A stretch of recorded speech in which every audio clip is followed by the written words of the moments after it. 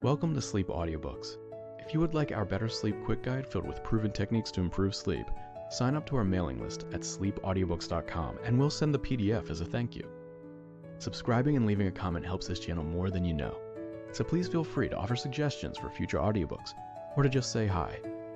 Thank you for listening. We hope you have an excellent night's sleep. This is Sleep Audiobooks. The Fifth Queen and How She Came to Court by Ford Madox Ford. Recording by Elizabeth Klett. Part 1. The Coming. Chapter 1. Magister Nicholas Udal, the Lady Mary's pedagogue, was very hungry and very cold. He stood undecided in the mud of a lane in the Austin Friars. The quick-set hedges on either side were only waist-high, and did not shelter him. The little houses all round him of white daub with grey corner beams had been part of the old friars' stables and offices.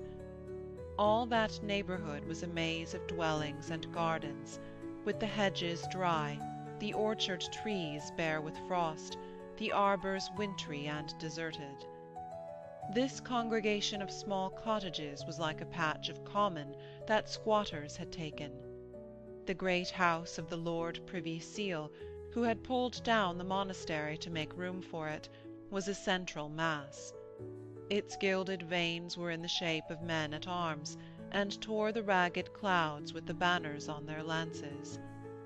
Nicholas Udal looked at the roof and cursed the porter of it.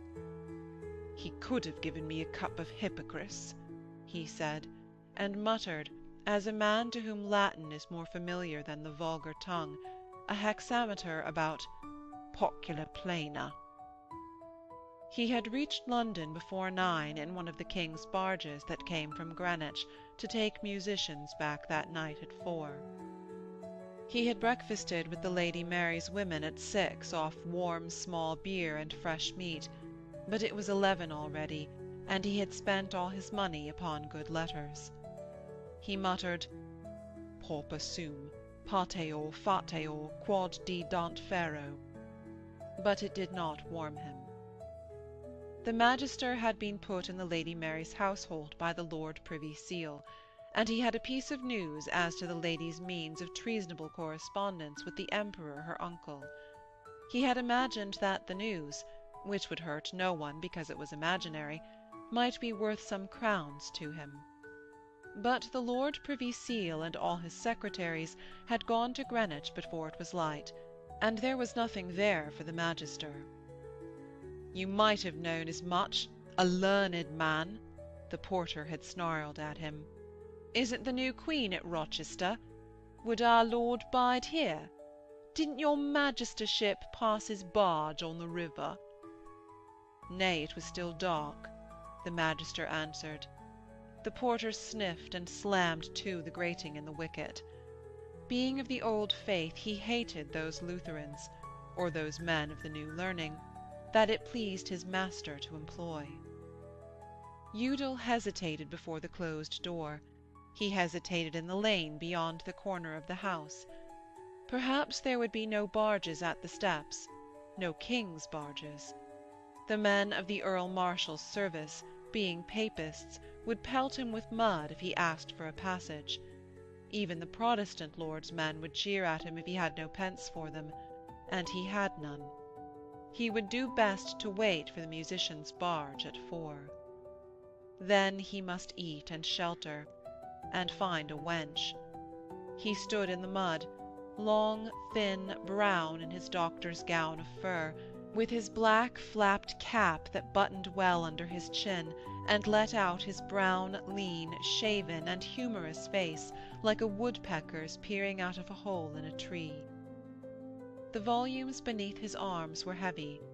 They poked out his gown on either side, and the bitter cold pinched his finger ends as if they had been caught in a door. The weight of the books pleased him, for there was much good letters there, a book of Tully's epistles for himself, and 2 volumes of Plautus's comedies for the Lady Mary. But what among his day's purchases pleased him most was a medallion in silver he had bought in Cheapside. It showed on the one side Cupid in his sleep, and on the other Venus fondling a peacock. It was a heart-compelling gift to any wench or lady of degree. He puckered up his deprecatory and comical lips as he imagined that that medal would purchase him the right to sigh dolorously in front of whatever stomacher it finally adorned. He could pour out odes in the learned tongue for the space of a week, a day, or an afternoon, according to the rank, the kindness, or the patience of the recipient. Something invisible and harsh touched his cheek. It might have been snow or hail. He turned his thin, cunning face to the clouds, and they threatened a downpour. They raced along like scarves of vapour, so low that you might have thought of touching them if you stood on tiptoe. If he went to Westminster Hall to find Judge Combers, he would finally get his belly well filled, but his back wet to the bone. At the corner of the next hedge was the wicket-gate of old Master Grocer Badge. There the magister would find at least a piece of bread, some salt, and warmed mead. Judge Combers' wife was easy and bounteous, but old John Badge's daughter was a fair and dainty morsel. He licked his full lips, leered to one side, muttered, "A curse on all lords' porters," and made for John Badge's wicket. Badge's dwelling had been part of the monastery's curing-house. It had some good rooms and 2 low stories, but the tall garden wall of the Lord Privy Seal had been built against its side windows. It had been done without word or warning. Suddenly workmen had pulled down old Badge's pigeon-house, set it up 20 yards further in, marked out a line and set up this high wall, that pressed so hard against the house-end that there was barely room for a man to squeeze between. The wall ran for half a mile, and had swallowed the ground of 20 small householders. But never a word of complaint had reached the ears of the Privy Seal other than through his spies. It was, however, old Badge's ceaseless grief. He had talked of it without interlude for 2 years. The Badges' room, their house-place, was fair-sized, but so low-ceiled that it appeared long, dark, and mysterious in the winter light. There was a tall press of dark wood with a face minutely carved and fretted to represent the portal of Ambience Cathedral, and a long black table, littered with large sheets of printed matter in heavy black type, that diffused into the cold room a faint smell of ink. The old man sat quavering in the ingle. The light of the low fire glimmered on his silver hair, on his black square cap 2 generations old, and in his old eyes that had seen 3 generations of changes, it twinkled starrily as if they were spinning round. In the cock forward of his shaven chin, and the settling down of his head onto his shoulders, there was a suggestion of sinister and sardonic malice. He was muttering at his son. "A stiff neck that knows no bending God shall break one day." His son, square, dark, with his sleeves rolled up showing immense muscles developed at the levers of his presses, bent his black beard and frowned his heavy brows above his printings. "Doubtless God shall break his engine when its work is done," he muttered. "You call Privy Seal God's engine?" the old man quavered ironically. "Thomas Cromwell is a brewer's drunken son. I know them that have seen him in the stocks at Putney not 30 years ago." The printer set 2 proofs side by side on the table and frowningly compared them, shaking his head. "He is the flail of the monks," he said abstractedly. "They would have burned me and thousands more but for him." "Ay, and he has put up a fine wall where my arbour stood." The printer took a chalk from behind his ear and made a score down his page. "A wall," he muttered. "My Lord Privy Seal hath set up a wall against priestcraft all round these kingdoms." "Therefore you would have him welcome to 40 feet of my garden?" the old man drawled. "He pulls down other folks' crucifixes and sets up his own walls with other folks' blood for mortar." The printer said darkly, "Papists' blood." The old man pulled his nose and glanced down. "We were all Papists in my day. I have made the pilgrimage to Compostela, for all you mock me now." He turned his head to see Magister Udal entering the door furtively and with eyes that leered round the room. Both the badges fell into sudden, and as if guilty, silence. "Domus parva quies magna," the Magister tittered, and swept across the rushes in his furs to rub his hands before the fire. "When shall I teach your Margot the learned tongues?" "When the sun sets in the east," the printer muttered. Udal sent to him over his shoulder as words of consolation. "The new Queen is come to Rochester." The printer heaved an immense sigh. "God be praised!" Udal snickered still over his shoulder. "You see, neither have the men of the old faith put venom in her food, nor have the Emperor's galleys taken her between Calais and Sandwich." "Yet she comes 10 days late." "O moody and suspicious artificer, afflavit Deus, the wind hath blown dead against Calais shore this 10 days." The old man pulled his long white nose. "In my day we could pray to St. Leonard for a fair wind." He was too old to care whether the Magister reported his words to Thomas Cromwell, the terrible Lord Privy Seal, and too sardonic to keep silence for long about the inferiority of his present day. "When shall I teach the fair Margot the learned tongue?" Udal asked again. "When wolves teach conies how to play on pipes," the master printer snarled from his chest. "The Lord Privy Seal never stood higher," Udal said. "The match with the Cleves lady hath gained him great honour." "God cement it," the printer said fervently. The old man pulled at his nose and gazed at nothing. "I am tired with this chatter of the woman from Cleves," he croaked, like a malevolent raven. "An Anne she is, and a Lutheran. I mind we had an Anne and a Lutheran for queen before. She played the whore and lost her head." "Where's your niece Margot?" Udal asked the printer. "You owe me 9 crowns," the old man said. "I will give your Margot 10 crowns worth of lessons in Latin." "Hold and enough," the printer muttered heavily. "Tags from Seneca in a wench's mouth are rose garlands on a cow's horns." "The best ladies in the land learn of me," Udal answered. "Ay, but my niece shall keep her virtue intact." "You defame the Lady Mary of England," Udal snickered. The old man said vigorously, "God save her Highness, and send us her for queen. Have you begged her to get me redress in the matter of that wall?" "My providence was kind to her when it sent her me for her master," said Udal. "I never had apt a pupil, saving only one." "Shall Thomas Cromwell redress?" the old man asked.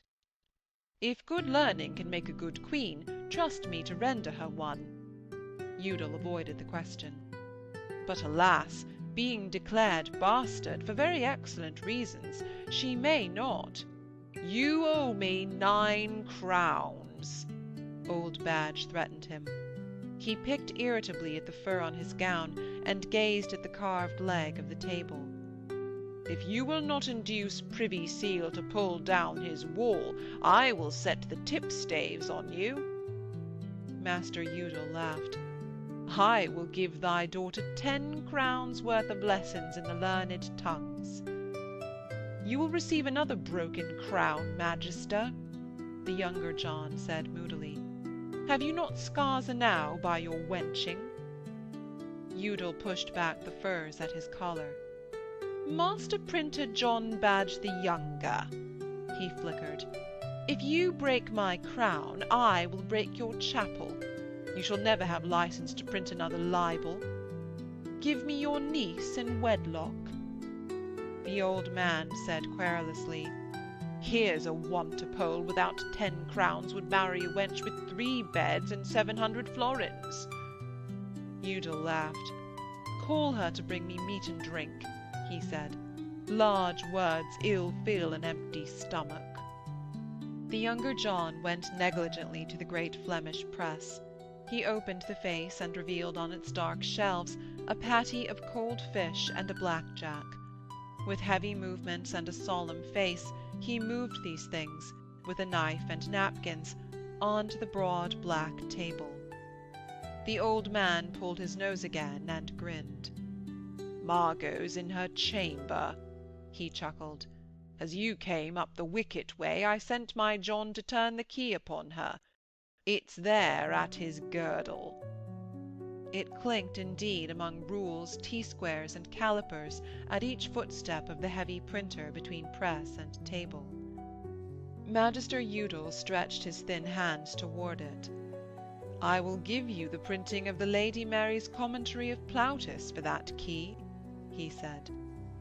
The printer murmured, "Eat," and set a great pewter salt-cellar, carved like a Flemish pikeman, a foot high, heavily upon the cloth. Udal had the appetite of a wolf. He pulled off his cap the better to let his jaws work. "Here's a letter from the Dr. Vankin of Augsburg," he said. "You may see how the Lutherans fare in Germany." The printer took the letter and read it, standing frowning and heavy. Magister Udal ate. The old man fingered his furs, and leaning far back in his mended chair, gazed at nothing. "Let me have the maid in wedlock," Udal grunted between 2 bites. "Better women have looked favourably upon me. I had a pupil in the north.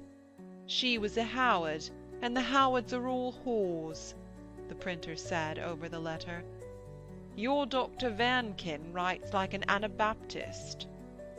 "They are even as the rest of womankind," Udal laughed, "but far quicker with their learning." A boy rising 20, in a grey cloak that showed only his bright red stockings and broad-toed red shoes, rattled the back door and slammed it to. He pulled off his cap and shook it. "It snows," he said buoyantly, and then knelt before his grandfather. The old man touched his grandson's cropped fair head. "Benedicite, grandson Hal Poins," he muttered, and relapsed into his gaze at the fire. The young man bent his knee to his uncle and bowed low to the magister.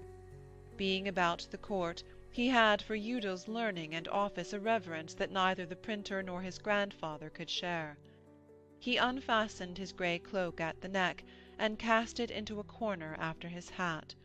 His figure flashed out, lithe, young, a blaze of scarlet with a crowned rose embroidered upon a chest rendered enormous by much wadding.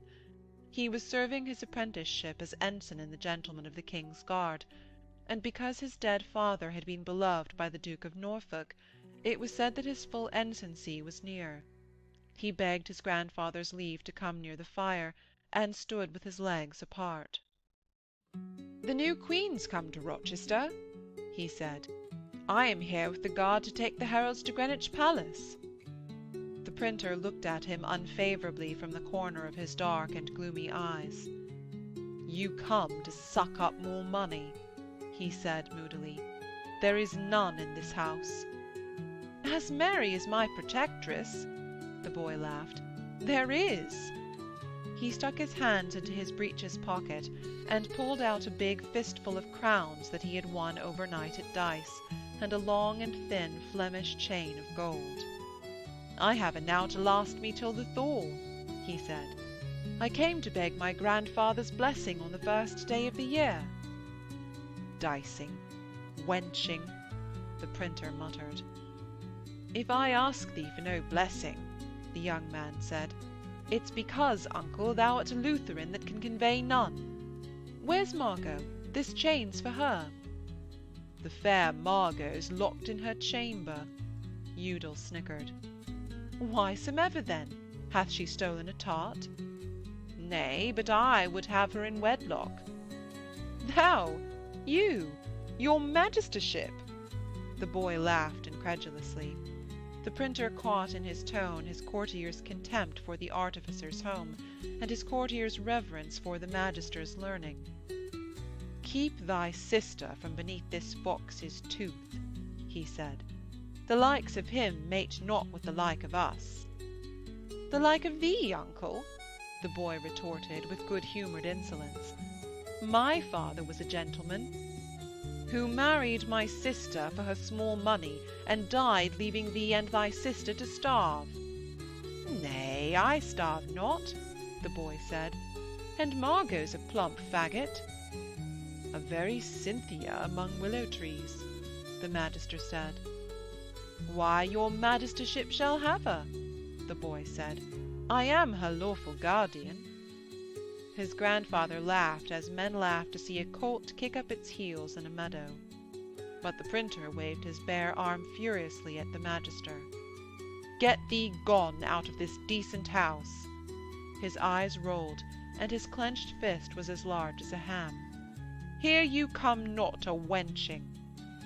Moody man, the magister said. Your brains are addled with suspicions.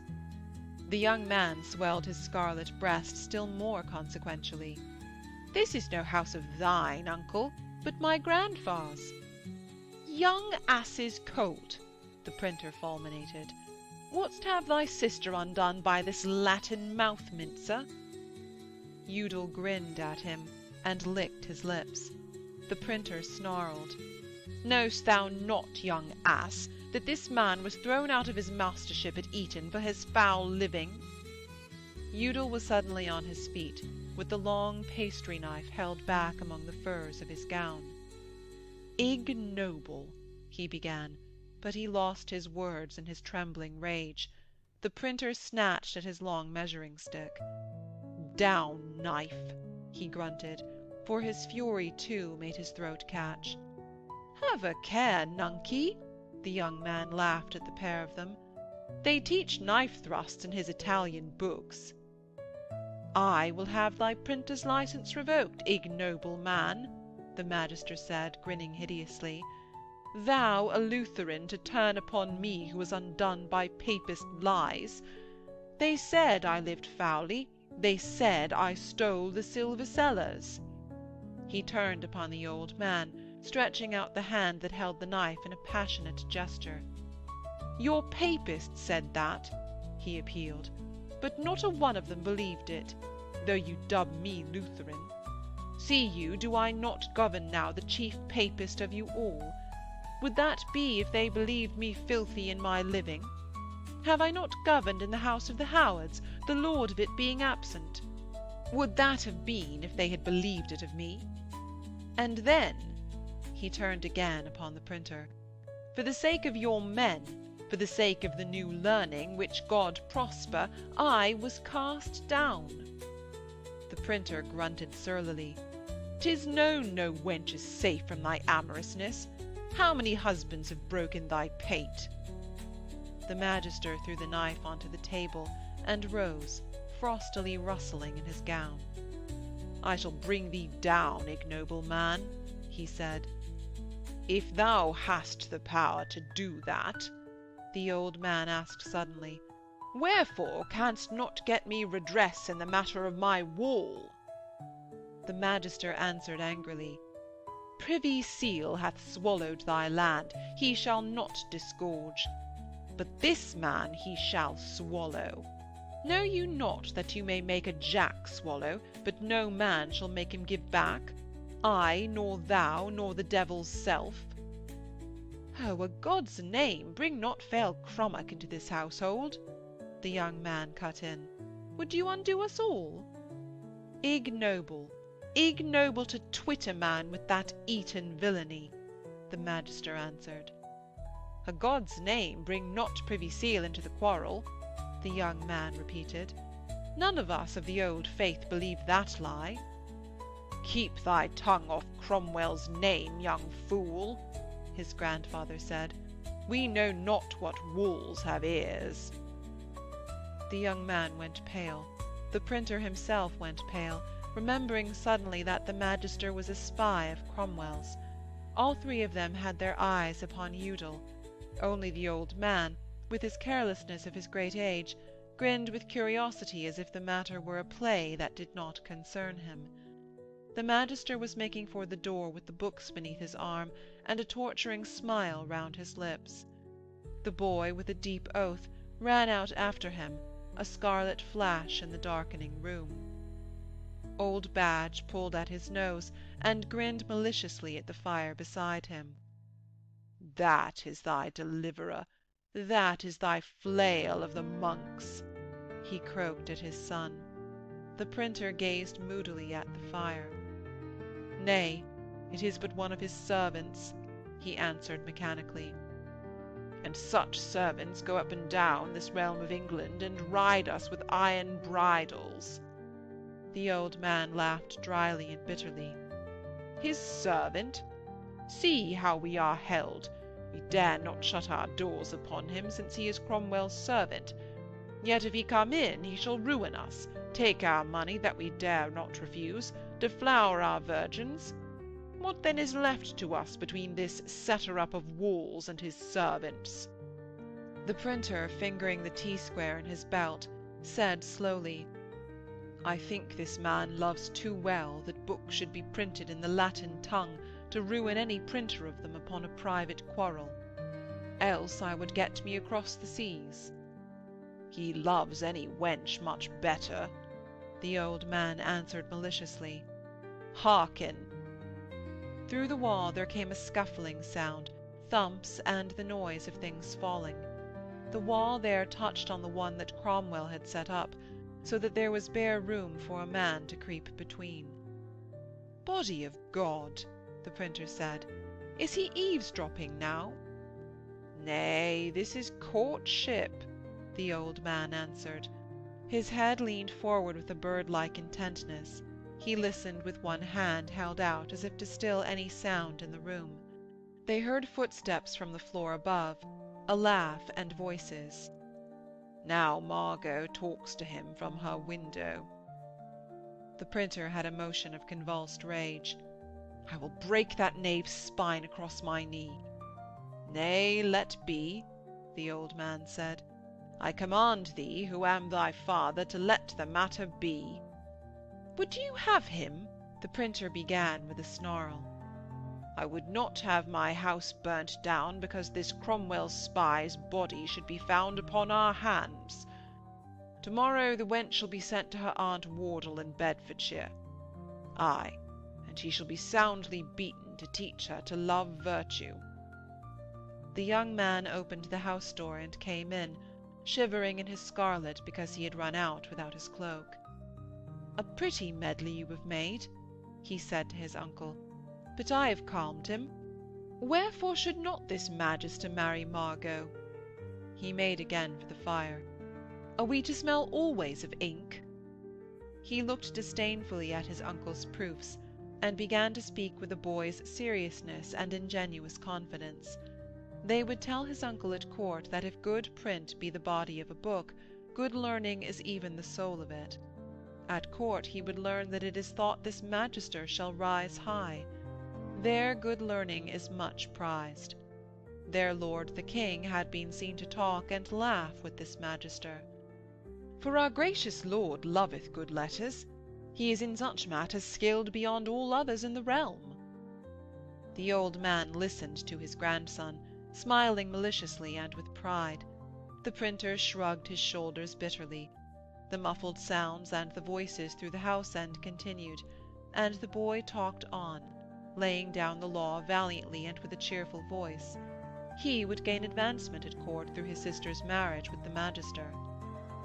Going back to the palace at Greenwich along with the Magister, in the barge that was taking the heralds to the king's marriage with Anne of Cleves, the young Poins was importunate with Udal to advance him in his knowledge of the Italian tongue. He thought that in the books of the Sieur Machiavelli upon armies and the bearing of arms there were unfolded many secret passes with the rapier and the stiletto. But Udal laughed good-humouredly. He had, he said, little skill in the Italian tongue, for it was but a bastard of classical begettings. And for instruction in the books of the Sieur Machiavelli, let young Poins go to a man who had studied them word by word, to the Lord Privy Seal, Thomas Cromwell. They both dropped their voices at the name, and another gentleman of the guard beginning to talk of rich men who had fallen low by the block, the stake, and gaming, Udal mentioned that that day he had seen a strange sight. There was in the northern parts, where I governed in his absence, the Lord Edmund Howard's children, a certain Thomas Culpepper. Main rich he was, with many pastures and many thousands of sheep. A cousin of my lady's he was, for ever roaring about the house. A swaggerer he was, that down there went more richly dressed than earls here. That day Udal had seen this Culpepper alone, without any servants, dressed in uncostly green, and dragging at the bridle of a mule, on which sat a doxy dressed in ancient and ragged furs. So did men fall in these difficult days. How came he in London town? The Norroy King-at-Arms asked. Nay, I stayed not to ask him, Udal answered. He sighed a little. Yet then, in my Lord Edmund's house, I had my best pupil of all, and fain was I to have news of her. But he was a braggart, I liked him not, and would not stay to speak with him. I'll warrant you had dealings with some wench he favoured, and you feared a drubbing, Magister, Norroy accused him. The long cabin of the state bard was ablaze with the scarlet and black of the guards, and with the gold and scarlet of the heralds.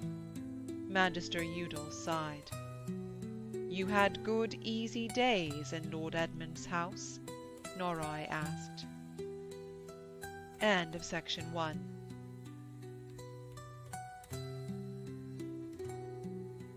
Section 2 of The Fifth Queen, Part 1, Chapter 2. The Lord Privy Seal was beneath a tall cresset in the stern of his barge, looking across the night and the winter river. They were rowing from Rochester to the palace at Greenwich, where the court was awaiting Anne of Cleves. The flare of the king's barge, a quarter of a mile ahead, moved in a glowing patch of lights and their reflections, as though it were some portent creeping in a blaze across the sky. There was nothing else visible in the world but the darkness, and a dusky tinge of red where a wave caught the flare of light further out. He stood invisible behind the lights of his cabin, and the thud of oars, the voluble noises of the water, and the crackling of the cresset overhead had, too, the quality of impersonal and supernatural phenomena. His voice said harshly, "It is very cold. Bring me my greatest cloak." Throckmorton, the one of Cromwell's 700 spies who at that time was his most constant companion, was hidden in the deep shadow beside the cabin door. His bearded and heavy form obscured the light for a moment as he hurried to fetch the cloak. But merely to be the Lord Cromwell's gown-bearer was in those days a thing you would run after, and an old man in a flat cap, the Chancellor of the Augmentations, who had been listening intently at the door, was already hurrying out with a heavy cloak of fur. Cromwell let it be hung about his shoulders. The Chancellor shivered and said, "We should be within a quarter-hour of Greenwich." "Get you in, if you be cold," Cromwell answered. But the Chancellor was quivering with the desire to talk to his master. He had seen the heavy king rush stumbling down the stairs of the Cleves woman's lodgings at Rochester, and the sight had been for him terrible and prodigious.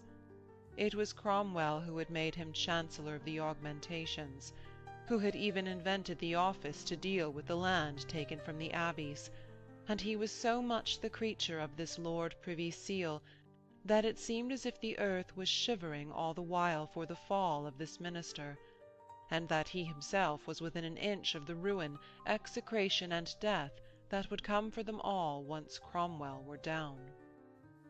Throckmorton, a giant man with an immense golden beard, issued again from the cabin, and the Privy Seal's voice came leisurely and cold.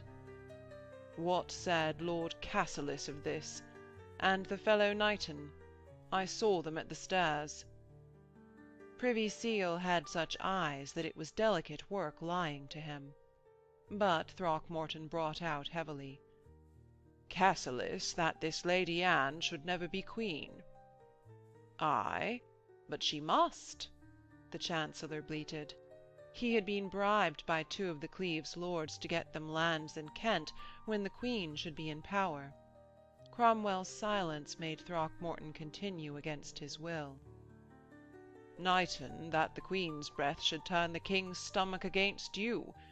Dr. Miley, the Lutheran preacher, that by this evening's work the kingdom of God on earth was set trembling, the King having the nature of a lecher." He tried to hold back. After all, it came into his mind, this man was nearly down. Any one of the men upon whom he now spied might come to be his master very soon. But Cromwell's voice said, "And then?" and he made up his mind to implicate none but the Scotch lord, who was at once harmless and unliable to be harmed. "Lord Cassilis," he brought out, "said again that your lordship's head should fall ere January goes out." He seemed to feel the great man sneer through the darkness, and was coldly angry with himself for having invented no better lie. For if this invisible and threatening phantom that hid itself among these shadows outlasted January, he might yet outlast some of them. He wondered which of Cromwell's innumerable ill-wishers it might best serve him to serve. But for the Chancellor of the Augmentations, the heavy silence of calamity, like a waiting at a bedside for death to come, seemed to fall upon them. He imagined that the Privy Seal hid himself in that shadow in order to conceal a pale face and shaking knees. But Cromwell's voice came harsh and peremptory to Throckmorton. "What men be abroad at this night season? Ask my helmsman." 2 torchlights far away to the right wavered shaking trails in the water that, thus revealed, showed agitated and chopped by small waves. The Chancellor's white beard shook with the cold, with fear of Cromwell, and with curiosity to know how the man looked and felt. He ventured at last in a faint and bleating voice. "What did his lordship think of this matter? Surely the King should espouse this lady and the Lutheran cause." Cromwell answered with inscrutable arrogance, "Why, your cause is valuable, but this is a great matter. Get you in if you be cold." Throckmorton appeared noiselessly at his elbow, whilst the Chancellor was mumbling, "God forbid I should be called Lutheran." The torches, Throckmorton said, were those of fishers who caught eels off the mud with worms upon needles. "Such night work favours treason," Cromwell muttered. "Write in my notebook, the counsel to prohibit the fishing of eels by night." "What a nose he hath for treasons," the Chancellor whispered to Throckmorton as they rustled together into the cabin. Throckmorton's face was gloomy and pensive. The Privy Seal had chosen none of his information for noting down. Assuredly the time was near for him to find another master. The barge swung round a reach, and the lights of the Palace of Greenwich were like a flight of dim or bright squares in mid-air, far ahead. The King's barge was already illuminating the crenellated arch at the top of the river steps.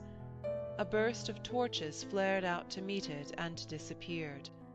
The court was then at Greenwich, nearly all the lords, the bishops, and the several councils lying in the palace to await the coming of Anne of Cleves on the morrow. She had reached Rochester that evening after some days' delay at Calais, for the winter seas. The King had gone that night to inspect her, having been given to believe that she was soberly fair and of bountiful charms. His courteous visit had been in secret and in disguise. Therefore there were no torchmen in the gardens, and darkness lay between the river steps and the great central gateway.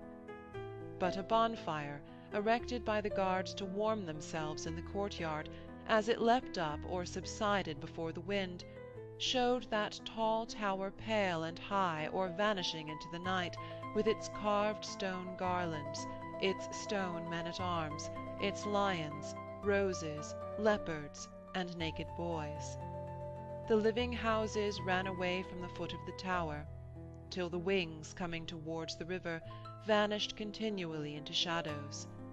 They were low by comparison, gabled with false fronts over each set of rooms, and in the glass of their small-paned windows the reflection of the fire gleamed capriciously from unexpected shadows. This palace was called Placentia by the king, because it was pleasant to live in. Cromwell mounted the steps with a slow gait and an arrogant figure. Under the river arch 8 of his gentlemen waited upon him, and in the garden the torches of his men showed black yew-trees cut like peacocks, clipped hedges like walls with archways above the broad and tiled paths, and fountains that gleamed and trickled as if secretly in the heavy and bitter night. A corridor ran from under the great tower right round the palace. It was full of hurrying people and of grooms who stood in knots beside doorways. They flattened themselves against the walls before the Lord Privy Seal's procession of gentlemen in black with white staves, and the ceilings seemed to send down moulded and gilded stalactites to touch his head.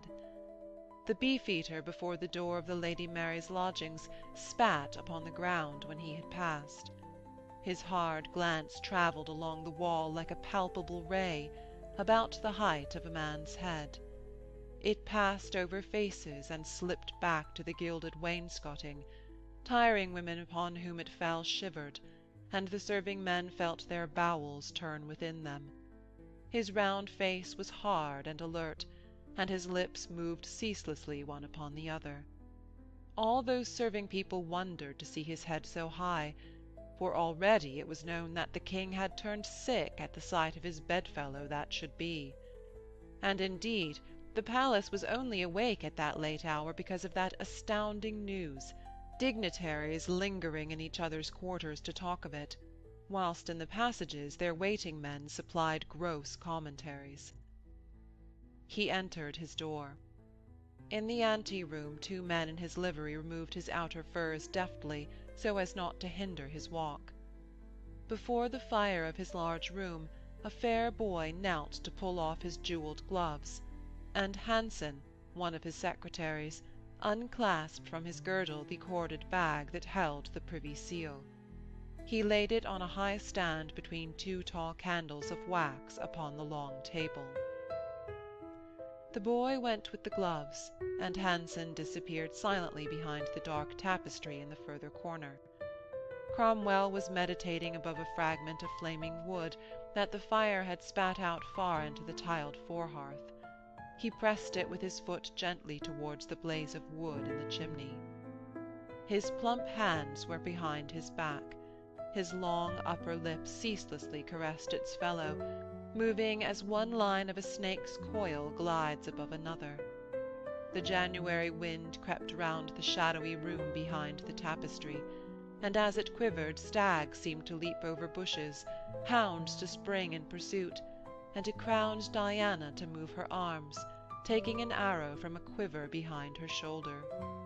The tall candles guarded the bag of the Privy Seal. They fluttered and made the gilded heads on the rafters have sudden grins on their faces that represented kings with flowered crowns, queens with their hair combed back onto pillows, and pages with scalloped hats. Cromwell stepped into an aumbry, where there was a glass of wine, a manchet of bread, and a little salt. He began to eat, dipping pieces of bread into the golden salt-cellar. The face of a queen looked down just above his head, with her eyes wide open as if she were amazed, thrusting her head from a cloud. Why, I have outlived 3 queens, he said to himself, and his round face resignedly despised his world and his times. He had forgotten what anxiety felt like, because the world was so peopled with blunderers and timid fools full of hatred. The marriage with Cleves was the death-blow to the power of the empire. With the Protestant princes armed behind his back, the imbecile called Charles would never dare to set his troops on board ship in Flanders to aid the continual rebellions, conspiracies, and risings in England. He had done it too often, and he had repented as often at the last moment. It was true that the marriage had thrown Charles into the arms of France. The French king and he were at that very minute supping together in Paris. They would be making treaties that were meant to be broken, and their statesmen were hatching plots that any scullion would reveal. Francis and his men were too mean, too silly, too despicable, and too easily bribed to hold to any union or to carry out any policy. He sipped his wine slowly. It was a little cold, so he set it down beside the fire. He wanted to go to bed, but the Archbishop was coming to hear how Henry had received his queen, and to pour out his fears. Fears! Because the king had been sick at the sight of the Cleves woman. He had this king very absolutely in his power. The grey, failing, but vindictive and obstinate mass known as Henry was afraid of his contempt, afraid really of a shrug of the shoulder or a small sniff. With the generosity of his wine and the warmth of his fire, his thoughts went very many years ahead. He imagined the king either married to or having repudiated the lady from Cleves, and then dead. Edward, the Seymour child, was his creature, and would be king or dead. Cleves' children would be his creations too. Or if he married the Lady Mary, he would still be next the throne. His mind rested luxuriously and tranquilly on that prospect. He would be perpetually beside the throne. There would be no distraction to maintain a foothold. He would be there by right. He would be able to give all his mind to the directing of this world that he despised for its baseness, its jealousies, its insane brawls, its aimless selfishness, and its blind furies. Then there should be no more war, as there should be no more revolts. There should be no more jealousies, for kingcraft, solid, austere, practical, and inspired, should keep down all the peoples, all the priests, and all the nobles of the world. Ah, he thought, there would be in France no power to shelter traitors like Brancetor. His eyes became softer in the contemplation of this utopia, and he moved his upper lip more slowly. Now the Archbishop was there. Pale, worn with fears and agitation, he came to say that the king had called to him Bishop Gardiner and the more Catholic lords of the council. Cranmer's own spy Lascelles had made this new report. His white sleeves made a shivering sound. The fur that fell round his neck was displaced on one shoulder. His large mouth was open with panic, his lips trembled, and his good-natured and narrow eyes seemed about to drop tears. "Your Grace knoweth well what passed tonight at Rochester," Cromwell said. He clapped his hands for a man to snuff the candles. "You have the common report." "Ah, is it even true?" The Archbishop felt a last hope die, and he choked in his throat. Cromwell watched the man at the candles and said, "Your Grace hath a new riding mule. I pray it may cease to affright you." "Why?" he said as the man went. "The King's Highness went even to Rochester disguised, since it was his good pleasure, as a French lord. You have seen the lady. So his Highness was seized with a make of palsy. He cursed to his barge. I know no more than that." "And now they sit in the council." "It seems," Cromwell said. "Oh, dear God, have mercy."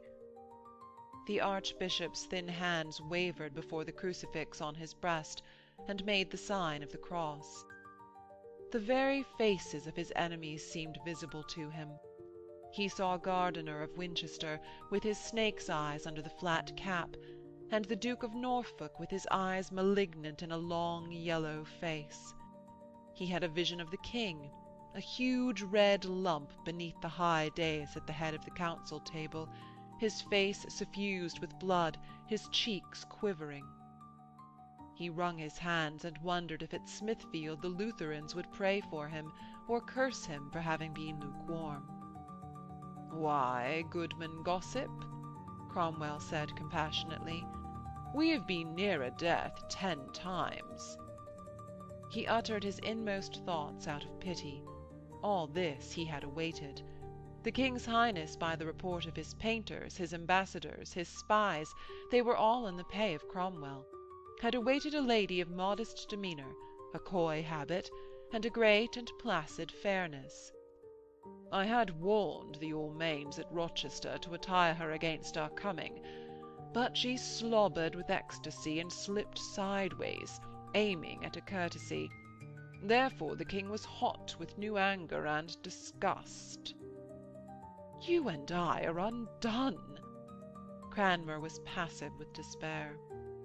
"He is very seldom an hour of one mind," Cromwell answered, "unless in that hour those you wot of shall work upon him, it will go well with us."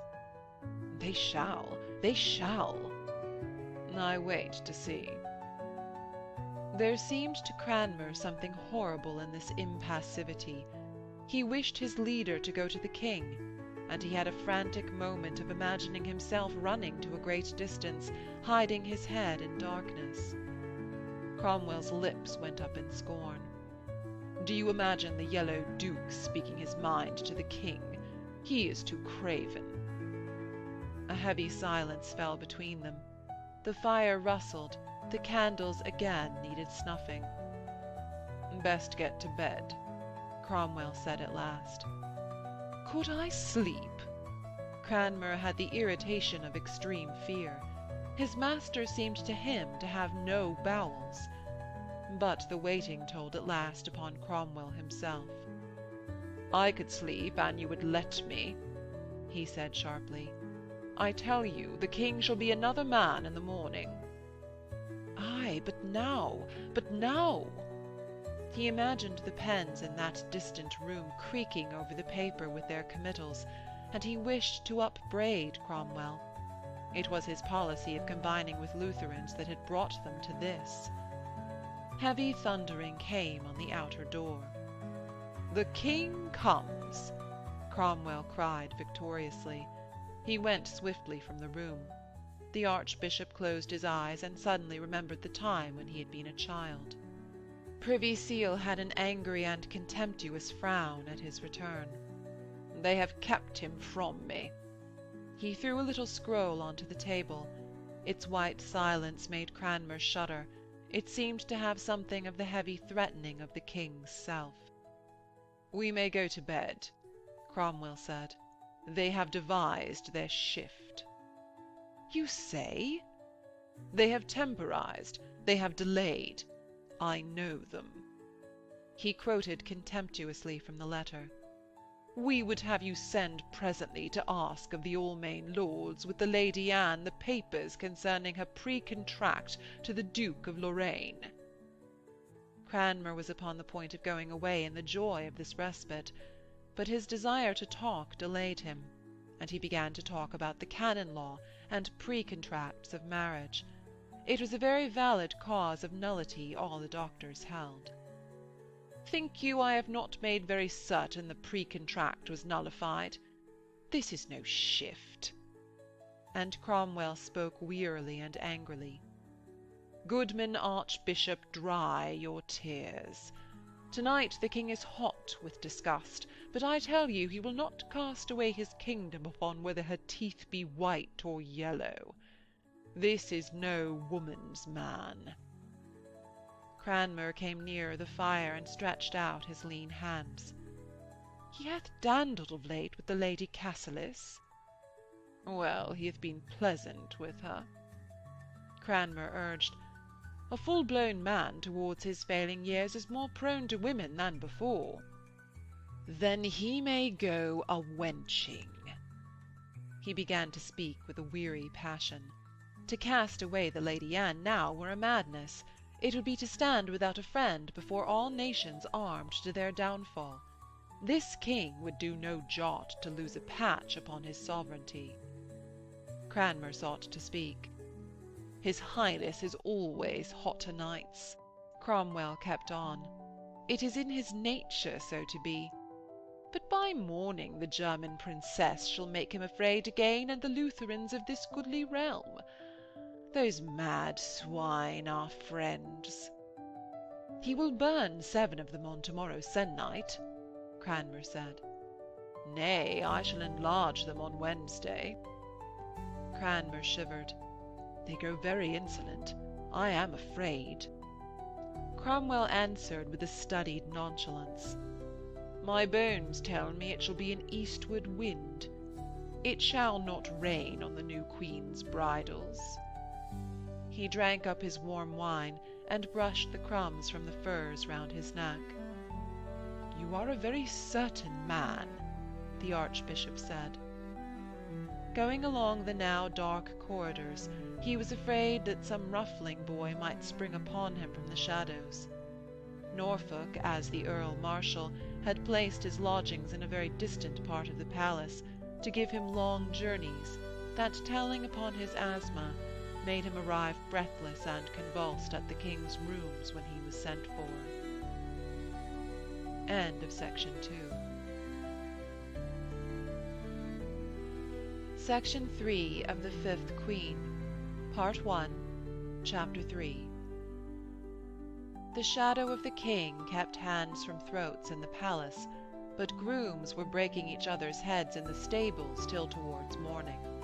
They fought about whether it were lawful to eat fish on a Friday, and just after daybreak a gentleman's oarsman from Sittingbourne had all his teeth to swallow for asserting that the sacrament should be administered in the 2 kinds. The horses were watered by ostlers, who hummed the opprobrious song about Privy Seal, called Crummock.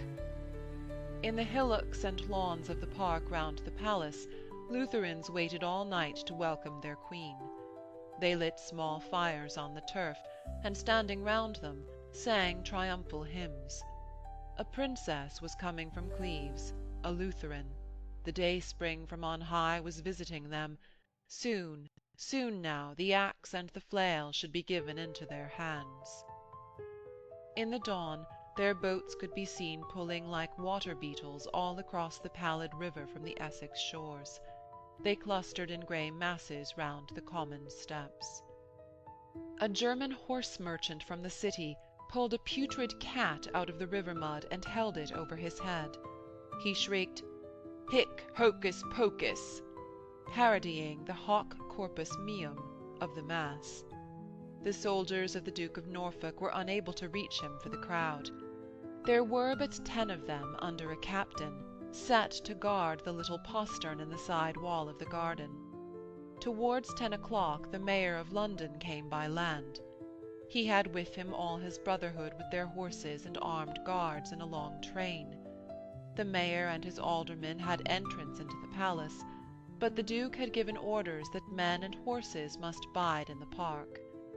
There were 40 battles of them, each of 100 men. The great body came in sight, white, shining even in the grey among the trees, along the long garden wall. "Body of God," the captain said, "there shall be broken crowns."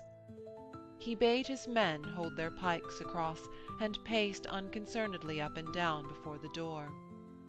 The city men came down in a solid body, and at the sight of the red crosses on their white shoulders, the Lutherans set up a cry of "Rome! Rome!" Their stones began to fly at once, and because they pressed so closely in, the city bowmen had no room to string their bows. The citizens struck out with their silvered staves, but the heavy armour under their white surcoats hindered them. The Lutherans cried out that the kingdom of God was come on earth, because a queen from Cleves was at hand. An alderman's charger was struck by a stone.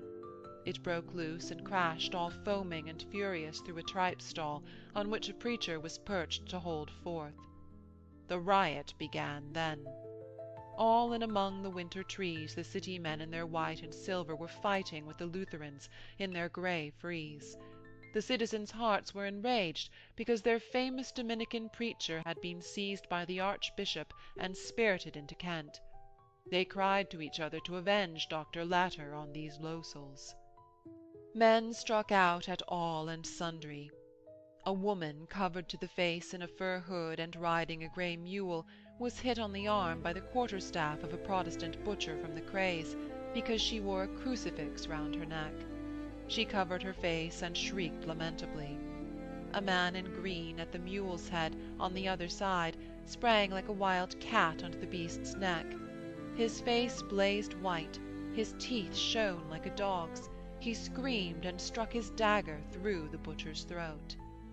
His motions were those of a mad beast. He stabbed the mule in the shoulder to force it to plunge in the direction of the soldiers who kept the little gate, before in the throng the butcher had reached the ground.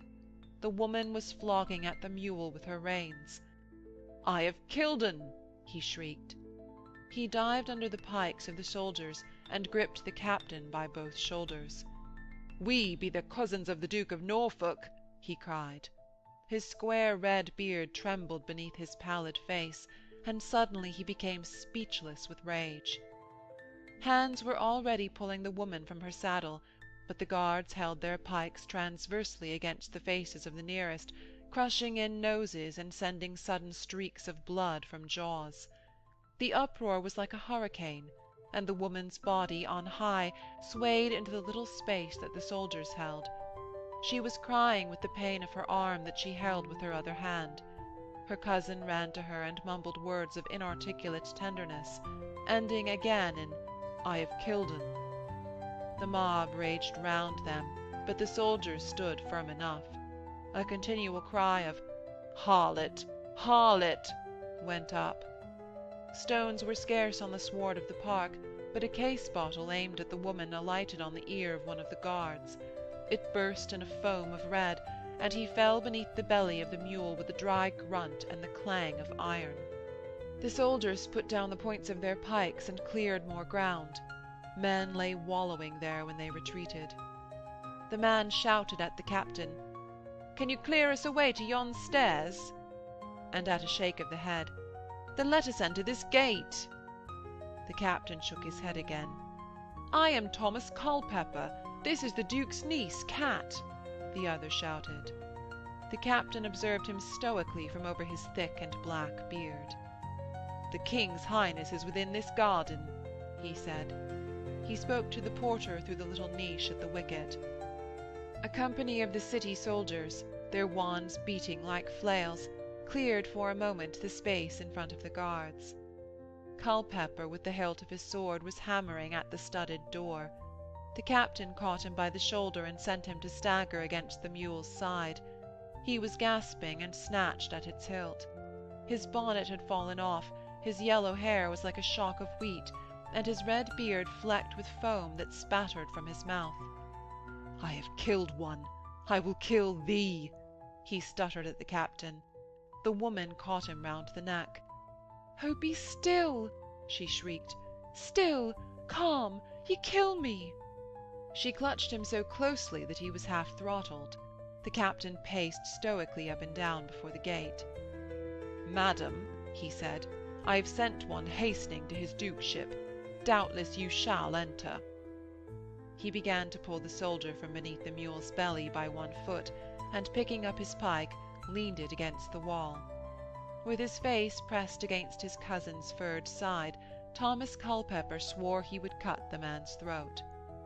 "Ay, come back again," he answered. "They call me Sir Christopher Aske." The red jerkins of the King's own guards came in a heavy mass round the end of the wall amid shrieks and curses. Their pike-staves rose rhythmically and fell with dull thuds. With their clumsy gloved hands they caught at throats, and they threw dazed men and women into the space that they had cleared before the wall. Their armourers were ready, with handcuffs and leg chains hanging like necklaces round their shoulders. The door in the wall opened silently. The porter called through its niche, "These have leave to enter." Thomas Culpepper shouted, "Coney catcher," at the captain before he pulled the mule's head round.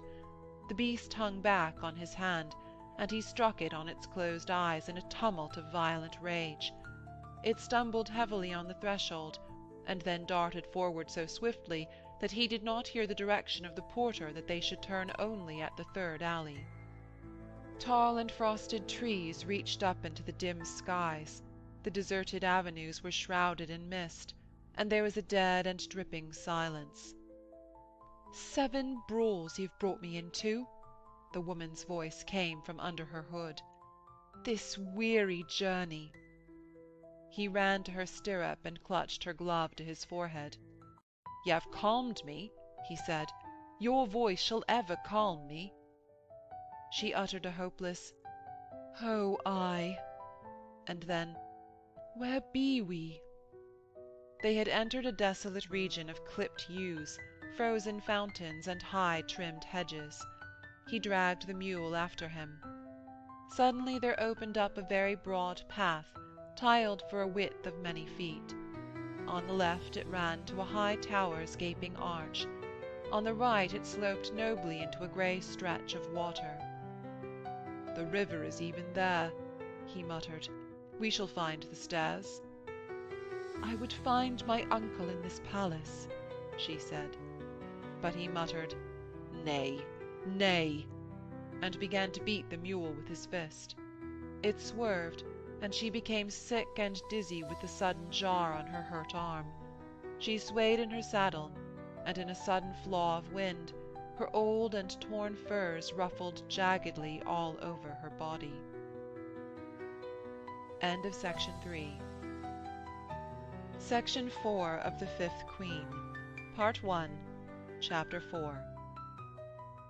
The king was pacing the long terrace on the river-front. He had been there since very early, for he could not sleep at nights, and had no appetite for his breakfast. When a gentleman from the postern gate asked permission for Culpepper and the mule to pass to the private stairs, he said heavily, "Let me not be elbowed by cripples." And then, "A God's name, let them come," changing his mind, as was his custom after a bad night, before his first words had left his thick, heavy lips. His great brow was furrowed, his enormous bulk of scarlet with the great double dog-rose embroidered across the broad chest, limped a little over his right knee, and the foot dragged. His eyes were bloodshot and heavy. His head hung forward as though he were about to charge the world with his forehead. From time to time his eyebrows lifted painfully, and he swallowed with an effort, as if he were choking. Behind him the 300 windows of the Palace Placentia seemed to peer at him like eyes, curious, hostile, lugubrious, or amazed. He tore violently at his collar, and muttered, "I stifle." His great hand was swollen by its glove, sewn with pearls, to an immense size. The gentleman told him of the riot in the park, and narrated the blasphemy of the German Lutheran, who had held up a putrid dog in parody of the Holy Mass. The face of the king grew suffused with purple blood. "Let those men be cut down," he said, and he conceived a sorting out of all heresy, a cleansing of his land with blood. He looked swiftly at the low sky as if a thunderbolt or a leprosy must descend upon his head. He commanded swiftly, "Let them be taken in scores. Bid the gentlemen of my guard go, and armourers with shackles." The sharp pain of the ulcer in his leg gnawed up to his thigh, and he stood dejected like a hunted man, with his head hanging on his chest, so that his great bonnet pointed at the ground. He commanded that both Privy Seal and the Duke of Norfolk should come to him there upon the instant. This grey and heavy king, who had been a great scholar, dreaded to read in Latin now, for it brought the language of the Mass into his mind. He had been a composer of music and a skilful player on the lute, but no music and no voices could any more tickle his ears. Women he had loved well in his day. Now, when he desired rest, music, good converse, and the love of women, he was forced to wed with a creature whose face resembled that of a pig stuck with cloves. He had raged overnight, but with the morning he had seen himself growing old, on a tottering throne, assailed by all the forces of the old faith in Christendom. Rebellions burst out like fires every day in all the corners of his land. He had no men whom he could trust. If he granted a boon to one party, it held them only for a day, and the other side rose up. Now he rested upon the Lutherans, whom he hated, and standing on that terrace, he had watched gloomily the great state barges of the ambassadors from the Empire and from France come with majestic ostentation downstream abreast, to moor side by side against the steps of his water-gate. It was a parade of their new friendship. 6 months ago their trains could not have mingled without bloodshed. At last there stood before him Thomas Cromwell, unbonneted, smiling, humorous, supple, and confident for himself and for his master's cause, a man whom his prince might trust. After the long, melancholy, and sinister figure of the Duke of Norfolk stalked stiffly down among the yew trees powdered with frost. The furs from round his neck fluttered about his knees like the wings of a crow, and he dug his Earl Marshal's golden staff viciously into the ground. He waved his jewelled cap and stood still at a little distance. Cromwell regarded him with a sinister and watchful amusement.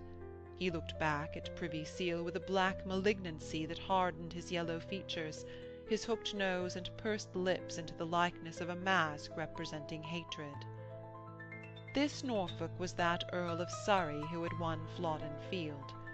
They all then esteemed him the greatest captain of his day, in the field a commander sleepless, cunning, cautious, and in striking a Hotspur.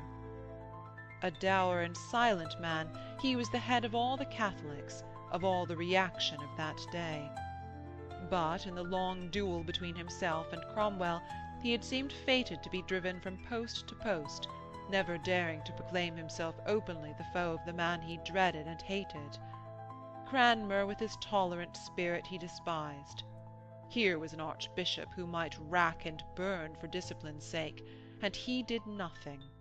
And all these new learning men with their powers of language, these dark bearded men with twinkling and sagacious eyes, he detested. He went clean-shaved, lean and yellow-faced, with a hooked nose that seemed about to dig into his chin. It was he who said first, "It was merry in England before this new learning came in." The night before, the king had sworn that he would have Privy Seal's head, because Anne of Cleves resembled a pig stuck with cloves. And shaking and shivering with cold that penetrated his very inwards, with a black pain on his brow and sparks dancing before his jaundiced eyes, the Duke cursed himself for not having urged then the immediate arrest of the Privy Seal. For here stood Cromwell, arrogantly by the king's side, with the king graciously commanding him to cover his head, because it was very cold, and Cromwell was known to suffer with the earache. "You are Earl Marshal," the king's voice drowned Norfolk's morning greeting. He veered upon the Duke with such violence that his enormous red bulk seemed about to totter over upon the tall and bent figure. A searing pain had shot up his side, and as he gripped it, he appeared to be furiously plucking at his dagger. He had imagined Chapuis and Marillac, the ambassadors, coming upon guards with broken heads, and sending to Paris letters over which Francis and his nephew should snigger and chuckle. "You are Earl Marshal. You have the ordering of these ceremonies, and you let rebels and knaves break heads within my very park for all the world to see." In his rage Norfolk blurted out, "Privy Seal hath his friends too, these Lutherans. What man could have foreseen how insolent they be grown, for joy at welcoming a queen of their faith?" he repeated hotly. "No man could have foreseen. My bands are curtailed. Cromwell said, Ay, men are needed to keep down the papists of your north parts. The two men faced each other. It had been part of the Duke's plan, and Cromwell knew it very well, that the city men should meet with the Lutherans there in the King's own park. It would show the insolence of the heretics upon whom the Privy Seal relied, and it might prove too the strength of the old faith in the stronghold of the city. Henry rated violently. It put him to shame, he repeated many times. Brawling beneath my face, cries in my ears, and the smells of bloodshed in my nose. Norfolk repeated dully that the Protestants were wondrous insolent, but Cromwell pointed out with a genial amusement, My Lord Duke should have housed the city men within the palace. Cat will fight with dog the world over if you set them together. The Duke answered malignantly, It was fitting the citizen should wait to enter. I would not cumber his Highness' courtyards. We know not yet that this lady cometh to be welcomed queen. Body of God, the King said with a new violence, do ye prate of these matters? His heavy jaws threatened like a dog's. Hast thou set lousy knaves debating of these? Norfolk answered darkly that it had been treated of in the council last night. My council? My council? The King seemed to bay out the words. There shall some mother's sons rue this. Norfolk muttered that he had spoken of it with no man not a counsellor. The King's Highness's self had moved first in this. Henry suddenly waved both hands at the sky.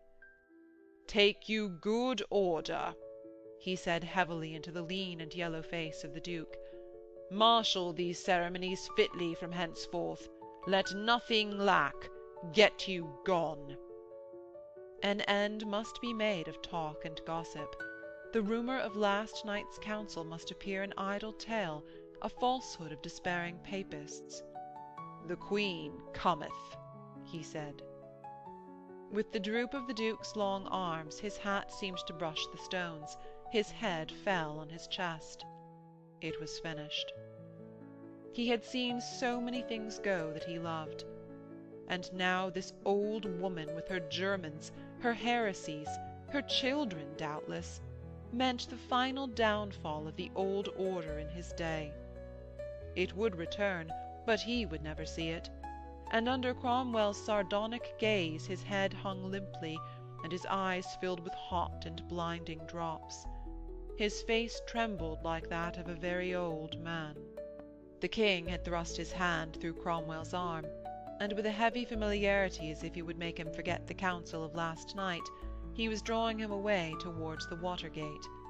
He turned his head over his shoulder, and repeated balefully, The Queen cometh. As he did so, his eye fell upon a man tugging at the bridle of a mule that had a woman on its back. He passed on with his minister. End of Section 4. Section 5 of The Fifth Queen, Part 1, Chapter 5. In turning, Norfolk came against them at the very end of the path. The man's green coat was spotted with filth. One of his sleeves was torn off and dangled about his heel. The mule's knees were cut, and the woman trembled with her hidden face and shrinking figure. They made him choke with rage and fear. Some other procession might have come against these vagabonds, and the blame would have been his. It disgusted him that they were within a yard of himself. "Are there no side paths?" he asked harshly. Culpepper blazed round upon him. "How might I know? Why sent you no guide?" His vivid red beard was matted into tails, his face pallid and as if blazing with rage. The porter had turned them loose into the empty garden. "Cat is sore hurt," he mumbled half in tears. "Her arm is welly broken." He glared at the Duke. "Care you no more for your own blood and kin?" Norfolk asked, Who is your cat? Can I know all the Howards?" Culpepper snarled. "Ay, we may trust you not to succour your brother's children." The Duke said, "Why, she shall back to the palace. They shall comfort her." "That shall she not," Culpepper flustered. "She hath her father's commands to hasten to Dover." The Duke caught her eyes in the fur hood that hid her face like a Moorish woman's veil. They were large, grey, and arresting beneath the pallor of her forehead. They looked at him, questioning and judging. "Wilt not come to my lodging?" he asked. "Ay, will I?" came a little muffled by the fur. "That shall she not," Culpepper repeated. The Duke looked at him with gloomy and inquisitive surprise. "Ay, I am her mother's cousin," he said. "I fend for her, which you have never done. Her father's house is burnt by rioters, and her men are joined in the pillaging. But I'll warrant you knew it not." Katharine Howard, with her sound hand, was trying to unfasten her hood, hastily and eagerly. "Wilt come?" the Duke asked hurriedly. "This must be determined." Culpepper hissed, "By the bones of St. Nan, she shall not." She lifted her maimed hand involuntarily, and at the sear of pain her eyes closed. Immediately Culpepper was beside her knees, supporting her with his arms and muttering sounds of endearment and despair.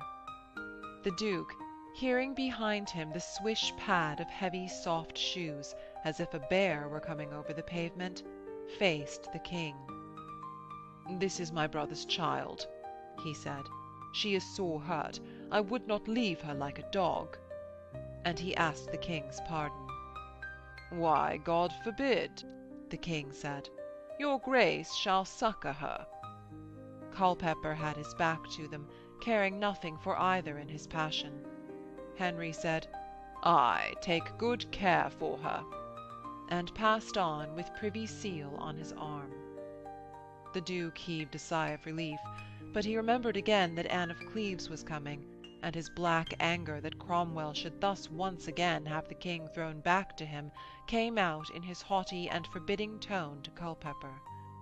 "Take thou my niece to the Watergate. I shall send women to her." He hastened frostily up the path, to be gone before Henry should return again. Culpepper resolved that he would take the barge before ever the Duke could send. But the mule slewed right across the terrace. His cousin grasped the brute's neck, and her loosened hood began to fall back from her head.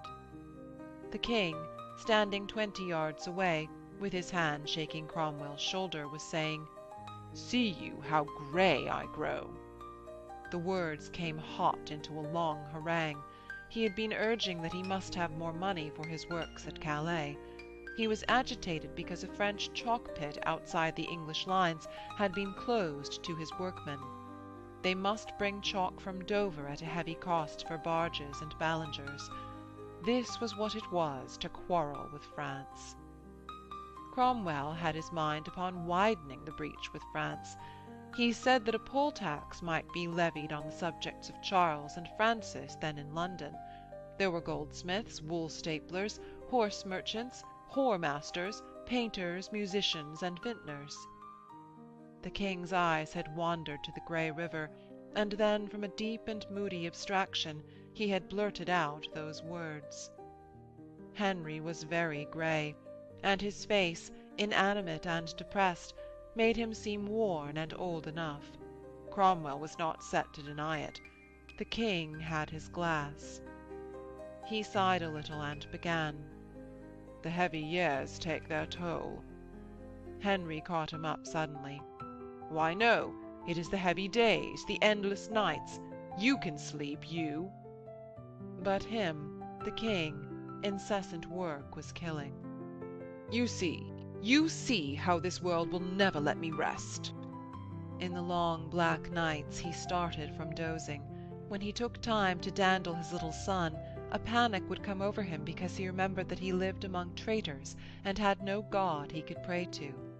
He had no mind to work. Cromwell said that there was no man in England could outwork his king. "There is no man in England can love him." His distracted eyes fell upon the woman on the mule. "Happy he whom a king never saw, and who never saw king," he muttered. The beast, inspired with a blind hatred of Culpeper, was jibbing across the terrace close at hand. Henry became abstractedly interested in the struggle. The woman swayed forward over her knees. "Your lady faints," he called to Culpeper. In his muddled fury the man began once again trying to hold her on the animal. It was backing slowly towards a stone seat in the balustrade, and man and woman swayed and tottered together. The king said, "Let her descend and rest upon the seat." His mind was swinging back already to his own heavy sorrows. On the stone seat the woman's head lay back upon the balustrade, her eyes were closed, and her face livid to the sky. Culpeper, using his teeth to the finger ends, tore the gloves from his hands. Henry drew Cromwell towards the gatehouse. He had it dimly in his mind to send one of his gentlemen to the assistance of that man and woman. "Ay, teach me to sleep at night," he said. "It is you who make me work." "It is for your Highness's dear sake."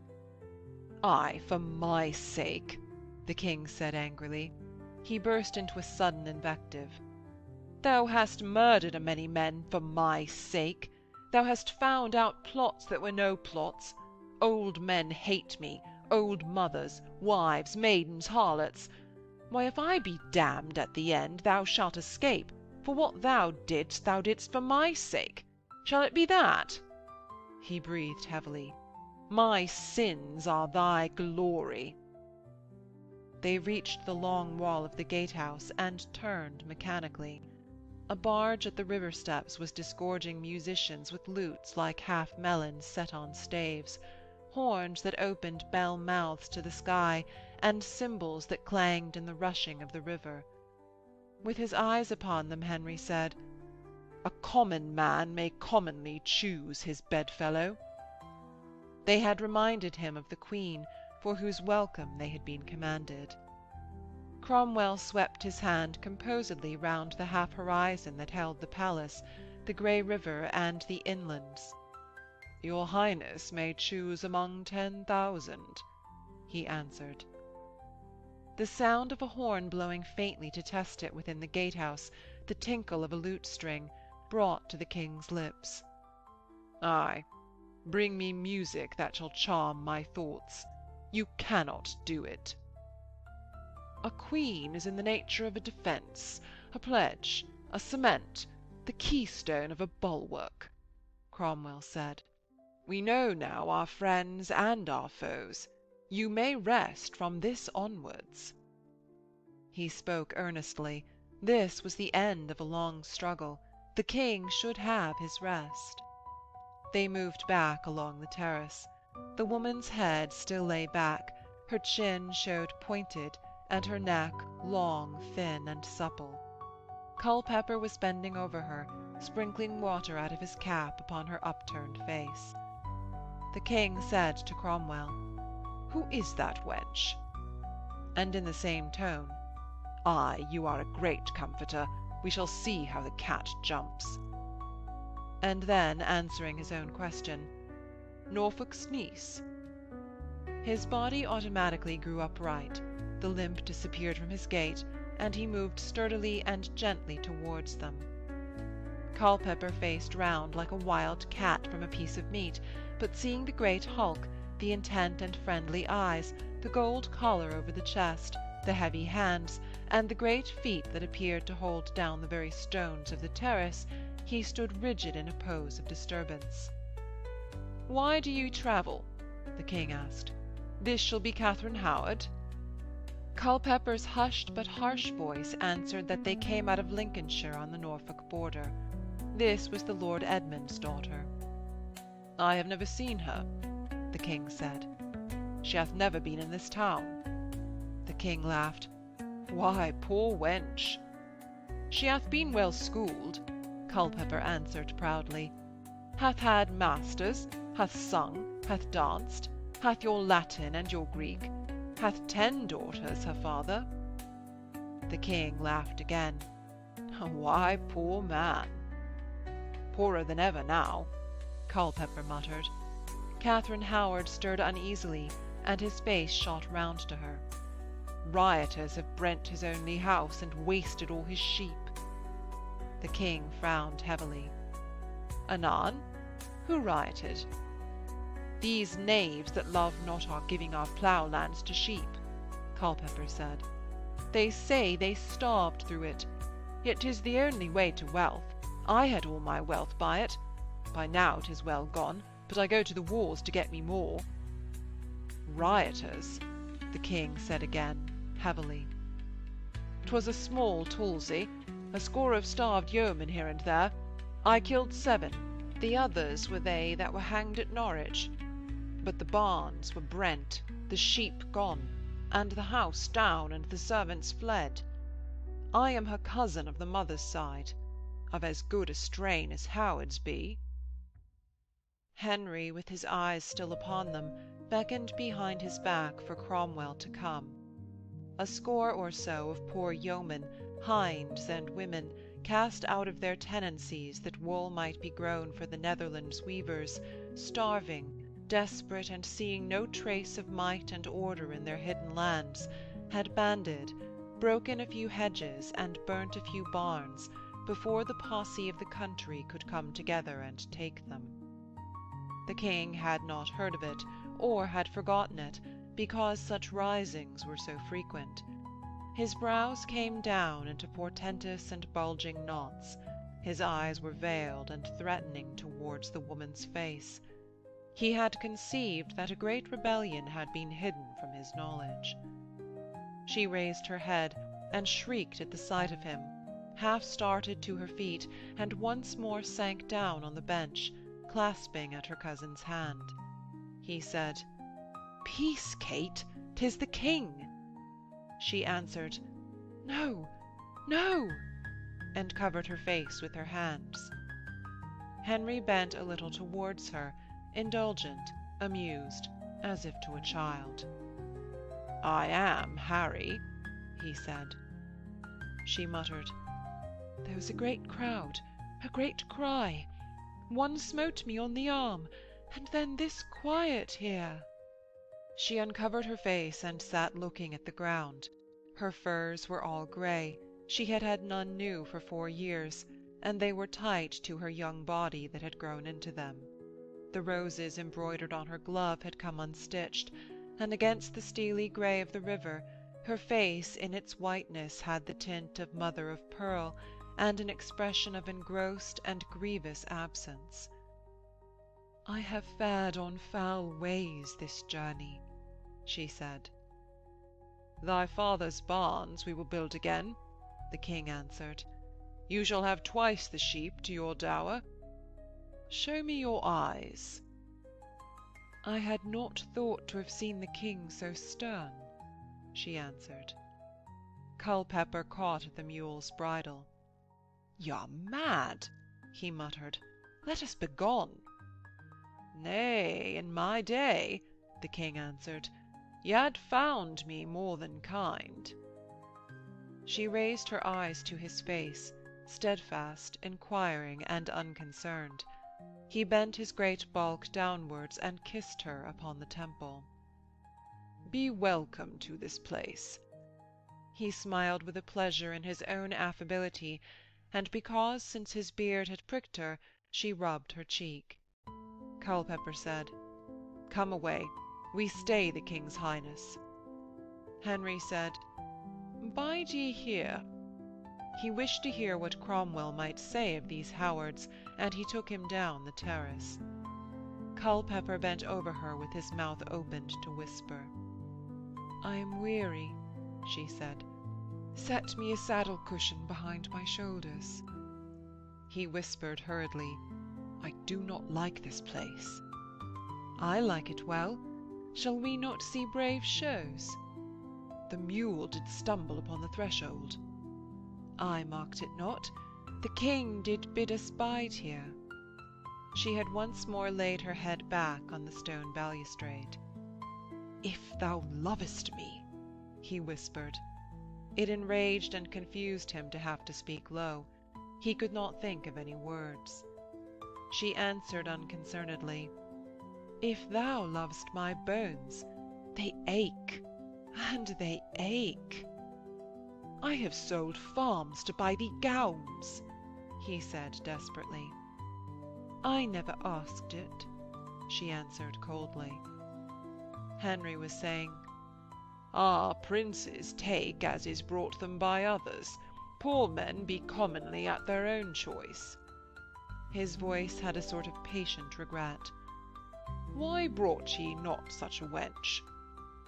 Cromwell answered that in Lincoln, they said, she had been a coin that would not bear ringing. "You do not love her house," the king said. "Ye had better have brought me such a one." Cromwell answered that his meaning was that she had been won by others. The King's Highness should have her for a wink. Henry raised his shoulders with a haughty and angry shrug. Such a quarry was below his stooping. He craved no light loves. "I do not miscall the wench," Cromwell answered. She was as her kind. The King's Highness should find them all of a make in England. "Y'are foul-mouthed," Henry said negligently. "'Tis a well-spoken wench. You shall find her a place in the Lady Mary's house." Cromwell smiled, and made a note upon a piece of paper that he pulled from his pocket. Culpepper, his arms jerking angularly, was creaking out, "Come away, a God's name, by all our pacts, by all our secret vows." "Ay, and thou didst vow, and didst vow," she said with a bitter weariness. "What hast to show? I have slept in filthy beds all this journey. Speak the king well, he shall make thee at a word." He spat out at her. "Is thine eye cocked up to that level? I am very hot, very choleric. Thou hast seen me, thou shalt not live. I will slay thee. I shall do such things as make the moon turn bloody red." "Ay, art thou there?" she answered coldly. "Ye have me no longer upon lone heaths and moors. Mend thy tongue. Here I have good friends." Suddenly he began to entreat. "Thy mule did stumble, an evil omen. Come away, come away. I know well thou lovest me." "I know well I love thee too well," she answered, as if in scorn of herself. "Come away to thy father." "Why, what a bother is this?" she said. "Thou wouldst to the wars to get thee gold. Thou wouldst trail a pike. Thou canst do little without the ear of some captain. Here is the great captain of them all." "I dare not speak here," he said huskily.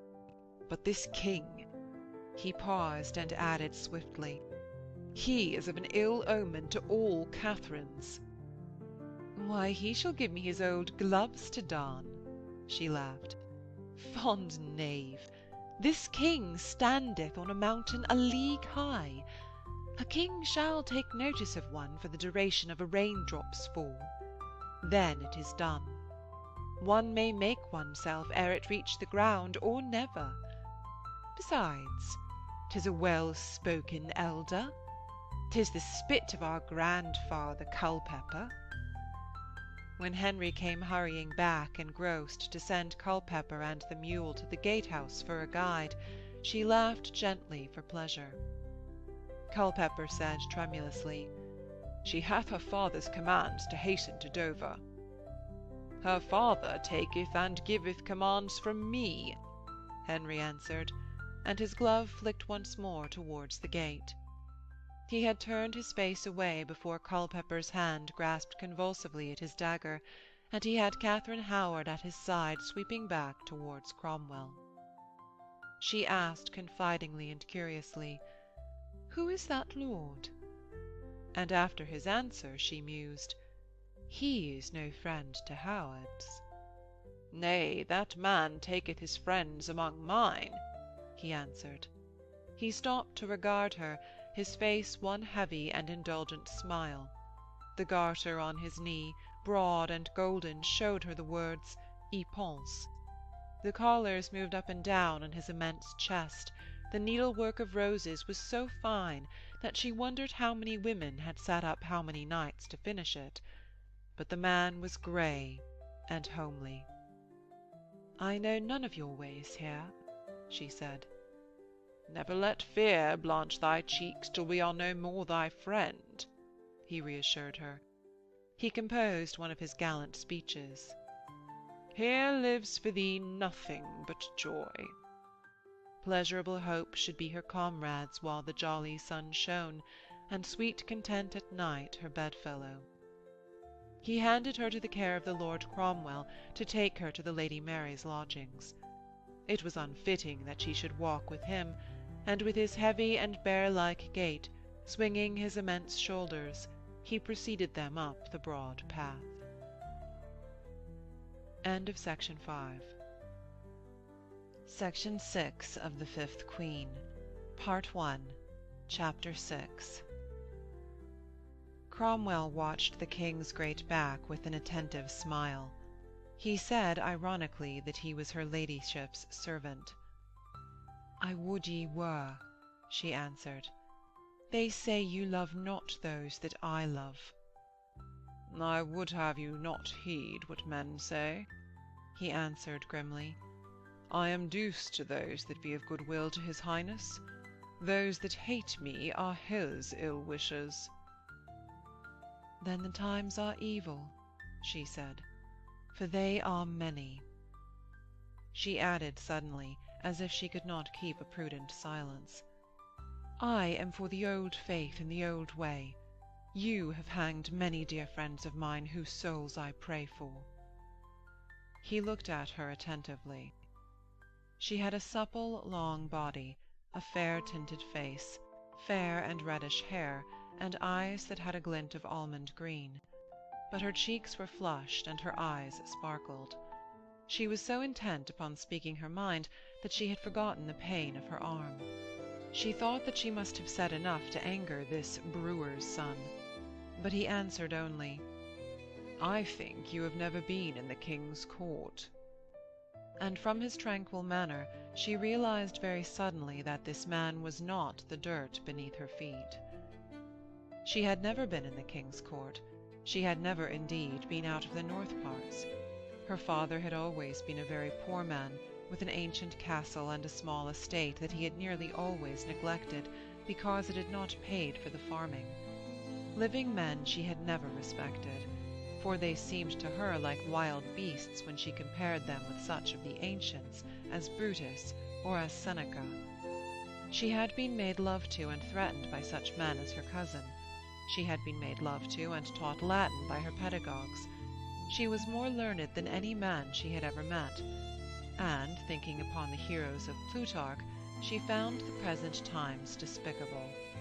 She hardly owed allegiance to the king. Now she had seen him and felt his consciousness of his own power, she was less certain. But the king's writs had hardly run in the northern parts. Her menfolk and her mother's people had hanged their own peasants when they thought fit. She had seen bodies swinging from tree-tops when she rode hawking. All that she had ever known of the king's power was when convent by their castle gates had been thrown out of doors, and then her menfolk, cursing and raging, had sworn that it was the work of Crummock. Knaves ruled about the king. If knaves ruled about him, the king was not a man that one need trouble much over. Her own menfolk, she knew, had made and unmade kings, so that, when she thought of the hosts of saints and of the blessed angels that hovered, wringing their hands and weeping above England, she had wondered a little at times why they had never unmade this king. But to her all these things had seemed very far away. She had nothing to do but to read books in the learned tongues, to imagine herself holding disquisitions upon the spiritual republic of Plato, to ride, to shoot with the bow, to do needlework, or to chide the maids. Her cousin had loved her passionately. It was true that once, When she had had nothing to her back, he had sold a farm to buy her a gown. But he had menaced her with his knife till she was weary, and the ways of men were troublesome to her. Nevertheless, she submitted to them with a patient wisdom. She submitted to the king. She submitted, though she hated him by repute, to Cromwell's catechism as they followed the king at a decent interval. He walked beside her with his eyes on her face. He spoke of the king's bounty in a voice that implied his own power. She was to be the Lady Mary's woman. He had that lady especially in his good will. He saved for her household ladies of egregious gifts, presents, and attainments. They received liberal honorariums, 7 dresses by the year, veils, presents, perfumes from the king's own still rooms, and a parcel gilt chain at the New Year. The Lady Rochford, who ruled over these ladies, was kind, courteous, free in her graces as in the liberties she allowed the ladies under her easy charge. He enlarged upon this picture as if it were a bribe that he alone could offer or withhold, and something at once cautious and priestly in his tone let her quick intuition know that he was both warning her and sounding her, to see how far her mutinous spirit would carry her. Once he said, "There must be tranquillity in the kingdom. The times are very evil." She had felt very quickly that insults to this man would be a useless folly. He could not even feel them, and she kept her eyes on the ground and listened to him. He went on sounding her. It was part of his profession of kingcraft to know the secret hearts of every person with whom he spoke. "And your goodly cousin?" He paused. The king had commanded that a place should be found for him. "Should he be best at Calais? There shall be blows struck there." She knew very well that he was trying to discover how much she loved her cousin, and she answered in a low voice, "I would have him stay here. He is the sole friend I have in this place." Cromwell said, with a hidden and encouraging meaning, her cousin was not her only friend there. "Ay, but your lordship is not so old a friend as he." "Not me. Call me your good servant." "There is even then my uncle."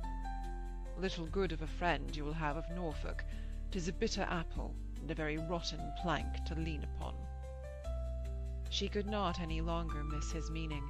The king's scarlet and immense figure was already in the grey shadow of the arch under the tower.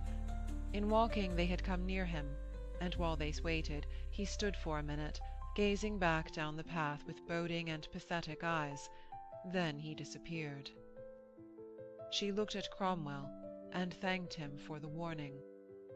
"Quia spicula previsa minus ledunt." "I would have you read it. Gaudia plus laetificant," he answered gravely. A man with a conch-shaped horn upturned was suddenly blowing beneath the archway 7 hollow and reverberating grunts of sound that drowned his voice. A clear answering whistle came from the water-gate. Cromwell stayed, listening attentively. Another stood forward to blow 4 blasts, another 6, another 3. Each time the whistle answered. They were the great officers' signals for their barges that the men blew, and the whistle signified that these lay at readiness in the tideway. A bustle of men running, calling, and making pennons ready, began beyond the archway in the quadrangle. Cromwell's face grew calm and contented.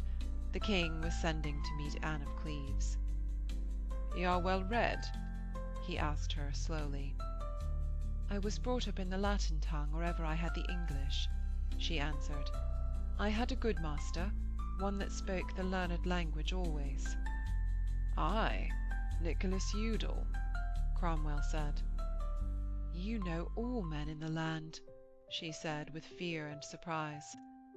"I had him to master for the Lady Mary, since he is well disposed."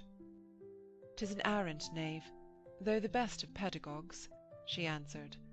"He was cast out of his mastership at Eton for being a rogue."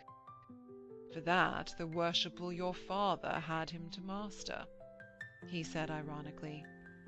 "No, for that he was a ruined man and taught for his victuals. We welly starved at home, my sisters and I," he said slowly. the better need that you should grow beloved here." Standing there, before the bushes where no ears could overhear, he put her to more questions. She had some Greek, more than a little French, she could judge a good song, she could turn a verse in Latin or the vulgar tongue. She professed to be able to ride well, to be conversant with the terms of venery, to shoot with the bow, to have studied the fathers of the church.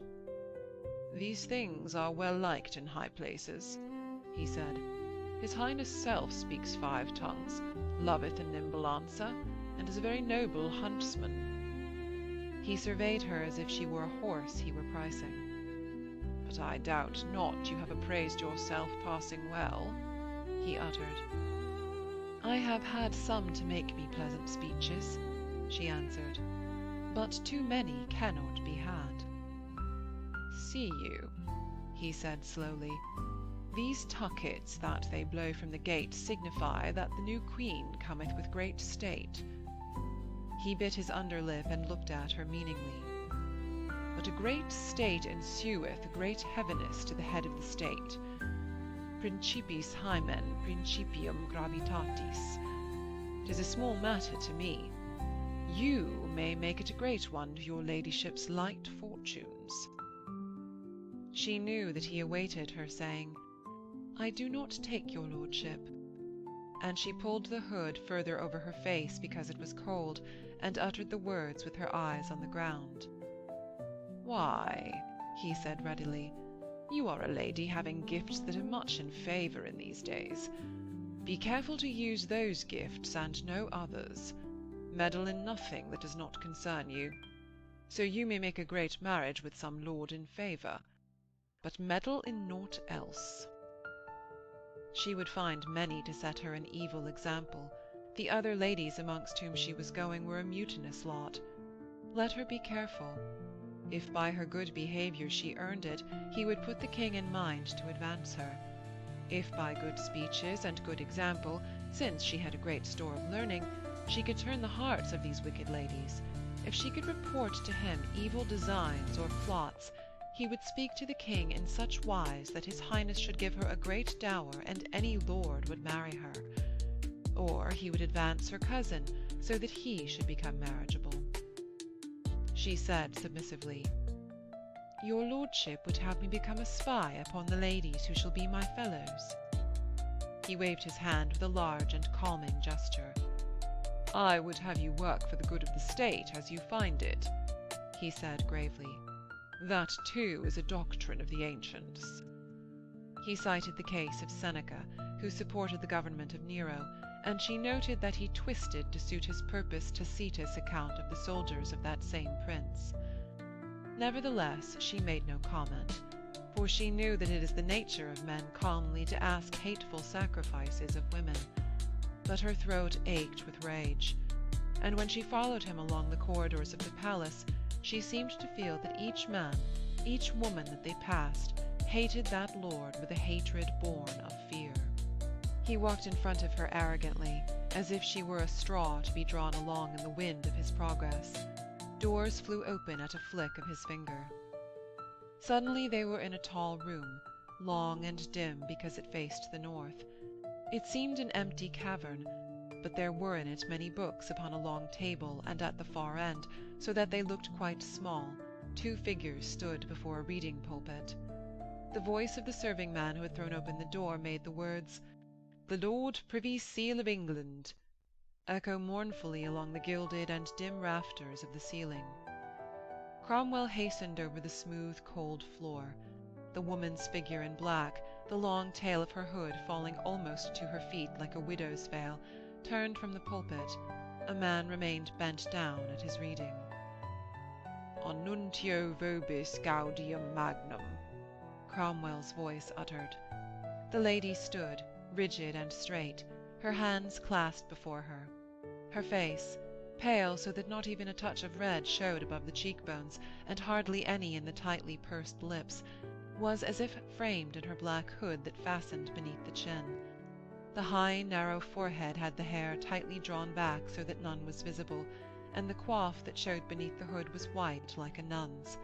The temples were hollowed so that she looked careworn inexpressibly, and her lips had hard lines around them. Above her head all sounds in that dim room seemed to whisper for a long time among the rafters, as if here dwelt something mysterious, sepulchral, a great grief or a great passion. "I announce to you a master joy," Cromwell was saying. "I bring your la'ship a damsel of great erudition and knowledge of good letters." His voice was playful and full, his back was bent supply, his face lit up with a debonair and pleasant smile.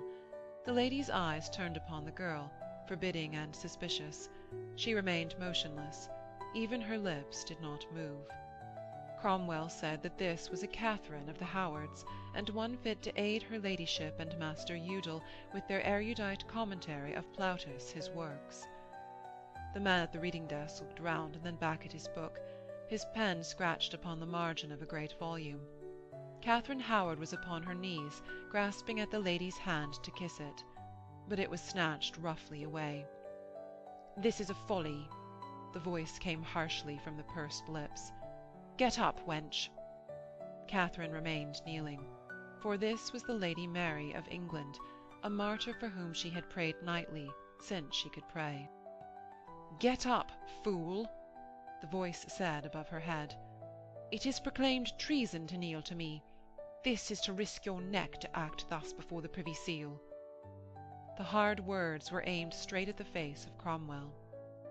"Your ladyship knows well I would fain have it otherwise," he answered softly. "I do not ask it," she answered. He maintained a gentle smile of deprecation, beckoning a little with his head and with his eyes, begging her for private conversation. She lifted Katharine roughly to her feet and followed him to a distant window.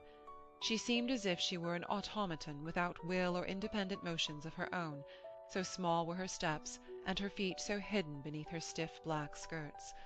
He began talking to her in a voice of which only the persuasive higher notes came into the room. At that time she was still proclaimed bastard, and her name was erased from the list of those it was lawful to pray for in the churches.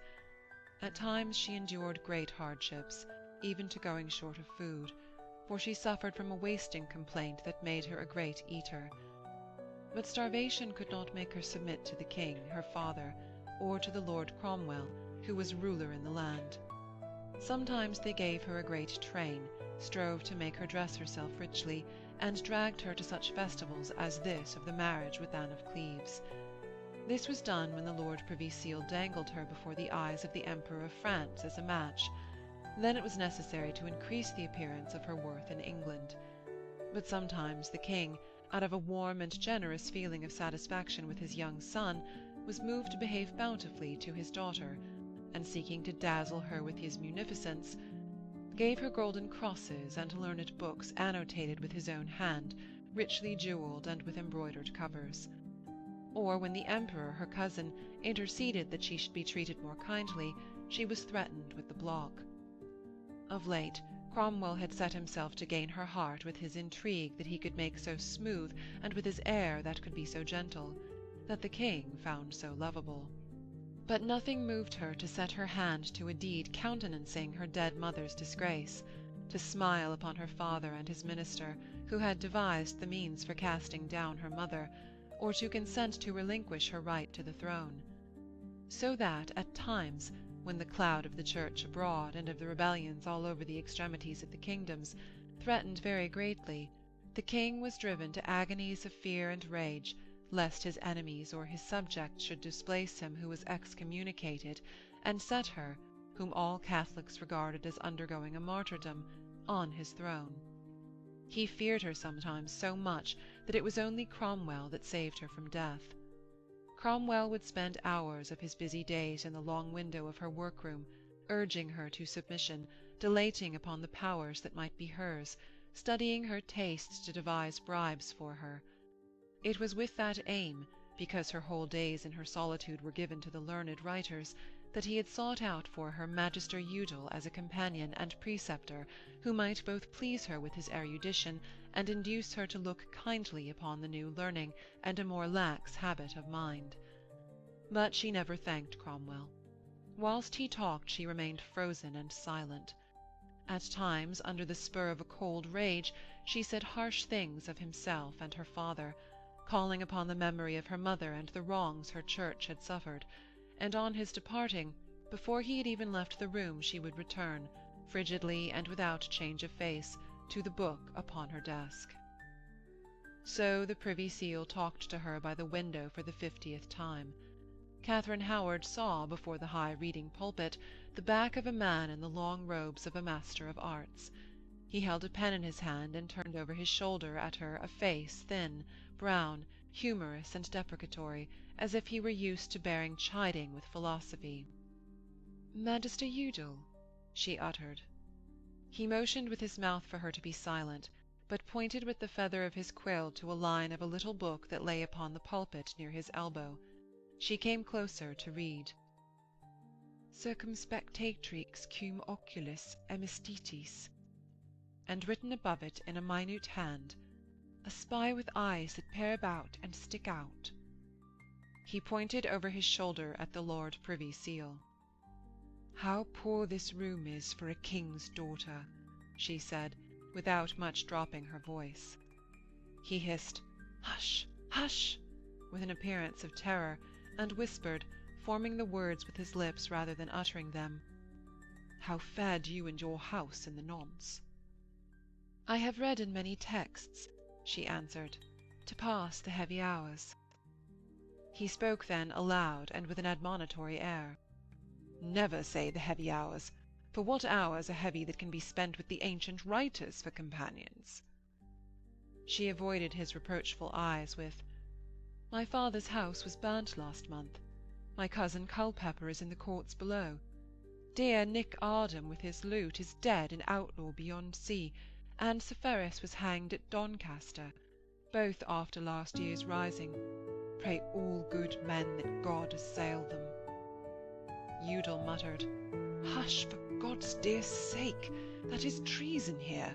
There is a listener behind the hangings." He began to scrawl hastily with a dry pen that he had not time to dip in the well of ink. The shadow of the Lord Cromwell's silent return was cast upon them both, and Katharine shivered. He said harshly to the Magister, "I will that you write me an interlude in the vulgar tone in 3 days' time.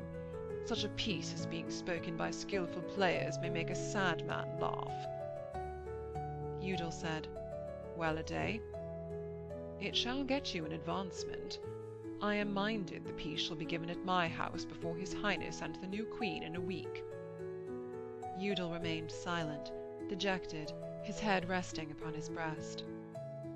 "For," Cromwell spoke with a raised voice, "it is well that the king be distracted of his griefs."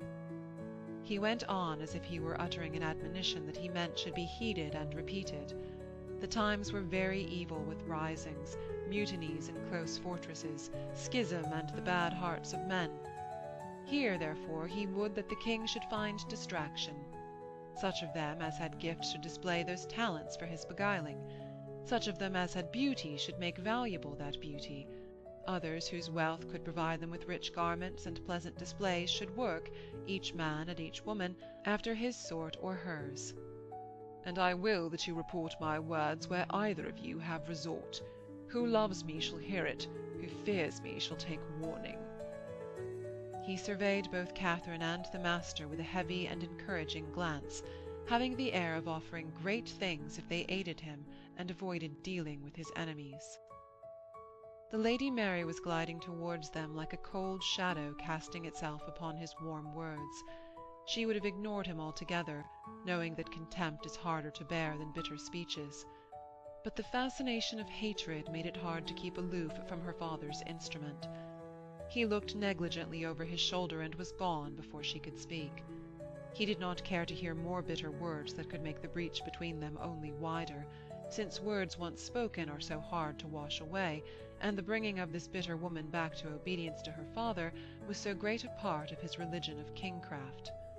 In that, when it came, there should be nothing but concord and oblivion of bitter speeches, silent loyalty, and a throne upheld, revered, and unassailable. Udal groaned lamentably when the door closed upon him. I shall write to make men laugh, in the vulgar tone, I, to gain advancement? The Lady Mary's face hardly relaxed. Others of us take harder usage from my lord, she said. She addressed Katharine. You are named after my mother. I wish you a better fate than your namesake had. Her harsh voice dismayed Katharine, who had been prepared to worship her. She had eaten nothing since dawn, and she had travelled very far, and with this discouragement the pain in her arm came back. She could find no words to say, and the Lady Mary continued bitterly. But if you love that dear name, and would sojourn near me, I would have you hide it. For, though I care little, I would yet have women about me that believe my mother to have been foully murdered. I cannot easily dissemble. Katharine found her tongue. Where I hate, I speak things disparaging. That I attest to of old, Udal commented. But I shall be shamed before all learned doctors if I write in the vulgar tongue. Silence is ever best for me, the Lady Mary answered her deadly. I live in the shadows that I love. That full surely shall be reversed, Katharine said loyally. I do not ask it, Mary said. Wherefore must I write in the vulgar tongue? Udal asked again. O mistress of my actions and my heart, what whim is this? The king is an excellent good Latinist. Too good, the Lady Mary said bitterly. With his learning he hath overset the Church of Christ. She spoke harshly to Katharine. What reversal should give my mother her life again? Wench! Wench! Then she turned upon Udal indifferently. God knows why this man would have you write in the vulgar tongue, but so he wills it. Udal groaned. My dinner hour is here, the Lady Mary said. I am very hungry. Get you to your writing, and take this lady to my women. End of Section 6. Section 7 of The Fifth Queen, Part 1, Chapter 7. The Lady Mary's rooms were 17 in number. They ran the one into the other, but they could each be reached by the public corridor alongside. It was Magister Udal's privilege, his condition being above that of serving-man, to make his way through the rooms if he knew that the Lady Mary was not in one of them. These chambers were tall and gloomy. The light fell into them bluish and dismal. In one a pane was lacking in a window. In another a stool was upset before a fire that had gone out.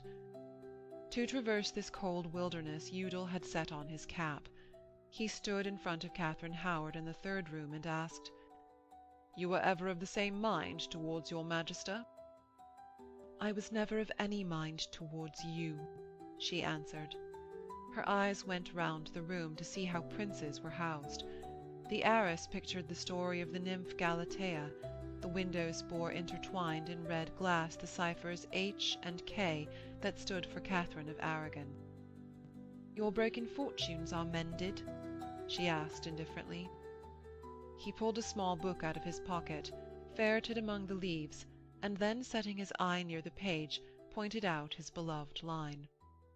Pauper sum, pateor, fateor, quod didant ferro, which had been translated, I am poor, I confess, I bear it, and what the gods vouchsafe that I take.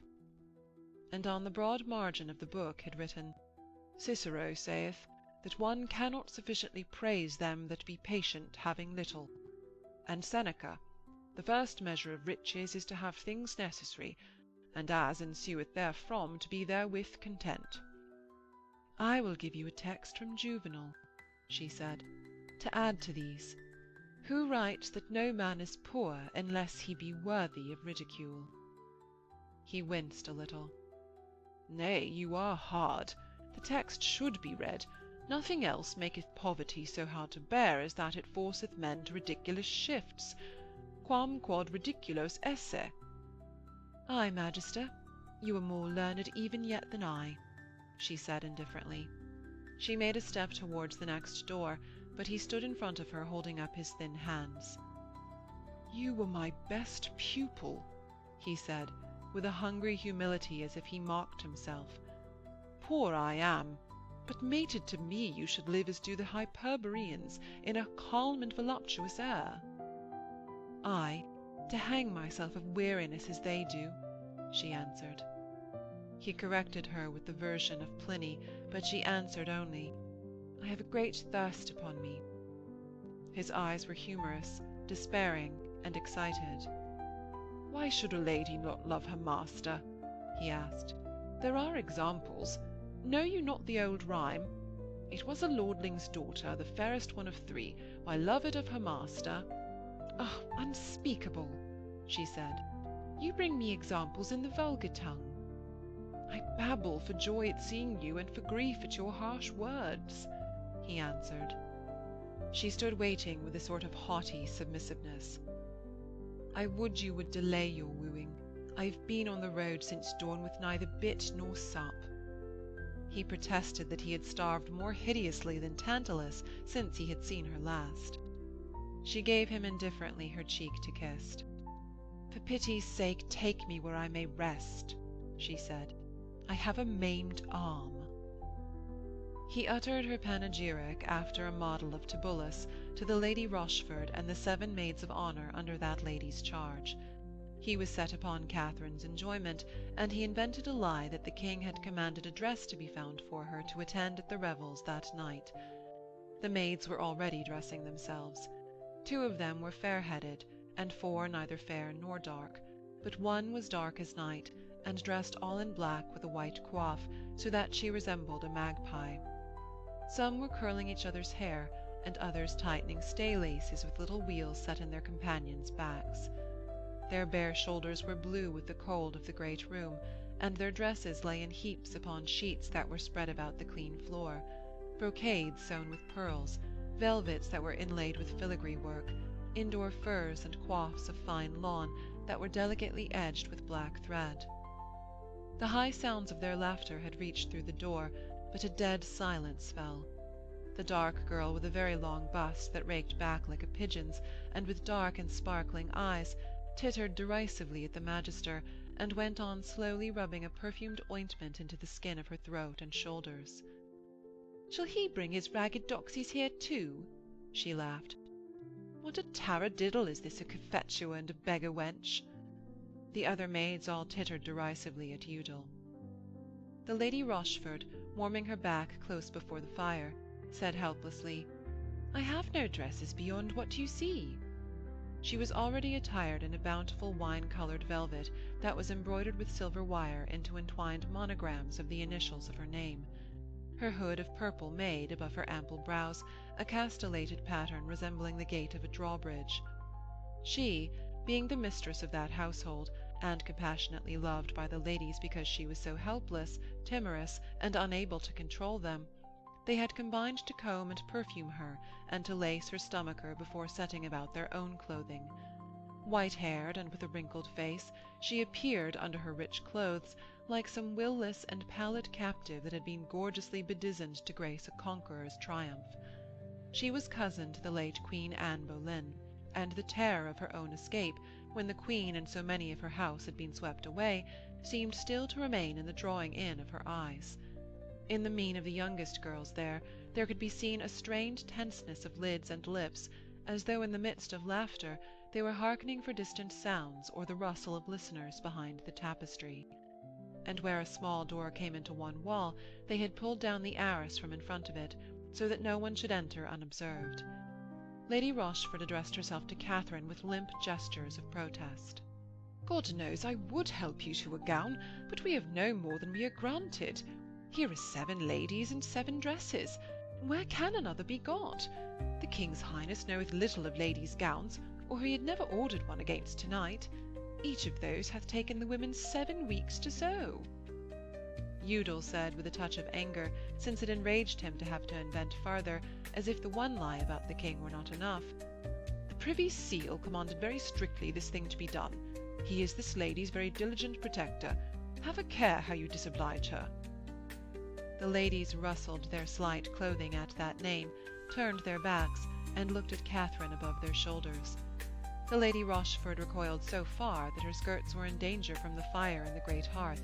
Her woebegone, flaccid face was suddenly drawn at the mention of Cromwell, and she appeared about to kneel at Katharine's feet. She looked round at the figures of the girls. "One of these can stay if your ladyship will wear her dress," she flustered. "But who is taller now? Cicely is too long in the shank. Bess's shoulders are too broad. Oh, alack, God help me, I will do what I can." And she waved her hands disconsolately. Cold, fatigue, and her maimed arm made Katharine waver on her feet. This white-haired woman's panic seemed to her grotesque and disgusting. "Why, the Magister lies," she said. "I am no such friend of Privy Seal's." Swift and wicked glances passed among the girls. The dark one threw back her head and laughed discordantly, like a magpie. She came with a deft and hopping step, and gazed at Katharine with her head on one side. "Old Crummock will want our teeth next to make him a new set. He may have my head, I tell him. I have no need for it. It aches so since he killed my menfolk."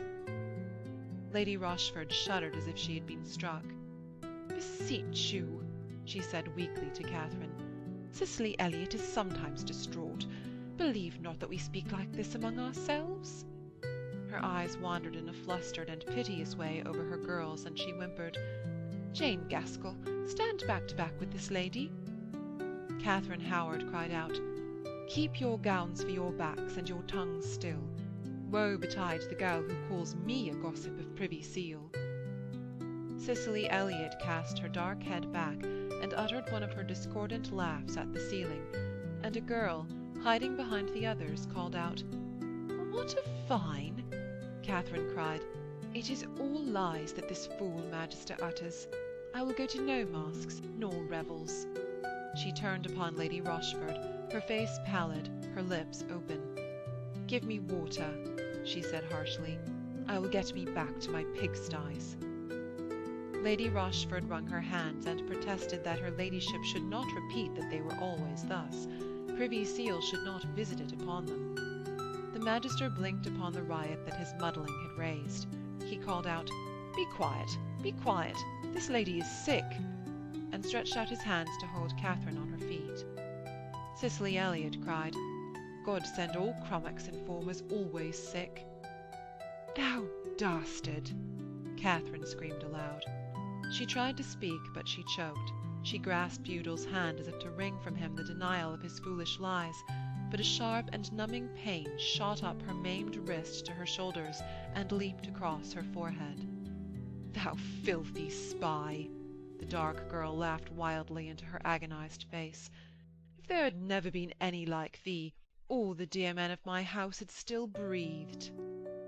Katharine sprang wildly towards her tormentor, but a black sheet seemed to drop across her eyes.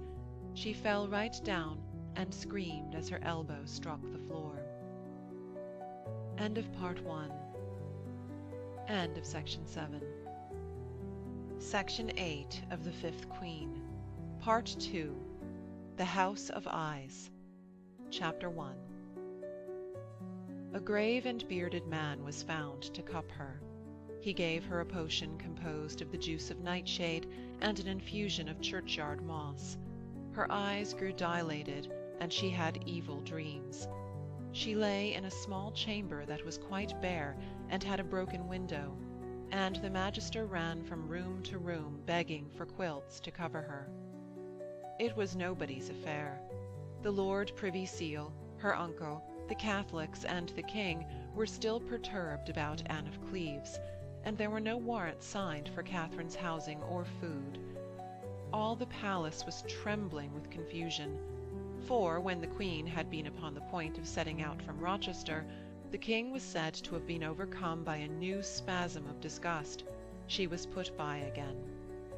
The young Earl of Surrey, a cousin of Katharine's, gave Udal contemptuously a couple of crowns towards her nourishment. Udal applied them to bribing Throckmorton, the spy who had been with Privy Seal upon the barge, to inscribe on his lord's tablet the words, "Katharine Howard to be provided for." Udal made up his courage sufficiently to speak to the Duke, whom he met in the corridor.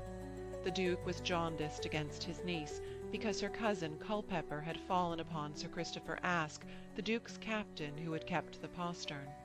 It had needed 7 men to master him, and this great tumult had arisen in the king's own courtyard. Nevertheless, the Duke sent his astrologer to cast Catherine's horoscope.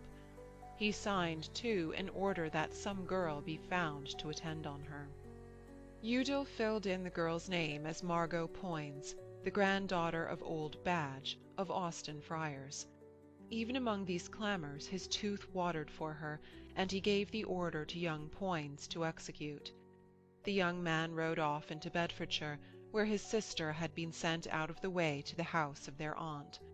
He presented the order as in the nature of a writ from the Duke, and amongst Lutherans in London a heavy growl of rage went up, against Norfolk, against the Papists of the Privy Council, and above all against Katharine Howard, whom they called the new harlot. Katharine, having taken much nightshade juice, was raving upon her bed. The leech became convinced that she was possessed by a demon, because the pupils of her eyes were as large as silver groats, and her hands picked at the coverlets. He ordered that 13 priests should say an exorcism at the door of her room, and that the potion of nightshade, since it might inconvenience without dislodging the fiend inhabiting her slender body, should be discontinued. Udal sought for priests, but having no money, he was disregarded by them.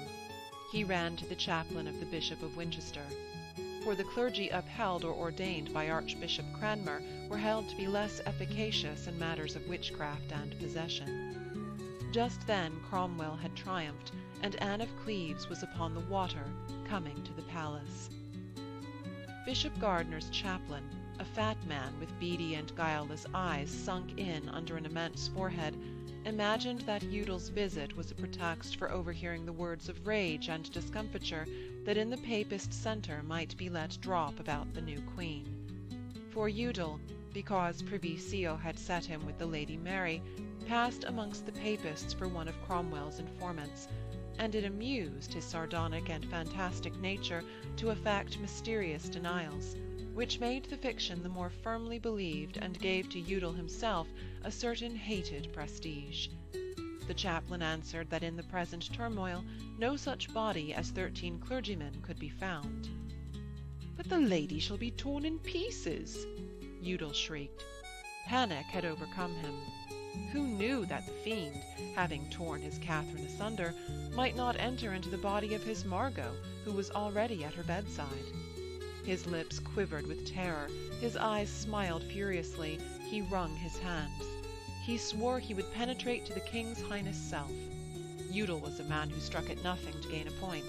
He had heard from Catherine that the King had spoken graciously to her, and he swore once more that she was the apple of the King's eye, as well as a beloved disciple of Privy Seal's. "Be sure," he foamed, "they shall be avenged on a Gardiner and his crew if you let her die."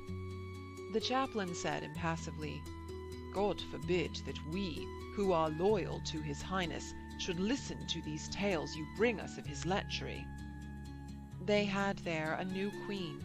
Their duty was to her, and to know Katharine Howard. The bishop's clergy were all joyfully setting to welcome the lady from Cleves. They had no time to waste over a Leman's demons. It overjoyed him to refuse Privy Seal's man a boon on the plea of loyalty to the new queen. Nevertheless, he went straight to the presence of the bishop, and told him the marvels that Udal had reported. "The man is incontinent and a babbler," the chaplain said. "We may believe 1/10. "Well, you shall find for once how this wench is housed and where," his master answered moodily. "God knows what we may believe in these days. Doubtless the nuntio of Satan hath a new plot in the hatching." Making these enquiries, the chaplain came upon the backwash of Udal's reports that the king loved some leman. Some lady somewhere, some said a Howard, some a Rochford, some would have it a Spanish woman, was being hidden up, either by the king, by the Duke of Norfolk, or by the Privy Seal. God knew the truth of these things, but similar had happened before, and it was certain that the Cleves woman had been for a long time kept dangling at Rochester. Perhaps that was the reason. His Highness had his own ways in these matters, but where there was smoke, generally fire was to be found. The chaplain brought this budget back to Bishop Gardiner.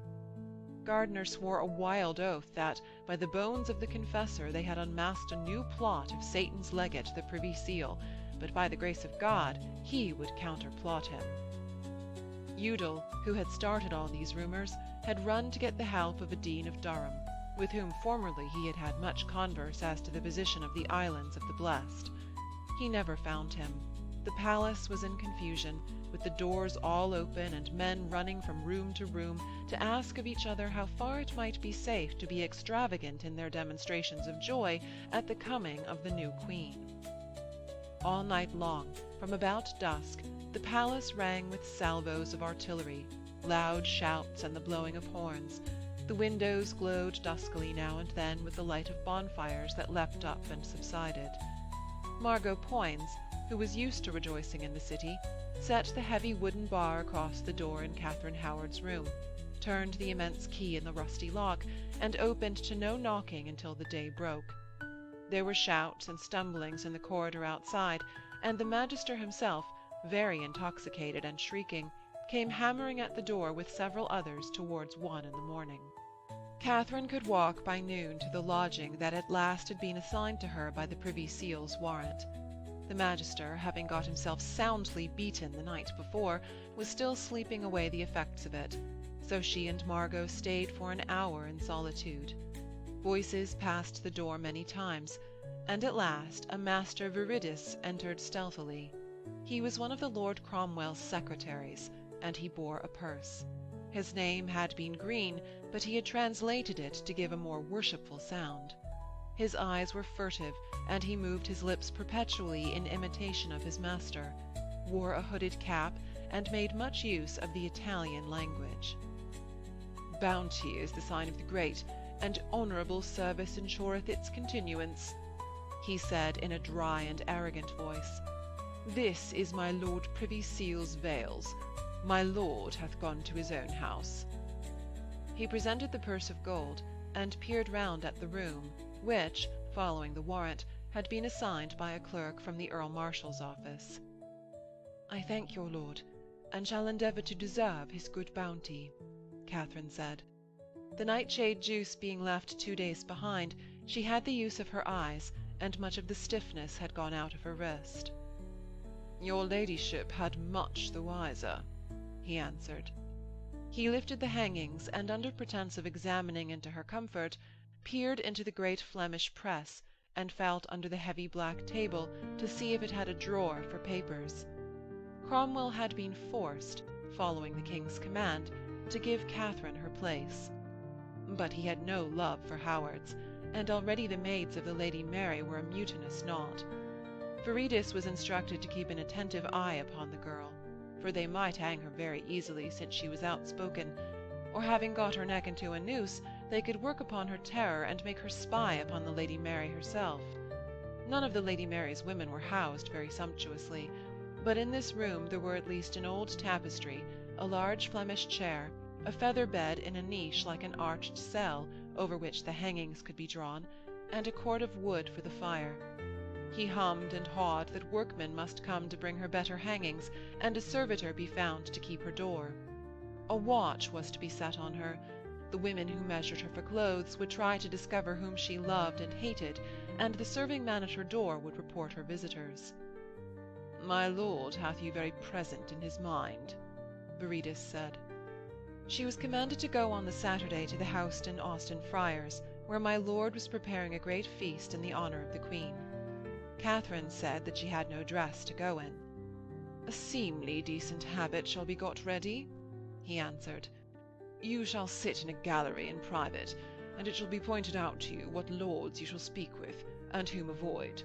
For, come bella giovinezza, how beautiful is youth, what a pleasant season! And since it lasted but a short space, it behoved us all, and her as much as any, to make as much as might be whilst it endured.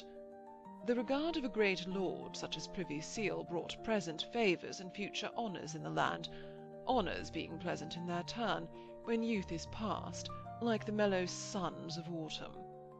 Thereby, indeed, he apostrophized her, the savour of youth renewed itself again and again. Anzi rinnova cum fa luna, in the words of Boccace. Her fair and upright beauty made Viridus acknowledge how excellent a spy upon the Lady Mary she might make. Papistry and a loyal love for the old faith seemed to be as strong in her candid eyes as it was implicit in her name. The Lady Mary might trust her for that, and talk with her because of her skill in the learned tongues. Then, if they held her in their hands, how splendid a spy she might make, being so trusted. She might well be won for their cause by the offer of liberal rewards, though Privy Seal's hand had been heavy upon all her kinsfolk. Those men of Privy Seal's get from him a maxim which he got in turn from his master Machiavelli. Advance therefore those whom it shall profit thee to make thy servants, for men forget sooner the death of a father than the loss of a patrimony. And either by threats or by rewards they might make her very useful. She had been minded to mock him in the beginning of his speech, but his dangerous pale blue eyes made her feel that if he were ridiculous, he was also very powerful, and that she was in the hands of these men. Therefore she answered that youth indeed was a pleasant season, when health, good victuals, and the love of God sustained it. He surveyed her out of the corners of his eyes. "Seek, then, to deserve these good things," he said. He stayed some time longer, directing her how she should wear her clothes, and then, in the gathering dusk, he dwindled stealthily through the door. "It is to make you like a chained-up beast or slave," Margot said to her mistress. "Why, hold your tongue, Coney, after today," Katharine answered. "The walls shall hear. I am a very poor man's daughter, and must even earn my bread if I would stay here." "They can never tie me so," Margot retorted. Her mistress laughed. "Why, you may set nets for the wind, but what a man will catch is still uncertain." It was cold, and they piled up the fire, waiting for someone to bring them candles. A tall and bulky figure, with a heavy cloak cast over one shoulder in the Spanish fashion, but with a priest's cap, was suddenly in the doorway. "Ha, Magister," Katharine said, knowing no other man that could visit her. But the firelight shone upon a heavy firm jaw that was never the Magister's, on white hands, and in threatening, steadfast eyes. "I am the unworthy Bishop Gardiner of Winchester," a harsh voice said. "I seek one Katharine Howard. Peace be with you in these evil days." Katharine fell upon her knees before this holy man. He gave her his blessing perfunctorily, and muttered some words of the exorcism against demons. "I am even cured," Katharine said. He sent Margot Poins from the room, and stood in the firelight that threw his great shadow to shake upon the hangings, towering above Katharine Howard upon her knees. He was silent, as if he would threaten her, and his brooding eyes glowed and devoured her face. Here, then, she thought, was the man from the other camp descending secretly upon her. He had no need to threaten, for she was of his side. He said that a Magister Udal had reported that she stood in need of Christian aid, and speaking Latin with a heavy voice, he interrogated her as to her faith. The times were evil, many and various heresies stalked about the land. Let her beware of trafficking with them. Kneeling still in the firelight, she answered that, so far as was lawful, she was a daughter of the Church. He muttered, "Lawful?" and looked at her for a long time with brooding and fanatical eyes. "I hear you have read many heathen books under a strange master." She answered, "Most reverend, I am for the faith in the old way." "A prudent tongue is also a Christian possession," he muttered. "Nay, there is no one to hear in this room," she said. He bent over her to raise her to her feet, and holding before her eyes his missal, he indicated to her certain prayers that she should recite in order to prevent the fiends coming to her again. Suddenly he commanded her to tell him how often she had conversed with the King's Highness. Gardiner was the bitterest of all whom Cromwell had to hate him. He had been of the King's Council, and a secretary before Cromwell had reached the court, and but for Cromwell he might well have been the King's best minister. But Cromwell had even taken his secretaryship, and he was set upon having Privy Seal down all through those 10 years. He had been bishop before any of these changes had been thought of, and by such papists as Katharine Howard he was esteemed the most holy man in the land. She told him that she had seen the king but once, for a little time. "They told me it was many times," he answered fiercely. "Should I have come here merely to chatter with you?" There was something sinister and harsh even in the bluish tinge of his shaven jaws, and his agate blue eyes were sombre, threatening, and suspicious. She answered, "But once," and related the story very soberly. He threatened her with his finger. "Have a care that you speak truth. Things will not always remain in this guise. I come to warn you that you speak the king with a loyal purpose. His Highness listens sometimes to the prompting of his women." "You might have saved your journey," she answered. "I could speak no otherwise if he loved me." He gazed involuntarily round at the hangings, as if he suspected a listener. "Your most reverence does ill to doubt me," Katharine said submissively. "I am of a true house." "No house is true, save where it finds its account," he answered moodily. He could not believe that she spoke the truth, for he was unable to believe that any man could speak the truth. But it was true she was poorly housed, raggedly dressed, and hidden up in a corner. Nevertheless, these might be artifices. He made ostentatiously and disdainfully towards the door. "Why, God keep you." He moved his fingers in a negligent blessing. "I believe you are true, though you are of little use." Suddenly he shot out, "If you would stay here in peace, your cousin Culpepper must be gone." Katharine put her hand to her heart, in sudden fear of these men who surrounded her and knew everything. "What hath Tom done?" she asked. "He hath put a shame upon thee," the bishop answered. He had fallen upon Sir Christopher Aske. He had been set in chains for it, in the Duke's ward-room. But upon the coming of the Queen the night before, all misdemeanants had been cast loose again. Culpepper had been kept by the guards from entering the palace, where he had no place. But he had fallen in with the Magister Udal in the courtyard. Being maudlin and friendly at the same time, he had cast his arms round the Magister's neck, claiming him for a loved acquaintance. They had drunk together, and had started towards midnight to find the chamber of Katharine Howard. Culpepper seeking his cousin, and the Magister Margot Poins.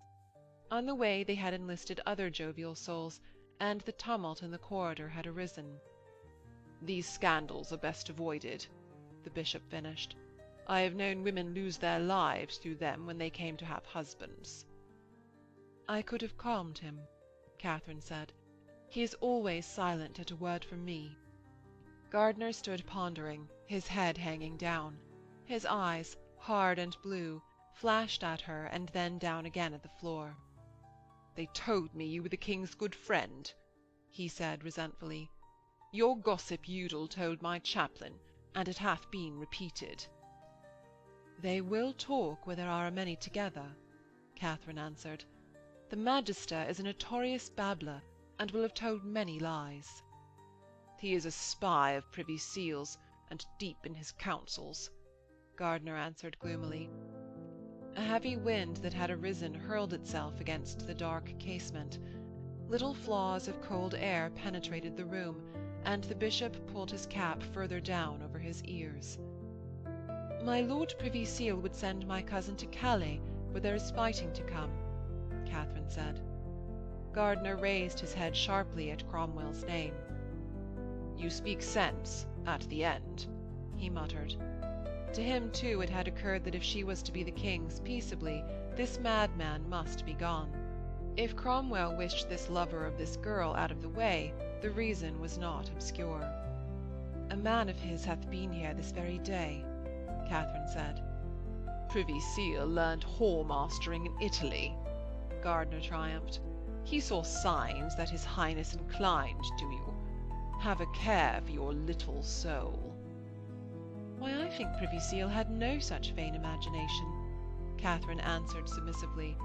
She would have laughed that the Magister's insane babbling should have raised such a coil, but Gardiner was a man esteemed very saintly, and she kept her eyes on the floor. "Give thou ear to no doctrines of Privy Seal's," he answered swiftly. "Thy soul should burn, I will curse thee.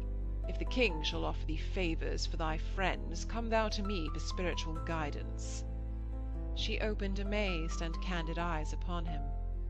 "But this is a folly," she said. "A king may regard one for a minute, then it is past. Privy Seal would not bring me up against the king." He flashed his gloomy blue eyes at her, suspecting her and still threatening. "I know how Privy Seal will plot," he answered passionately. "Having failed with one woman, he will bring another." He clenched his hands angrily and unclenched them. The wind moaned for a moment among the chimney stacks. "So it is," he cried from deep down in his chest. "If it were not so, how is there all this clamour about his Highness and a woman?" "Most reverend," she said, "there is no end to the inventions of Magister Udal." "There is none to the machinations of the fiend, and Udal is of his counsels," he said. "Be careful, I tell you, for your soul's sake. Cromwell shall come to you offering great bribes. Have a care, I say." She attempted to say that Udal had no voice at all in Privy Seal's counsels, being a garrulous magpie that no sane man would trust. But Gardiner had crossed his arms, and stood immense and shadowy in the firelight. He hissed irritably between his teeth when she spoke, as if she interrupted his meditation. "All the world knows Udal for his spy," he said sombrely. "If Udal hath babbled, God be thanked. I say again, if Privy Seal bring thee to the king, come thou to me. But by the grace of heaven I will forestall Privy Seal with thee and the king." She forbore to contradict him any more. He had this maggot in his head, and was so wild to defeat Privy Seal with his own tool. He muttered, "Think you Privy Seal knoweth not the king's taste? I tell you, he hath seen an inclination in him towards you. This is a plot, but I have sounded it." She let him talk, and asked with a malice too fine for him to discern, "I should not shun the king's presence for my soul's sake?" "God forbid," he answered. "I may use thee to bring down Privy Seal." He picked up a piece of bark from a faggot beside the fire and rolled it between his fingers. She stood looking at him intently, her lips a little parted, tall, graceful, and submissive. "You are more fair-skinned than any his Highness has favoured before," he said in a meditative voice. "Yet Cromwell knows the king's tastes better than any man." He sank down into her tall-backed chair and suddenly tossed the piece of bark into the fire. "I would have you walk across the floor, elevating your arms, as you were the goddess Flora." She tripped towards the door, held her arms above her head, turned her long body to right and left, bent very low in courtesy to him, and let her hands fall restfully into her lap. The firelight shone upon the folds of her dress and in the white lining of her hood. He looked at her, leaning over the arm of the chair, his blue eyes hard with the strenuous rage of his new project. "You could take part in an Italian interlude, a masque." "I have a better memory of the French or Latin," she answered. "You do not turn pale. Your knees knock not together." "I think I blush most," she said seriously. He answered, "You will be the better of a little colour," and began muffling his face with his cloak. "See you, then," his harsh voice commanded. "You shall see their Highnesses at Privy Seal's house on the Saturday, but they shall see you at mine on the Tuesday. If you are good enough to serve the turn of Privy Seal, you may be good enough to serve mine. The king listens sometimes to the promptings of his women. I will teach you how you may bring this man down, and set me in his place." She reflected for a moment. "I would well serve you," she said. But I do not believe this fable of the king, and I have no memory of Italian. She talked of being the Lady Mary's servant, or that she must get her lady's leave. His brows grew heavy, his eyes threatening and alarming beneath their heavy lids. "Be you faithful to me?" he thundered. Even his thin and delicate hands seemed to menace her. "Retain your obedience to your faith. Your duty is to that, and to no earthly lady before that." Her eyes were cast down, her lips did not move. He said harshly, "It will go ill with you if it become known to Cromwell I have visited you. Keep this matter secret as you love your liberty. I will send you the words you shall say by a private bearer. After, maybe, his Highness shall safeguard you, I admonishing him. But the Lady Mary shall bid you obey me in all things." He opened the door and put his head out cautiously. Suddenly he drew it back and said in Latin, "Here is a spy." He did not flinch, but advanced into the corridor, keeping his back to the servitor whom already Master Viridus had sent to keep her door. Gardiner fumbled in his robes and pulled out his missal. He turned the pages over, and speaking in a feigned and squeaky voice, once more indicated to her prayers against the visitations of fiends. Reading them aloud, he interspersed the Latin of the missal with the phrases, "You may pray to God, he have not seen my face. Be you very silent and secret, or you are undone. I could in no wise save you from Cromwell, unless the king becomes your protector." He finished in the vulgar tongue, "I pray my prayers with you have been availed to give you relief, but a simple priest as myself is of small skill in these visitations. You should have sent to some great churchman, or one of the worshipful bishops."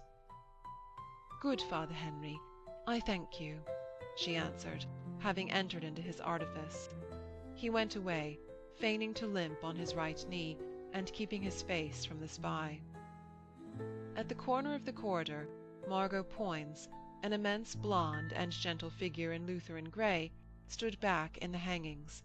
The Magister Udal leant over her, supporting himself with one hand against the wall above her head, and one leg crossed beneath his gown. "Come you into my room," Catherine said to the girl, and to the Magister, "Avoid, man of books. I will have no maid of mine undone by thee." "Venio honoris causa," he said pertly, and Margot uttered, "He seeks me in wedlock," in a gruff, uncontrolled voice of a great young girl's confusion, and immense blushes covered her large cheeks. Catherine laughed.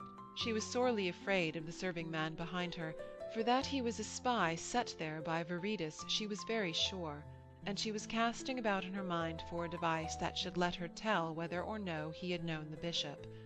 The squeaky voice and the feigned limp seemed to her stratagems ignoble and futile on the part of a great churchman, and his mania of plots and counterplottings had depressed and wearied her, for she expected the great to be wise. But she played her part for him as it was her duty. She spoke to the girl with her scarlet cheeks. "Believe thou the Magister after he hath ta'en thee for a priest. He hath sought me and 2 others in the cause of honour. Get you in, sweetheart." She pushed the girl in at the door. The serving-man sat on his stool. His shock of yellow hair had never known a comb, but he had a decent suit of purplish wool-cloth. He had his eyes dully on the ground. "As you value your servitorship, let no man come into my room when I be out," Catherine said to him, "saving only the Father Henry that was here now." The man raised expressionless blue eyes to her face. "I know not his favours," he said in a peasant's mutter. "Maybe I should know him if I saw him again. I am main good at knowing people." "Why, he is from the Shears," Catherine added, still playing, though she was certain that the man knew Gardiner. "You shall know him by his voice and his limp." He answered, "Maybe," and dropped his eyes to the ground. She sent him to fetch her some candles, and shut the door upon him. End of Section 8. Section 9 of The Fifth Queen. Part 2. Chapter 2. The Queen came to the revels given in her honour by the Lord Privy Seal. Cromwell had 300 servants dressed in new liveries. Pikemen with their staves held transversely, like a barrier, kept the road all the way from the Tower steps to Austin Friars, and in that Lutheran quarter of the town there was a great crowding together.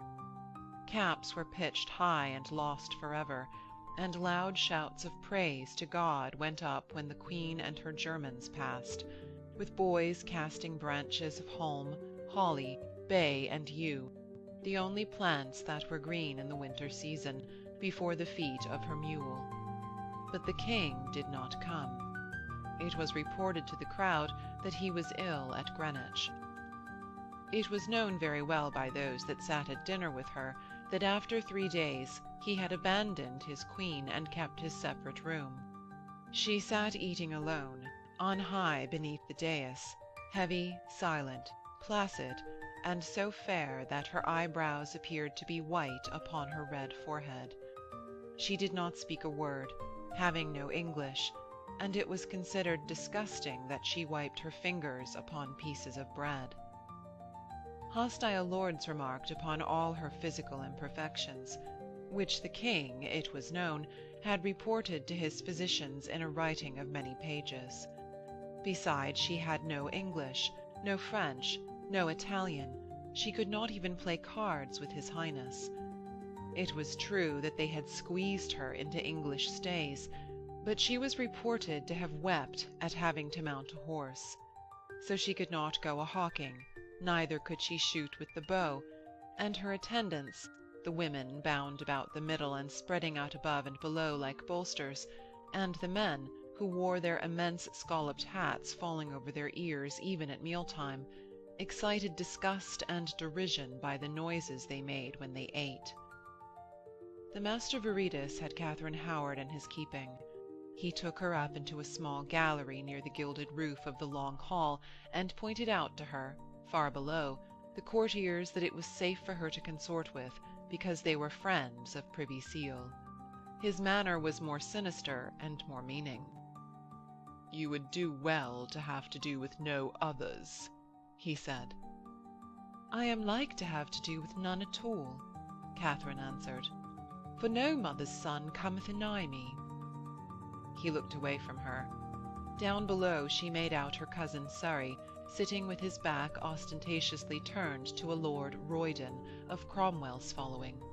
Her uncle plunged in his silent and malignant gloom, and Cromwell, his face lit up and smiling, talking earnestly with Chapuis, the ambassador from the Emperor. 1100 dishes shall be served this day," Viridus proclaimed, seeming to warn her. "There can no other lord find so many plates of parcel gilt."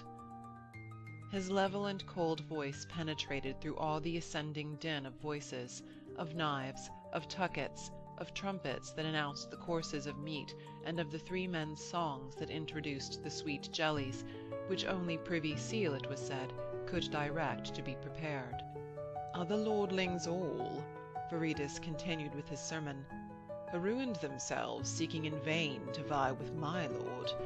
Most of those you see are broken men, whose favour would be worth naught to you." Tables were ranged down each side of the great hall, the men sitting on the right, each wearing upon his shoulder a red rose made of silk, since no flowers were to be had. The women, sitting upon the left, had white favours in their caps. In the wide space between these tables were 2 bears. Chained to tall gilt posts, they rolled on their hams and growled at each other. From time to time the serving men who went up and down in the middle let fall great dishes containing craspices, cranes, swans, or boars.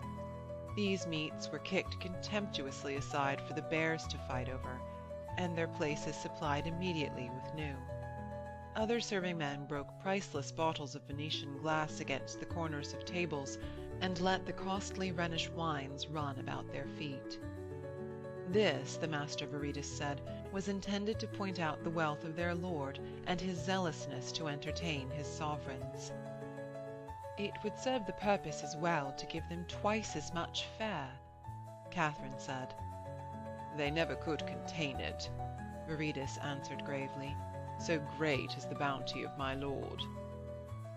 Throckmorton, the spy, enormous and bearded with the half-lion badge of the Privy Seal hanging round his neck from a gilt chain, walked up and down behind the guests, bearing the wand of a major domo, affecting to direct the servers when to fill goblets, and listening at tables where much wine had been served. Once he looked up at the gallery, and his scrutinizing and defiant brown eyes remained for a long time upon Katharine's face, as if he too were appraising her beauty. "I would not drink much wine with that man listening at my back. He came from my country, and was such a foul villain that mothers fright their children with his name," Katharine said. Viridus moved his lips quickly upon one another, and suddenly directed her to observe that the new queen's headdress, broad and stiffened with a wire of gold, upon which large pearls had been sewn. "Many ladies will now get themselves such headdresses," he said. "That will I never," she answered. It appeared atrocious and Flemish clumsy, spreading out and overshadowing the queen's heavy face. Their English hoods with the tails down made the heads sleek and comely, or with the tails folded up and pinned square like flat caps, they could give to the face a gallant or pensive expression. "Why, I could never get me in at the door of the confessional with such a spreading cloth." Viridus had his chin on the rail of the gallery. He gazed down below with his snaky eyes. She could not tell whether he were old or young. "You would more prudently abandon the confessing," he said, without looking at her. "My lord is minded that ladies who look to him should wear such." "That is to be a bond-slave," Katharine cried indignantly. He looked round. "Here is a great magnificence," he uttered, moving his hand towards the hall. "My lord Privy Seal hath a mighty power." "Not power enow to make me a laughing-stock for the men." "Why, this is a free land," he answered. "You may rot in a ditch if you will, or worse if treasonable actions be brought home to you." Down below, wild men dressed in the skins of wolves, hares, and stags ran round the tethered bears, bearing torches of sweet wood, and a heavy and languorous smoke, like incense, mounted up to the gallery. Viridus' unveiled threat made the necessity for submission come once more into her mind. Other wild men were leading in a lion, immense and lean as if it were a fawn-coloured ass. It roared and pulled at the golden chains by which the knot of men held it. Many ladies shrieked out, but the men dragged the lion into the open space before the dais, where the queen sat unmoved and stolid. "Would your master have me dip my fingers in the dish and wipe them on bread manchets as the queen does?" Katharine asked in a serious expostulation. "It were an excellent action," Viridus answered. There was a brazen flare of trumpets so that the smoke swirled among the rafters. Men with brass helmets and shields of brass were below in the hall. "They are costumed as the ancient Romans," Katharine said, lost in other thoughts. Suddenly she saw that whilst all the other eyes were upon the lion, Throckmorton's glare was again upon her face. He appeared to shake his head and to bow his immense and bearded form. It brought into her mind the dangerous visit of Bishop Gardiner. Suddenly he dropped his eyes. "You see some friends?" Viridus' voice asked beside her. "Nay, I have no friends here," Katharine answered.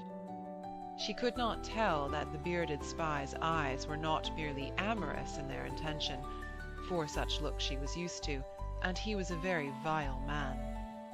"In short," Viridus spoke, "it were an excellent action to act in all things as the Queen does. For fashions are a matter of fashion. It is all one whether you wipe your fingers on bread manchets or on napkins. But when a fashion becometh general, its strangeness departeth, and it is esteemed fit for a king's court. Thus you may earn your bread. This is your duteous work. Observe the king of the beasts. See how it shall do its duty before the queen, and mark the lesson." His voice penetrated, low and level, through all the din from below. Yet the men dressed like gladiators advanced towards the dais where the Queen sat eating unmoved. The lion before her growled frightfully, and dragged its keepers towards the men in brass. They drew their short swords and beat upon their shields, crying, "We be Roman traitors that war upon this land." Then it appeared that among them in their crowd they had a large mannikin, dressed like themselves in brass, and running upon wheels. The ladies pressed the tables with their hands, making as if to rise in terror. But the mannikin toppling forward fell before the lion with a hollow sound of brass. The lean beast, springing at its throat, tore it to reach the highly smelling flesh that was concealed within the tunic, and the Romans fled, casting away their shields and swords. One of them had a red forked beard and wide-open blue eyes. He brought into Katharine's mind the remembrance of her cousin. She wondered where he could be, and imagined him with that short sword, cutting his way to her side. "That sight is allegorically to show," Viridus was commenting beside her, "how the high valour of Britain shall defend from all foes this noble queen." The lion, having reached its meat, lay down upon it. Katharine remembered that Bishop Gardiner said that her cousin must be begone. She tried to say to Viridus, "Sir, I would fain obey you in these things, but I have a cousin that shall much hinder me." But the applause of the people below drowned her voice, and Viridus continued talking. "Let it be true that the Queen, being alone, showed amongst their English fineries and niceness a gross and repulsive strangeness. But if the ladies put on her manners, she should no longer be alone, and it would appear to the king and to all men that her example was both commended and emulated. It was a matter of kingcraft, and so the Lord Privy Seal was minded and determined." "Then I will even get myself such a hat, and tear my capons apart with my fingers," Katharine said. "You had much the wiser," he answered. The hall was now full of wild men, nymphs in white gowns, men bearing aspergers with which to scatter perfumes, and Merry Andrews, so that the floor could no longer be seen. A party of lords had overset a table in their efforts to get to the nymphs. The Queen was schooled to go out behind the arras, and the ladies, laughing, called to each other and to the men at other tables, and pinning up their hoods, filed out after her. "I shall do my best to please your master and mine," Katharine said, "but he must even help me, or I can be no example to emulate, but one at whom the finger of scorn is likely to be pointed." Viridus paused before he led his charge from the gallery. His pale blue eyes were more placable. "You shall be well seconded, but have a care. Dally with no traitors. Speak fairly of your master's friends." He touched her above the left breast with a claw-like finger. "The Italian writes, 'Whoso mocketh my love, mocketh also mine own self.'" "I mock none," Katharine said. "But I have a cousin to be provided for. Neither you nor I shall mock with much safety, if he be sober enough to stand." He listened to her with his hand upon the door of the gallery. His air was attentive and aroused. She related very simply how Culpepper had besieged her door. "He came to London to help me on my way, and seek fortune in some war. I would that a place might be found for him, for here he is like to ruin both himself and me." "We have need of good swordsmen for an errand," he said in an absorbed voice. "There was never a better than Tom," Katharine said. "He hath cut a score of throats. Your lord would have sent him to Calais." He muttered, "Why, there are places other than Calais where a man may make a fortune." Something sinister in his brooding voice made her say, "I would not have him killed. He hath made me many presents." He looked at her expressionlessly. "It is very certain that you cannot serve my lord with such a firebrand to your tail," he said. "I will find him an errand." "But not where he shall be killed," she said again. "Why?" he said slowly. "I will send him where he will make a great fortune." "A great fortune would help him little," she answered. I would have him sent where he may fight evenly matched. He laid his hand upon her wrist. He is in as much danger here as anywhere. This is not Lincolnshire, but an ordered court. A man drew his sword with some peril there, for there were laws against it. If men came brawling in the maids' quarters at night, there were penalties of losing fingers, hands, or even heads, and the maids themselves were liable to be whipped. He shook his head at her. If your cousin hath so violent an inclination to you, I were your best friend to send him far away.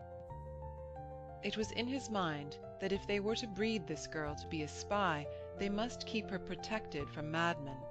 Something of mystery in his manner penetrated to her quick senses. God help me, what a dangerous place this is, she said. I would I had never spoken to you of my cousin. He eyed her solemnly, and said that if she were minded to wed this roaring boy, they might both, and soon, earn fortunes to buy them land in a distant shire. End of Section 9. Section 10 of The Fifth Queen. Part 2, Chapter 3. The young Poins, in his scarlet and black, drew his sister into a corner of the hall in which the gentry of the lords that were there had already dined. It was a vast place, used as a rule for hearing suitors to the Lord Privy Seal, and for the audit dinners of his tenantry in London. On its whitened walls there were trophies of arms, and between the wall and the platform at the end of the hall was a small space convenient for private talk. The rest of the people there were playing round games for kissing forfeits, or clustered round a magician who had brought a large ape to tell fortunes by the Sortus Virgilianae. It fumbled about in the pages of a black-letter Aeneid, and scratched its side voluptuously. Taking its own time, it looked at the pages attentively, with a mournful parody of an aged sage, and set its finger upon a line that the fates directed. "Here's a great ado about thee," Poins said, laughing at his sister. "Thy name is up in this town of London." He had come in the bodyguard of the Queen, and had made time to slip round to old Badge's low house behind the wall in order to beg from his grandfather 10 crowns to pay for a cloak he had lost at cards. "Such a cackle amongst these Lutherans," he mocked at Margot. "Heard you no hootings as your lady rode here behind us of the guard?" "I heard none, nor she deserveth none," Margot answered, "for I love her most well." "Ay, she hath done a rape on thee," he laughed. "Ay, our good uncle hath printed a very secret libel upon her." He began to whisper. Let it not be known, or a sudden vengeance might fall upon their house. It was no small matter to print unlicensed broadsides. But their moody uncle was out of all fear of consequences, so mad with rage. "He would have broken my back, because I tore thee from this tender keeping." "Sure it was never so tender," Margot said. "When was there a day that he did not beat me?" But he would have married her to his apprentice, a young fellow with a golden tongue, that preached every night to a secret congregation in a Cripplegate cellar. "Why, an thou observest my maxims," the boy said sententiously, "I will have thee a great lady. But uncle hath printed this libel, and tongues are at work in Austin Friars." It was said that this was a new papist plot. Margot was but the first that they should carry off. The Duke and Bishop Gardiner were reported to have signed papers for abducting all the Lutheran virgins in London. They were to be led from the paths of virtue into Catholic lewdness, and all their boys were to be abducted and sent into monasteries across the seas. "Thus the race of Lutherans should die out," he laughed. "Why, they are hiding their maidens in pigeon houses in Holborn. A boy called Hugh hath gone out and never come home, and it is said that masked men in black stuff gowns were seen to put him into a sack in Moorfields." "Well, here be great marvels," Margot laughed. He shook his red sides, and his blue eyes grew malicious and teasing. "Such a strumpet is thy lady," he uttered, "a papist Howard, that is known to have been loved by 20 men in Lincoln." Margot passed from laughter into hot anger. "It is a marvel God strikes not their tongues with palsy that said that." she said swiftly. "Why do you not kill some of them if you be a man?" "Why, be calmed," he said. "You have heard such tales before now. It is no more than saying that a woman goes not to their churches to pray." A young Martin Pewtress, half page, half familiar to the Earl of Surrey, came towards them calling, "Hal Poins!" He had black down upon his chin and a roving eye. He wore a purple coat like a tabard, and a cap with his master's arms upon a jewelled brooch. "They say there's a Howard wench come to court," he cried from a distance, "and thy sister in her service." "We talk of her," Poins answered. "Here is my sister." The young Pewtress kissed the girl upon the cheek. "Pray you, sweetheart, unfold," he said. "You are a pretty piece, and have a good brother that's my friend." He asked all of a breath whether this lady had yet had the smallpox, whether her hair were her own, how tall she stood without high heels to her shoon, whether her breath were sweet or her language unpleasing in the Lincolnshire jargon, whether the king had sent her many presents. Margaret Poins was a very large, fair, and credulous creature, rising 20. Florid and slow-speaking, she had impulses of daring that covered her broad face with immense blushes. She was dressed in grey linsey-woolsey, and wore a black hood after the manner of the stricter Protestants, but she had round her neck a gilt medallion on a gold chain that Katharine Howard had given her already. She was, it was true, the daughter of a gentleman courtier, but he had been knocked on the head by rebels near Exeter just before her birth, and her mother had died soon after. She had been treated with gloomy austerity by her uncle, and with sinister kindness by her grandfather, whom she dreaded. So that, coming from her Bedfordshire aunt, who had a hard cane, to this palace, where she had seen fine dresses, and had already been kissed by 2 lords in the corridors, she was ready to aver that the Lady Catherine had a breath as sweet as the kine, a white skin which the smallpox had left unscarred, hair that reached to her ankles, and a learning and a wit unimaginable. Her own fortune was made, she believed, in serving her. Both the Magister and her brother had sworn it, and living in an age of marvels, dragons, portents from the heavens, and the romances of knight-errantry, she was ready to believe it. It was true that the lady's room had proved a cell more bare and darker than her own at home, but Catherine's bright and careless laughter, her fair and radiant height, and her ready kisses and pleasant words, made the girl say with hot loyalty, "She is more fair than any in the land, and indeed she is the apple of the king's eye." Her voice was gruff with emotion, but suddenly becoming very aware that she was talking to a strange young gentleman who might scoff, she seemed to choke and put her hand over her mouth. Brocades for dresses, perfumes, gloves, oranges, and even another netted purse of green silk holding gold had continued to be brought to their chamber ever since the Privy Seal had signed the warrant, and it being about the new year, these ordinary veils and perquisites of a maid of honour made a show. Margot believed very sincerely that these things came directly from the king's hands, since they were formally announced as coming of his Highness's great bounty. She reported to young Pewtress, "And even now she is with the Lord Privy Seal, who brought her to court." "He will go poaching among our Howards now," Pewtress said. He stood considering with an air of gloom that the Norfolk servants imitated from their master, along with such sayings as that the times were very evil, and that no true man's neck was safe on his shoulders. "Pray you, sweet lips, tell no one this for a day until I have told my master. It may get me some crowns." He pinched her chin between his thumb and forefinger. "I will be your sweetheart, pretty." "Nay, I am provided with a good one," Margot said seriously. "You cannot have too many in this place.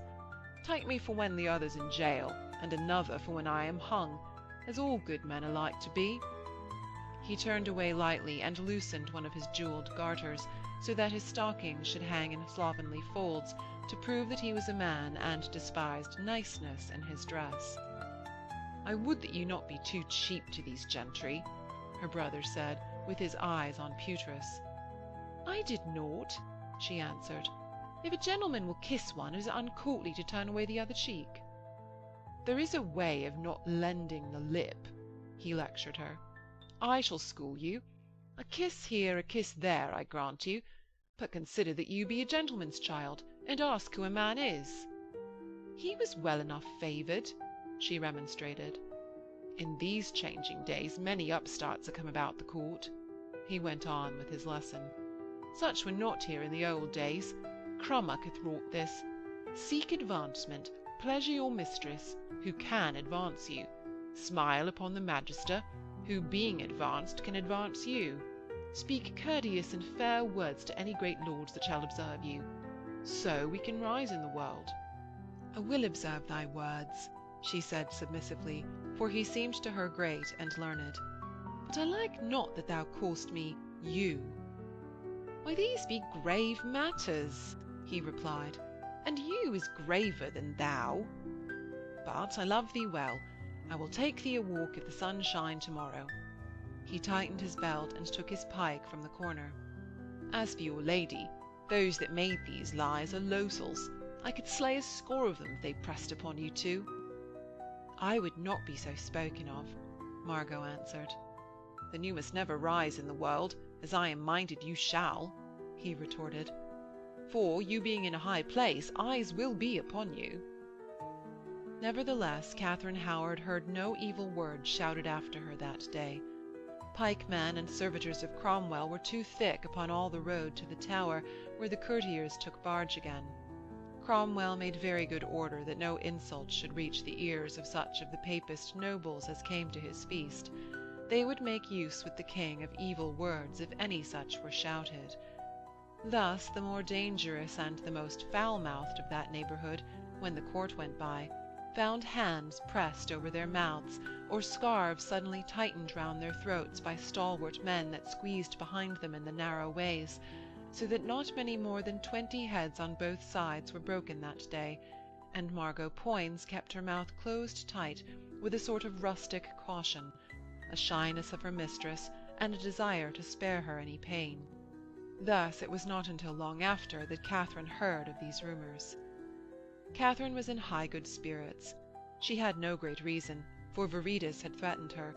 The Queen had rolled her large eyes round when Catherine had made her curtsy, but no words intelligible to a Christian had come from the thick lips, and no lord or lady had noticed her with a word, except that, late in the afternoon, her cousin Surrey, a young man with a sleepily insolent air and front teeth that resembled a rabbit's, had suddenly planted himself in front of her as she sat on a stool against the hangings. He had begun to ask her where she was housed, when another young man caught him by the shoulder and pulled him away before he could do more than bid her sit there till he came again. She had been in no mood to do that for her cousin Surrey. Besides, she would not be seen to speak much with a Papist henchman in that house. He could seek her if he wanted her company. So she went into another part of the hall, where they were all strangers. Except for the mere prudence of pretending to obey Viridus until it should be safe to defy him and his master, she troubled little about what was going to happen to her. It was enough that she was away from the home where she had pined and been lonely. She sat on her stool, watched the many figures that passed her, marked fashions of embroidery, and thought that such speeches as she chanced to hear were ill turned. Her sister maids of honour turned their backs upon her. Only the dark girl, Cicely Elliot, who had gibed at her a week ago, helped her to pin her sleeve that had been torn by a sword-hilt of some man who had turned suddenly in a crowd. But Catherine had learnt, as well as the magister, that when one is poor one must accept what the gods send. Besides, she knew that in the Lady Mary's household she was certain to be avoided, for she was regarded still as a spy of old Crummock's. That most likely would end some day, and she had no love for women's chatter. She sat late at night correcting the embroidery of some true-love knots that Margot had been making for her. A huckster had been there selling ribbons from France, and showing a doll dressed as the ladies of the French king's court were dressing that new year. He had been talking of a monster that had been born to a pigsty on Cornhill, and lamenting that travel was become a grievous costly thing since the monasteries, with their free hostel, had been done away with. The monster had been much pondered in the city. Certainly it portended wars or strange public happenings, since it had the face of a child, greyhound's ears, a sow's forelegs, and a dragon's tail. but the huckster had gone to another room, and Margot was getting her supper with the Lady Mary's serving-maids. "Save us," Katharine said to herself over her embroidery frame. "Here be more drunkards. If I were a queen, I would make a law that any man should be burnt on the tongue that was drunk more than 7 times in the week." But she was already on her feet, making for the door, her frame dropped to the ground. There had been a murmur of voices through the thick oak, and then shouts and objurgations. Thomas Culpepper stood in the doorway, his sword drawn, his left hand clutching the throat of the serving-man who was guarding her room. "God help us," Katharine said angrily. "Will you ruin me?" "Cut throats," he muttered. "Aye, I can cut a throat with any man in Christendom, or out." He shook the man backwards and forwards to support himself. "Cat, this offal would have kept me from thee." Katharine said, "Hush, it is very late." At the sound of her voice his face began to smile. "Oh, Cat," he stuttered jovially, "what law should keep me from thee? Thou'rt better than my wife. Heathen to keep man and wife apart, I say, I." "Be still, it is very late. You will shame me," she answered. "Why, I would not have thee shamed, Cat, of the world," he said. He shook the man again and threw him good-humouredly against the wall. "Bide thou there till I come out," he muttered, and sought to replace his sword in the scabbard. He missed the hole and scratched his left wrist with the point. "Well, 'tis good to let blood at times," he laughed. He wiped his hand upon his breeches. "God help thee, thou art very drunk," Katharine laughed at him. "Let me put up thy sword." "Nay, no woman's hand shall touch this blade. It was my father's." An old knight with a fat belly, a clipped grey beard, and roguish, tranquil eyes was ambling along the gallery, swinging a small pair of cheverel gloves. Culpepper made a jovial lunge at the old man's chest, and suddenly the sword was whistling through the shadows. The old fellow planted himself on his sturdy legs. He laughed pleasantly at the pair of them. "An you had not been very drunk, I could never have done that," he said to Culpepper, "for I am past of 60, God help me." "God help thee for a gay old cock," Culpepper said. "You could not have done it without these gloves in your fist." "See you, but the gloves are not cut," the knight answered. He held them flat in his fat hands. "I learnt that twist 40 years ago." "Well, get you to the wench the gloves are for," Culpepper retorted. "I am not long together of this pleasant mind." He went into Katharine's room and propped himself against the doorpost. The old man winked at Katharine. "Bid that gallant not draw his sword in these galleries," he said. "There is a penalty of losing an eye. I am Rochford of Bosworth Hedge." "Get thee to thy wench for a Rochford," Culpepper snarled over his shoulder. "I will have no man speak with my coz. You struck a good blow at Bosworth Hedge, but I go to Paris to cut a better throat than thine ever was, Rochford or no Rochford." The old man surveyed him sturdily from his head to his heels, and winked once more at Katharine. "I would I had had such manners as a stripling," he uttered in a round and friendly voice. "I might have prospered better in love." Going sturdily along the corridor, he picked up Culpepper's sword and set it against the wall. Culpepper, leaning against the doorpost, was gazing with ferocious solemnity at the open clothes-press, in which some hanging dresses appeared like women standing. He smoothed his red beard, and thrust his cap far back on his thatch of yellow hair. "Mark you," he addressed the clothes-press harshly, "that is Rochford of Bosworth Hedge. At the end of the day they found him with 17 body wounds and the corpses of 17 Scotsmen round him. He is famous throughout Christendom. Yet in me you see a greater than he. I am sent to cut such a throat. But that's a secret. Only I am a made man." Katharine had closed her door. She knew it would take her 20 minutes to get him into the frame of mind that he would go peaceably away. "Thou art very pleasant tonight," she said. "I have seldom seen thee so pleasant." "For the joy of seeing thee, Cat. I have not seen thee this 6 days." He made a hideous grinding sound with his teeth. but I have broken some heads that kept me from thee. Be calm, Katharine answered. Thou seest me now. He passed his hand over his eyes. I'll be calm to pleasure thee, he muttered apologetically. You said I was very pleasant, Cat. He puffed out his chest and strutted to the middle of the room. Behold, a made man! I could tell you such secrets. I am sent to slay a traitor at Rome, at Ravenna, at Ratisbon, wherever I find him. But he's in Paris, I'll tell thee that. Catherine's knees trembled. She sank down into her tall chair. Whom shalt thou slay? Ay, and that's a secret. It's all secrets. I have sworn upon the hilt of my knife. But I am bidden to go by an old young man, a make of no man at all, with lips that minced and mowed. It was he bade the guards pass me to thee this night. I would know whom thou shalt slay, she asked harshly. Nay, I tell no secrets. My soul would burn. But I am sent to slay this traitor, a great enemy to the King's Highness from the Bishop of Rome. Thus I shall slay him as he comes from a mass. He squatted about the room, stabbing at shadows. It is a man with a red hat, he grunted. Filthy for an Englishman to wear a red hat these days. Put up your knife, Katharine cried. I have seen too much of it. Aye, I am a good man, he boasted, but when I come back you shall see me such a great one. There shall be patents for farms given me, there shall be gold, there shall never be another such as I. I will give thee gowns, Cat.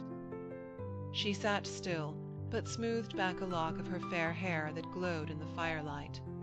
When I am a great man, he babbled on, I will not wed thee, for who art thou to wed with a great man? Thou art more cheaply won.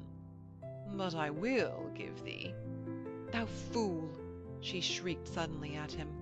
These men shall slay thee. Get thee to Paris to murder as thou wilt.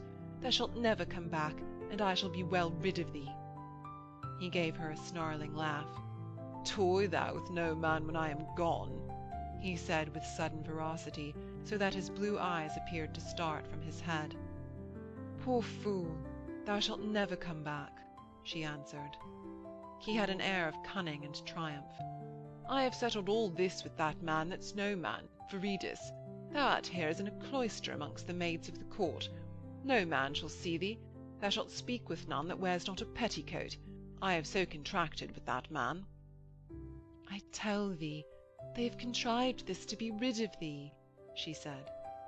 His tone became patronizing. Wherefore should they? He asked. When there came no answer from her, he boasted, Ay, thou wouldst not have me go, because thou lovest me too well. Stay here, she said. I will give thee money. He stood gazing at her with his jaw fallen. Thou art a drunkard and a foul tongue, she said. But if thou goest to Paris to murder a cardinal, thou shalt never come out of that town alive. Be sure thou shalt be rendered up to death. He staggered towards her and caught one of her hands. Why, it is but cutting of a man's throat, he said. I have cut many throats and have taken no harm. Be not sad. This man is a cardinal, but 'tis all one. It shall make me a great man. She muttered, Poor fool.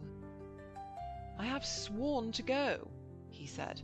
I am to have great farms, and a great man shall watch over thee to keep thee virtuous. They have promised it, or I had not gone. Do you believe their promises? She asked derisively. It is a good knave, yon Viridus. He promised, or ever I asked it. He was on his knees before her as she sat, with his arms about her waist. Shalt not cry, dear dove, he mumbled. Shalt go with me to Paris? She sighed. No, no, bide here, and passed her hand through his ruffled hair. I would slay thee, and thou wert false to me, he whispered over her hand. Get thee with me. She cried, No, no, again in a stifled voice. He cried urgently, Come, come, by all our pacts, by all our secret vows. She shook her head, sobbing, Poor fool, I am very lonely. He clutched her tightly and whispered in a hoarse voice, It were merrier at home now. Thou didst vow, at home now, of a summer's night. She whispered, "Peace, peace." "At home now, in June, thou didst," she said urgently. "Be still. Wouldst thou woo me again to the grunting of hogs?" "Ay, would I," he answered. "Thou didst." She moved convulsively in her chair. He grasped her more tightly. "Thou yield'st, I know thee," he cried triumphantly. He staggered to his feet, still holding her hand. "Thou shalt come to Paris, shalt be lodged like a princess, shalt see great sights." She sprang up, tearing herself from him. "Get thee gone from here," she shivered. "I am done with starving with thee. I know thy apple-orchard wooings. Get thee gone from here. It is late. I shall be shamed if a man be seen to leave my room so late." "Why, I would not have thee shamed, Kat," he muttered, her strenuous tone making him docile as a child. "Get thee gone," she answered, panting. "I will not starve."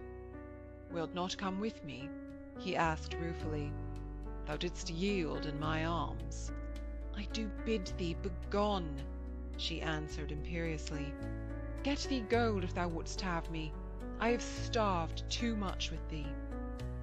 "Why, I will go," he muttered. "Buss me, for I depart towards Dover tonight, else this springled cardinal will be gone from Paris ere I come." End of Section 10. Section 11 of The Fifth Queen, Part 2, Chapter 4. "Men shall make us cry in the end, steel our hearts how we will," she said to Margot Poins, who found her weeping with her head down upon the table above a piece of paper. "I would weep for no man," Margot answered. Large, florid, fair, and slow-speaking, she gave way to one of her impulses of daring that covered her afterwards with immense blushes and left her buried in speechless confusion. "I could never weep for such an oaf as your cousin. He beats good men." "Once he sowed a farm to buy me a gown," Katharine said, "and he goes to a sure death if I may not stay him." "It is even the province of men to die," Margot answered. Her voice, gruff with emotion, astonished herself.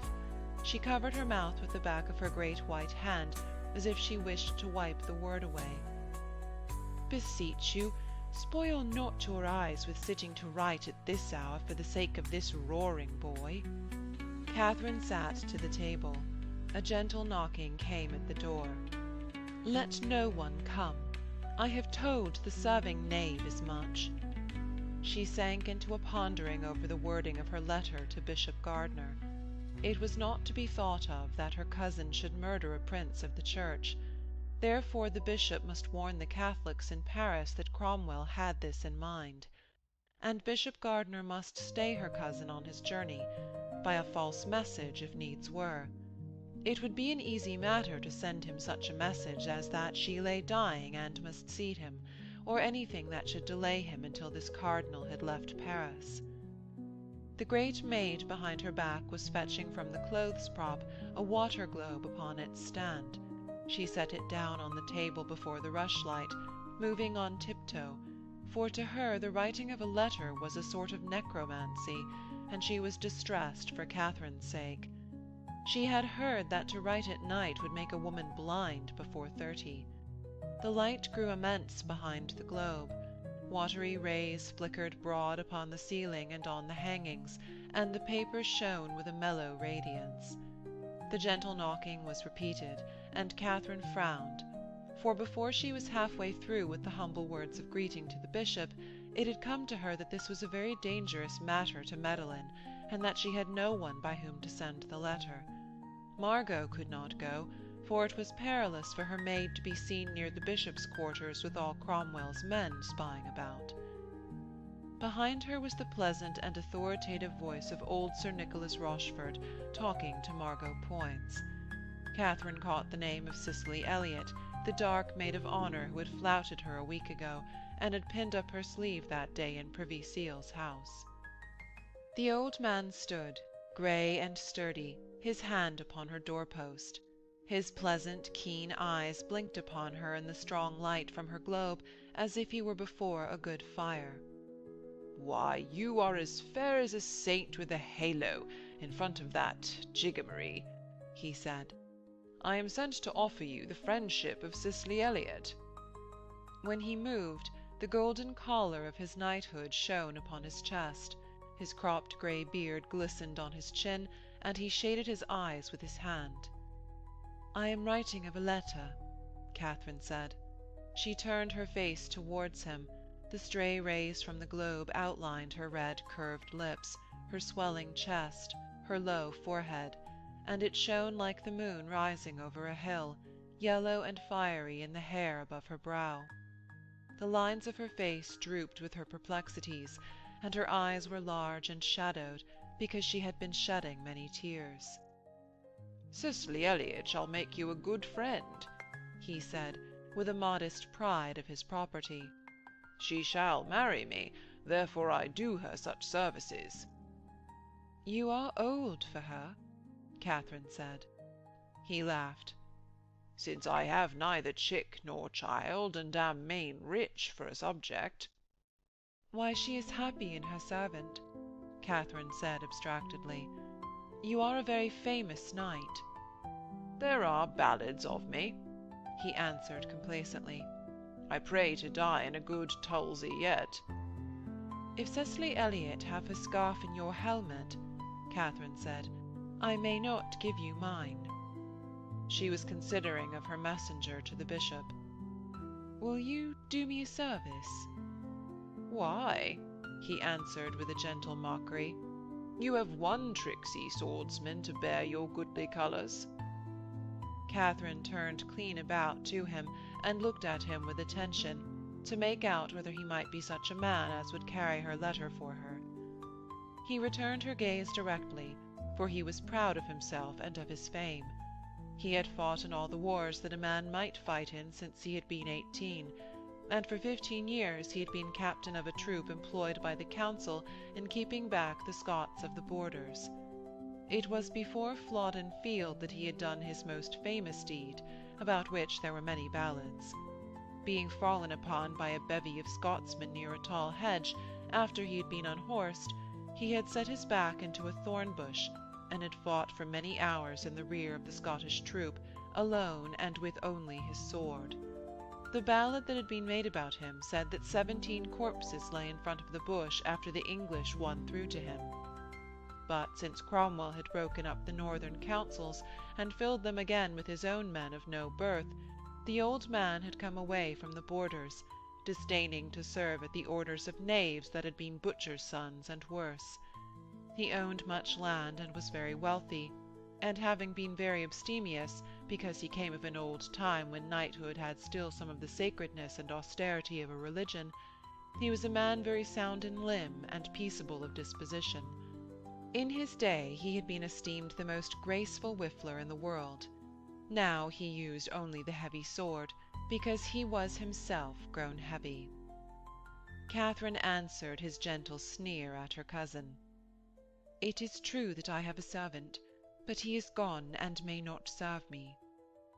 Yet the knight would find it in the books of chivalry that certain occasions or great quests allowed of a knight's doing the errands of more than one lady, but one lady, as for instance the celebrated Dorinda, might have her claims asserted by an illimitable number of knights, and she begged him to do her a service.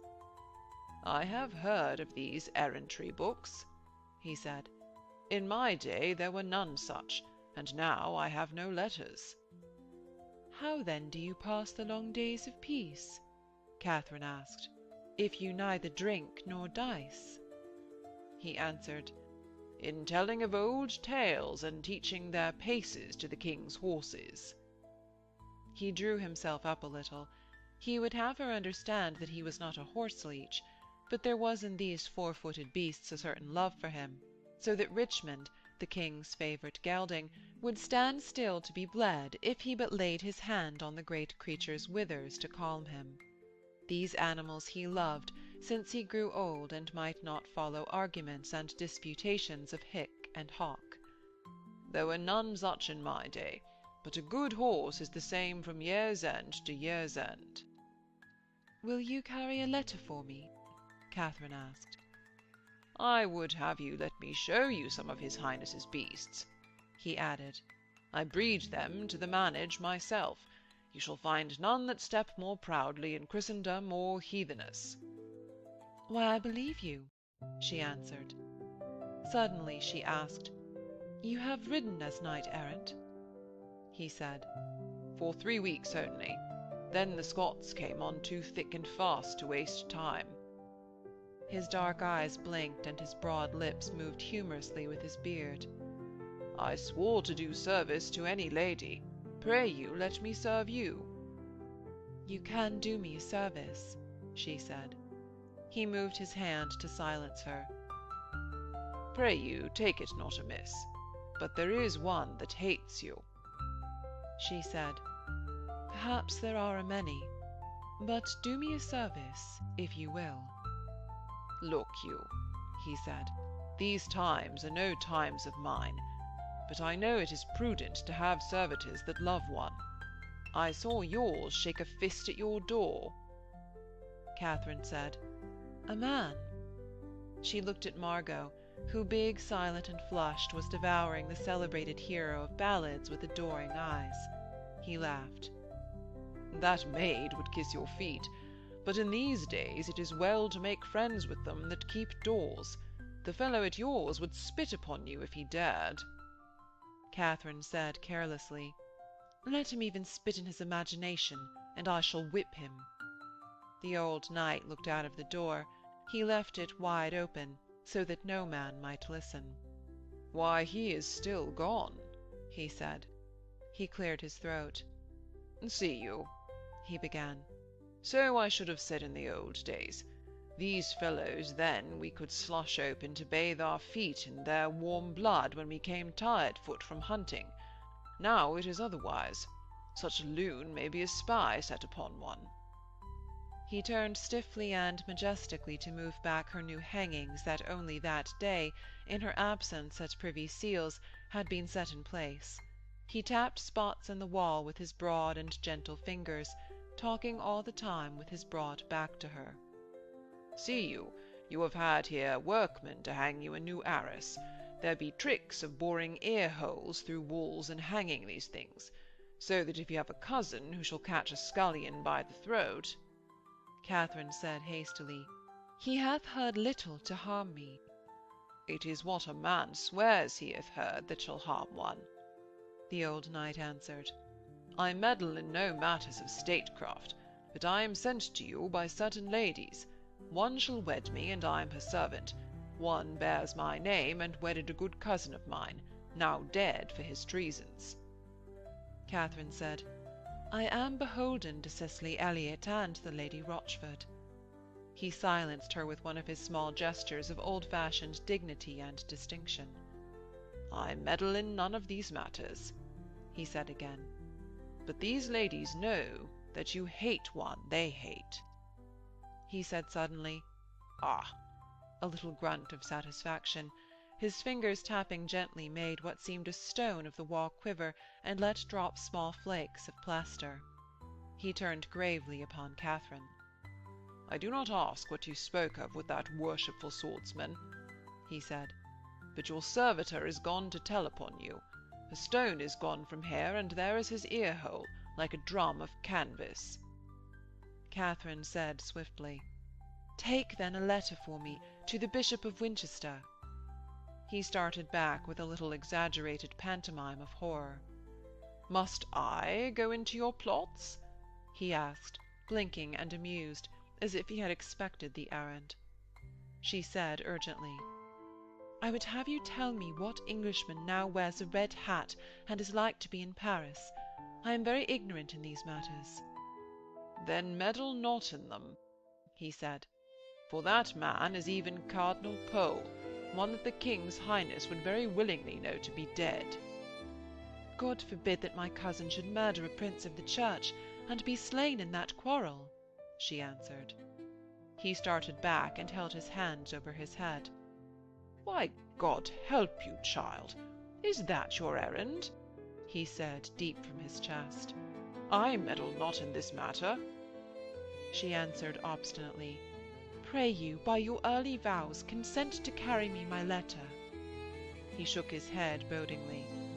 "I thought it had been a matter of a masque at the Bishop of Winchester's, or I had never come nigh you. Cicely Elliot hath copied out the part you should speak. Pray you ask me no more of the other errand." She said, "For a great knight you are a friend only in little matters."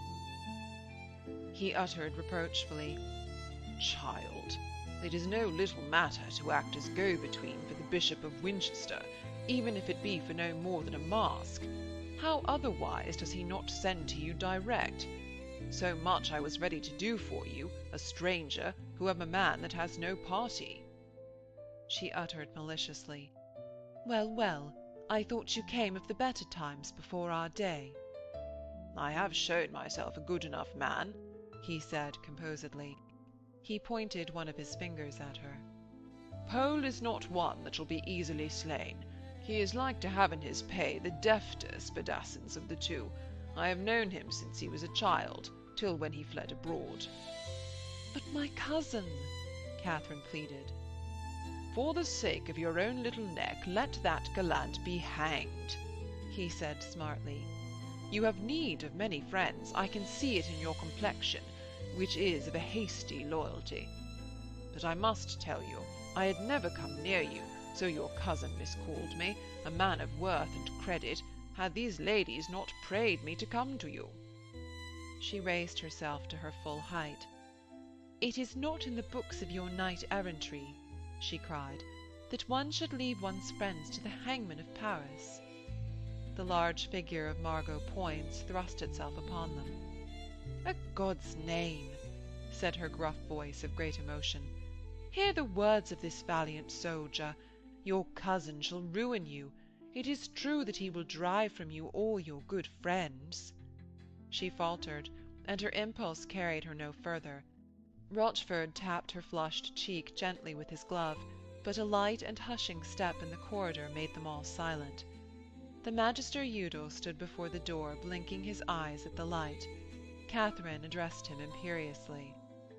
"You will carry a letter for me to save my cousin from death." He started, and leered at Margot, who was ready to sink into the ground. "Why, I had rather carry a bull to the temperature of Jupiter, as Macrobius has it," he said. "Meaning that—" "Yet you have drunk with him," Katharine interrupted him hotly. "You have gone hurling through the night with him. You have shamed me together." "Yet I cannot forget Tully," he answered sardonically, "who warns me that a prudent man should be able to moderate the course of his friendship, even as he reins his horse. Est prudentis sustinere ut cursum." "Mark you that," the old knight said to Katharine. "I will get my boy to read to me out of Tully, for that is excellent wisdom." "God help me, this is Christendom," Katharine said bitterly. "Shall one abandon one that lay in the same cradle with one?" "Your ladyship hath borne with him a day too long," Udal said. "He beat me like a dog 5 days since. Have you heard of the city called Ponceropolis, founded by the King Philip? Your good cousin should be ruler of that city, for the great king peopled it with all the brawlers, cutthroats, and roaring boys of his dominions, to be rid of them." She became aware that he was very angry, for his whisper shook like the neigh of a horse. The old knight winked at Margot. "Why, this is a monstrous wise man," he said, "who yet speaks some sense." "In short," the Magister said, "if you will stick to this man, you shall lose me, for I have taken beatings and borne no malice, as in the case of men with whose loves or wives I have prospered better than themselves. But that this man should miscall me and beat me for the pure frenzy of his mind, causelessly, and for the love of blows, that is unbearable. Tonight I walk for the first time after 5 days since he did beat me, and I ask you, whom you shall here find the better servant?" His thin figure was suddenly shaking with rage. "Why, this is conspiracy!" Katharine cried. "A conspiracy?" Udal's voice rose up into a shriek. "If your ladyship were a queen, I would not be a queen's cousin's whipping post." His arms jerked with the spasms of his rage like those of a marionette. "A shame that learned men should be so beaten," Margot's gruff voice uttered. Katharine turned upon her. "This is what made you speak in now. You have been with this flibbertigibbet." "This is a free land," the girl mumbled, her mild eyes sparkling with the contagious anger of her lover. The old knight stood blinking upon Katharine. "You are like to lose all your servants in this quarrel," he said. Katharine wrung her hands, and then turned her back upon them and drummed upon the table with her fingers. Udal caught Margot's large hand and fumbled it beneath the furs of his robe. The old knight kept his smiling eyes upon Katharine's back. Her voice came at last. "Why, I will not have Tom killed upon this occasion into which I have brought him." Rochford shrugged his shoulders up to his ears. "Oh, marvellous infatuation," he said. Katharine spoke, still with her back turned and her shoulders heaving. "A marvellous infatuation," she said, her voice coming softly and deeply in her chest. "Why, after his fashion this man loved me. God help us, what other men have I seen here that would strike a straight blow? Here it is moving in the dark, listening at pierced walls, swearing of false treasons." She swept round upon the old man, her face moved, her eyes tender and angry. She stretched out her hand, and her voice was pitiful and urgent. Sir, what counsel do you give me who are a knight of honour?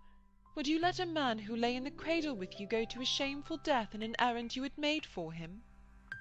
She leaned back upon the table, with her eyes upon his face. "No, you would not. How then could you give me such counsel?" He said, Well, well, you are in the right." "Nearly I went with him to another place," she answered, "but half an hour ago. Would to God I had, for here it is all treacheries." "Write your letter, child," he answered. "You shall give it to Cicely Elliot tomorrow in the morning. I will have it conveyed, but I will not be seen to handle it, for I am too young to be hanged." "Why, God help you, knight," Udal whispered urgently from the doorway. "Carry no letter in this affair. If you escape, assuredly this mad pupil of mine shall die. For the king—" Suddenly he raised his voice to a high nasal drawl that rang out like a jackdaw's. "That is very true, and in this matter of death you may read in Socrates' Apology. Nevertheless, we may believe that if death be a transmigration from one place into another, there is certainly amendment in going whither so many great men have already passed, and to be subtracted from the way of so many judges to be iniquitous and corrupt." "Why, what a plague!" Katharine began. He interrupted her quickly. "Here is your serving man back at last, if you would rate him for leaving your door unkept." The man stood in the doorway, his lantern dangling in his hand, his cudgel stuck through his belt, his shock of hair rough like an old thatch, and his eyes upon the ground. He mumbled, feeling at his throat. "A man must eat. I was gone to my supper." "You are like to have the nightmare, friend," the old knight said pleasantly. "It is ill to eat when most of the world sleeps." End of Section 11. Section 12 of The Fifth Queen, Part 2, Chapter 5. Cicely Elliot had indeed sent her old knight to Katharine with those overtures of friendship. Careless, dark, and a madcap, she had flown at Katharine because she had believed her a creature of Cromwell's, set to spy upon the Lady Mary's maids. They formed, the 7 of them, a little mutinous, babbling circle. Their lady's cause they adored, for it was that of an old faith, such as women will not let die. The Lady Mary treated them with a hard indifference. It was all one to her whether they loved her or not. So they babbled, and told evil tales of the other side. The Lady Rochford could do little to hold them, for having come very near death when the Queen Anne fell, she had been timid ever since, and Cicely Elliot was their ringleader. Thus it was to her that one of Gardiner's priests had come, begging her to deliver to Catherine a copy of the words she was to speak in the Mask, and from the priest Cicely had learnt that Catherine loved the old faith and hated Privy Seal as much as any of them. She had been struck with a quick remorse, and had suddenly seen Catherine as one that must be helped and made amends to. Thus she had pinned up her sleeve at Privy Seal's. There, however, it had not been safe to speak with her. "Dear child," she said to Catherine next morning, "we may well be foils one to another, for I am dark and pert, like a pynot. They call me Magpie here. You shall be Jenny Dove of the Sun. But I am not afraid of your looks. Men that like the touch of the sloe in me shall never be drawn away by your sweet lips." She was indeed like a magpie, never still for a minute, fingering Catherine's hair, lifting the medallion upon her chest, poking her dark eyes close to the embroidery on her stomacher. She had a trick of standing with her side face to you, so that her body seemed very long to her hips, and her dark eyes looked at you askance and roguish, whilst her lips puckered to a smile, a little on one side. "It was not your old knight called me sweet lips," Catherine said. "I miscalled him foully last night." Cicely Elliot threw back her head and laughed. "Why, he is worshipful heavy to send on a message, but you may trust his advice when he gives it." "I am come to think the same," Catherine said. "Yet in this one matter I cannot take it." Cicely Elliot had taken to herself the largest and highest of the rooms set apart for the maids. The tapestries, which were her own, were worked in fair reds and greens like flowers. She had a great silver mirror and many glass vases, in which were set flowers worked in silver and enamel, and a large thin box carved out of an elephant's tusk to hold her pins, and all these were presents from the old knight. "Why?" she said. "Sometimes his advice shall fit a woman's mood. Sometimes he goes astray, as is the case of these gloves. Cheverel is a skin that will stretch so that after one wearing you may not tell the thumbs from stocking feet. Nevertheless, I would be rid of your cousin." "Not in this quarrel," Catherine answered. "Find him an honourable errand, and he shall go to Cathay." Cicely threw the stretched cheverel gloves into the fire. "My knight shall give me 12 pairs of silk, stitched with gold to stiffen them," she said. "You shall have 6, but send your cousin in quest of the Islands of the Blest. They lie well out in the Western Ocean. If you can make him mislay his compass, he will never come back to you." Catherine laughed. "I think he would come without compass or chart. Nevertheless, I will send me my letter by means of your knight to the Bishop Gardiner." Cicely Elliot hung her head on her chest. "I do not ask its contents, but you may give it me." Catherine brought it out from the bosom of her dress, and the dark girl passed it up her sleeve. "This shall no doubt ruin you," she said, "but get you to our mistress. I will carry your letter." Catherine started back. "You?" she said. "It was Sir Nicholas should have it conveyed." "That poor silly old man shall not be hanged in this matter," Cicely answered. "It is all one to me. If Crummock would have had my head, he could have shortened me by that much a year ago." Catherine's eyes dilated proudly. "Give me my letter," she said. "I will have no woman in trouble for me." The dark girl laughed at her. "Your letter is in my sleeve. No hand shall touch it before mine deliver it to him it is written to. Get you to our mistress. I thank you for an errand I may laugh over. Laughter here is not over-mirthful." She stood side-face to Catherine, her mouth puckered up into her smile, her eyes roguish, her hands clasped behind her back. "Why, you see Cicely Elliot," she said, "whose folk all died after the Marquis of Exeter's rising, who has neither kith nor kin, nor house nor home. I had a man loved me passing well, He is dead with the rest. So I pass my time in pranks because the hours are heavy. Today the prank is on thy side. Take it as a gift the gods send, for tomorrow I may play thee one, since thou art soft and fair and tender. That is why they call me here the magpie. My old knight will tell you I have tweaked his nose now and again, but I will not have him shortened by the head for thy sake. Why, you are very bitter, Katharine said. The girl answered, If your head ached as mine does now and again when I remember my men who are dead, if your head ached as mine does— She stopped and gave a peal of laughter. Why, child, your face is like a startled moon. You have not stayed days enough here to have met many like me. But if you tarry here for long, you will laugh much as I laugh, or you will have grown blind long since with weeping. Katharine said, Poor child, poor child. But the girl cried out, Get you gone, I say. In the Lady Mary's room you shall find my old knight babbling with the maidens.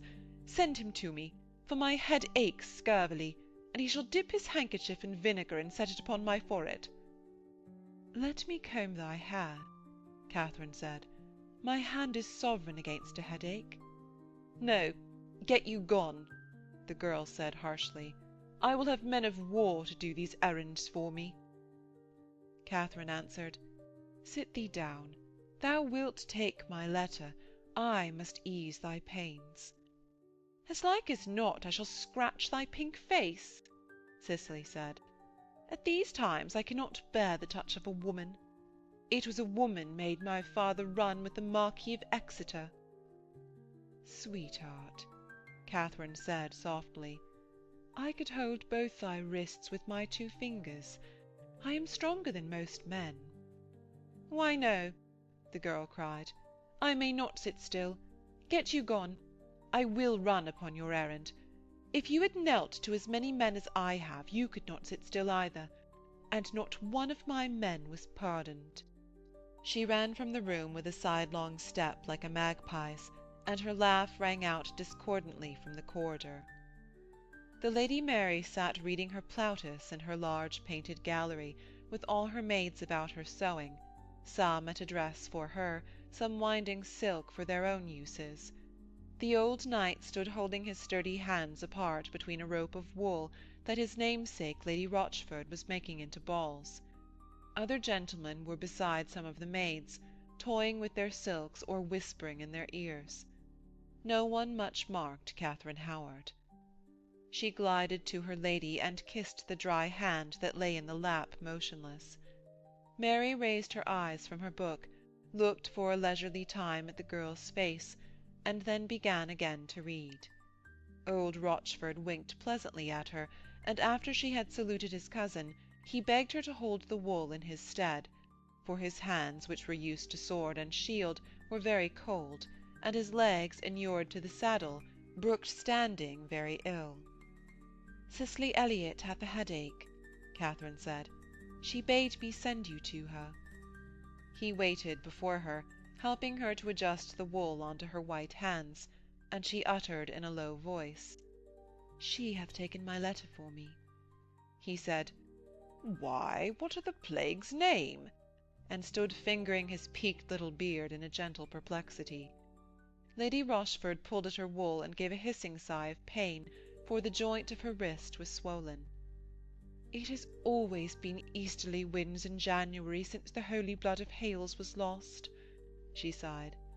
In its day I could get me some ease in the wrist by touching the file that held it. She shivered with discomfort, and smiled distractedly upon Katharine. Her large and buxom face was mild, and she seemed upon the point of shedding tears. Why, if you will put your wool round a stool, I will wind it for you, Katharine said, because the gentle helplessness of the large woman filled her with compassion, as if this were her old, mild mother. Lady Rochford shook her head disconsolately. Then I must do something else, and my bones would ache more. But I would you would make my cousin Rochford ask the Archbishop where they have hidden the sacred blood of Hales, that I may touch it and be cured. The old knight frowned very slightly. "I have told thee to wrap thy fist in lamb's wool," he said. "100 times I have told thee. It is very dangerous to meddle with these old saints and files that are done away with." Lady Rochford sighed gently and hung her head. "My cousin Anne, that was a sinful queen, God rest her soul," she began. Sir Nicholas listened to her no more. "See you," he whispered to Catherine. "Peradventure it is best that Cicely is gone. Being a madcap, her comings and goings are heeded by no man, and it is true that she resorteth daily to the Bishop of Winchester to plague his priests." "I would not speak so, being a man," Catherine said. He smiled at her and patted her shoulder. "Why, I have struck good blows in my time," he said. "And have learned worldly wisdom," Catherine retorted. "I would not risk my neck on grounds where I am but ill acquainted," he answered soberly. He was all will to please her. The king, he said, was coming on the Wednesday after the Bishop of Winchester's to see 3 new stallions walk in their manage steps. "I pray that you will come with Cicely Elliot to watch from the little window in the stables. These great creatures are a noble sight. I bred them myself to it." His mild brown eyes were bright with enthusiasm and cordiality. Suddenly there was a great silence in the room, and the Lady Mary raised her head. The burly figure of Throckmorton, the spy, was in the doorway. Catherine shuddered at the sight of him, for in her Lincolnshire house, where he was accounted more hateful than Judas who had betrayed the Lord, she had seen him beat the nuns when the convents had been turned out of doors, and he had brought to death his own brother, who had had a small estate near her father's house. The smile upon his face made her feel sick. He stroked his long, golden-brown beard, glanced swiftly around the room, and advanced to the mistress's chair, swinging his great shoulders. He made a leg and pulled off his cap, and at that there was a rustle of astonishment, for it had been held treasonable to cap the Lady Mary. Her eyes regarded him fixedly, with a granite cold and hardness, and he seemed to have at once a grin of power and a shrinking motion of currying favour. He said that Privy Seal begged her leave that her maid Katharine Howard might go to him soon after 1 o'clock. The Lady Mary neither spoke nor moved, but the old knight shrank away from Catherine, and affected to be talking in the ear of Lady Rochford, who went on winding her wool. Throckmorton turned on his heels and swung away, his eyes on the floor, but with a grin on his evil face. He left a sudden whisper behind him, and then the silence fell once more. Catherine stood, a tall figure, holding out the hands on which the wool was, as if she were praying to some invisible deity or welcoming some invisible lover. Some heads were raised to look at her, but they fell again. The old knight shuffled nearer to her, to whisper hoarsely from his mustachioed lips, "Your serving man hath reported. Pray God we come safe out of this." Then he went out of the room. Lady Rochford sighed deeply, for no apparent reason. After a time the Lady Mary raised her head, and made a minute, cold beckoning to Catherine. Her dry finger pointed to a word in her book of Plautus. "Tell me what you know of this," she commanded. The play was the Menechmi, and the phrase ran, "Nimis autem bene ora comitavi." It was difficult for Catherine to bring her mind down to this text, for she had been wondering if indeed her time were at an end before it had begun. She said, "I have never loved this play very well," to excuse herself. "Then you are out of the fashion," Mary said coldly, "for this Menechmi is prized here above all the rest, and shall be played at Winchester's before his Highness." Catherine bowed her head submissively, and read the words again. "I remember me," she said. "I had this play in a manuscript, where your comitavi read commentavi." Mary kept her eyes upon the girl's face, and said, "Signifying?"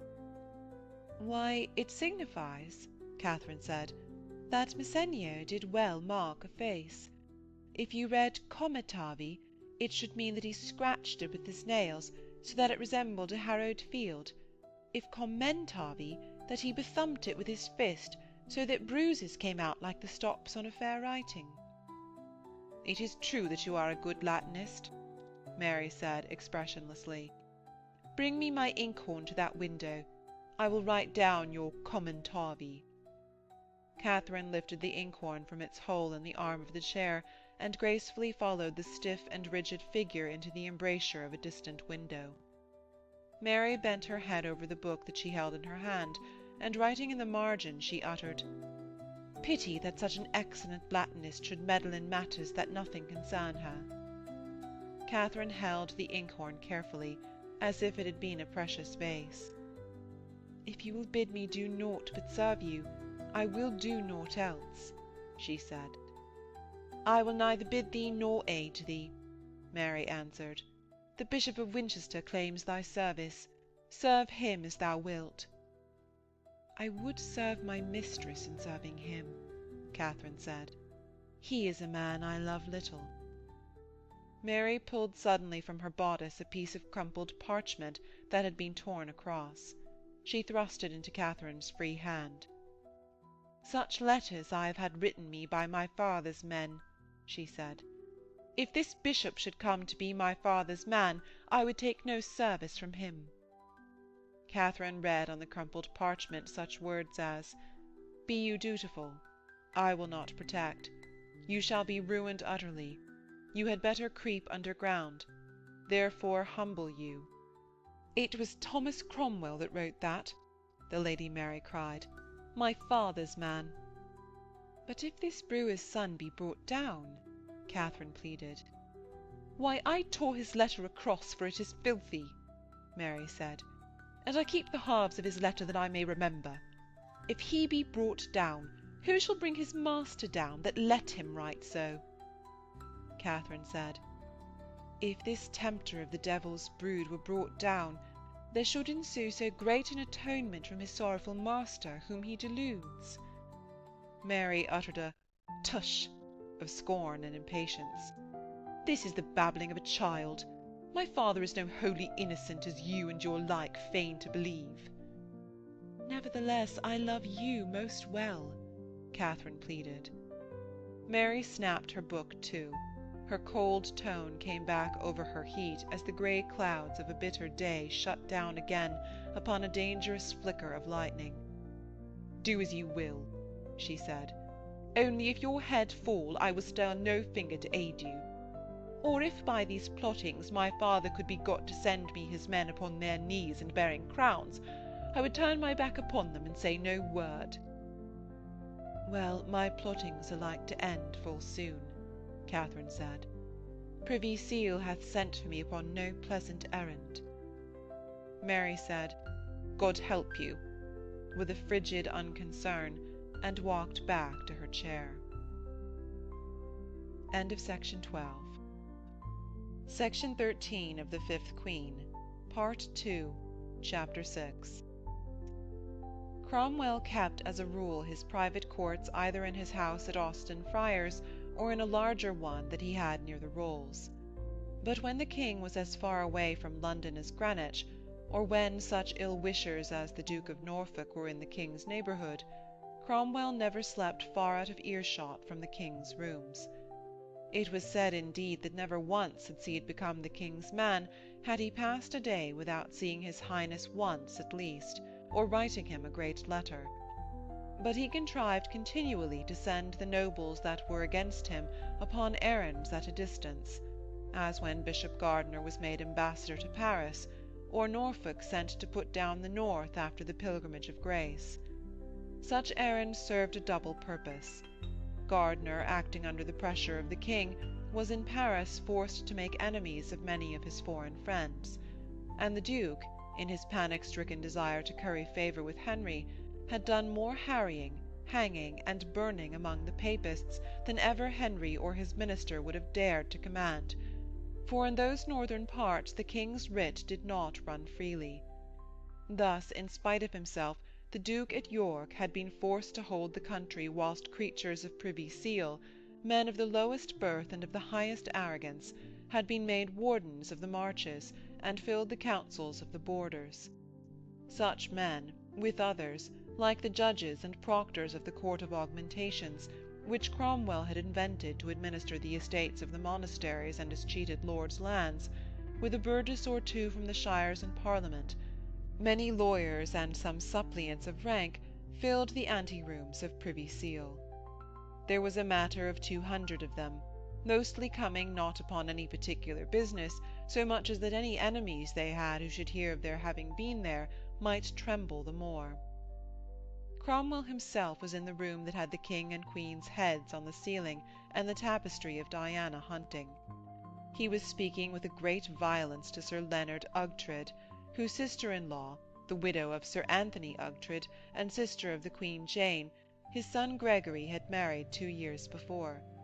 It was a good match, for it made Cromwell's son the uncle of the Prince of Wales, but there had been a trouble about their estates ever since.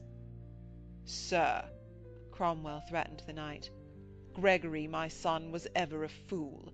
If he be content that you have Hyde Farm, that am not I. His wife may twist him to consent, but I will not suffer it." Ughtred hung his head, which was closely shaved, and fingered his jewelled belt. "It is plain justice," he muttered.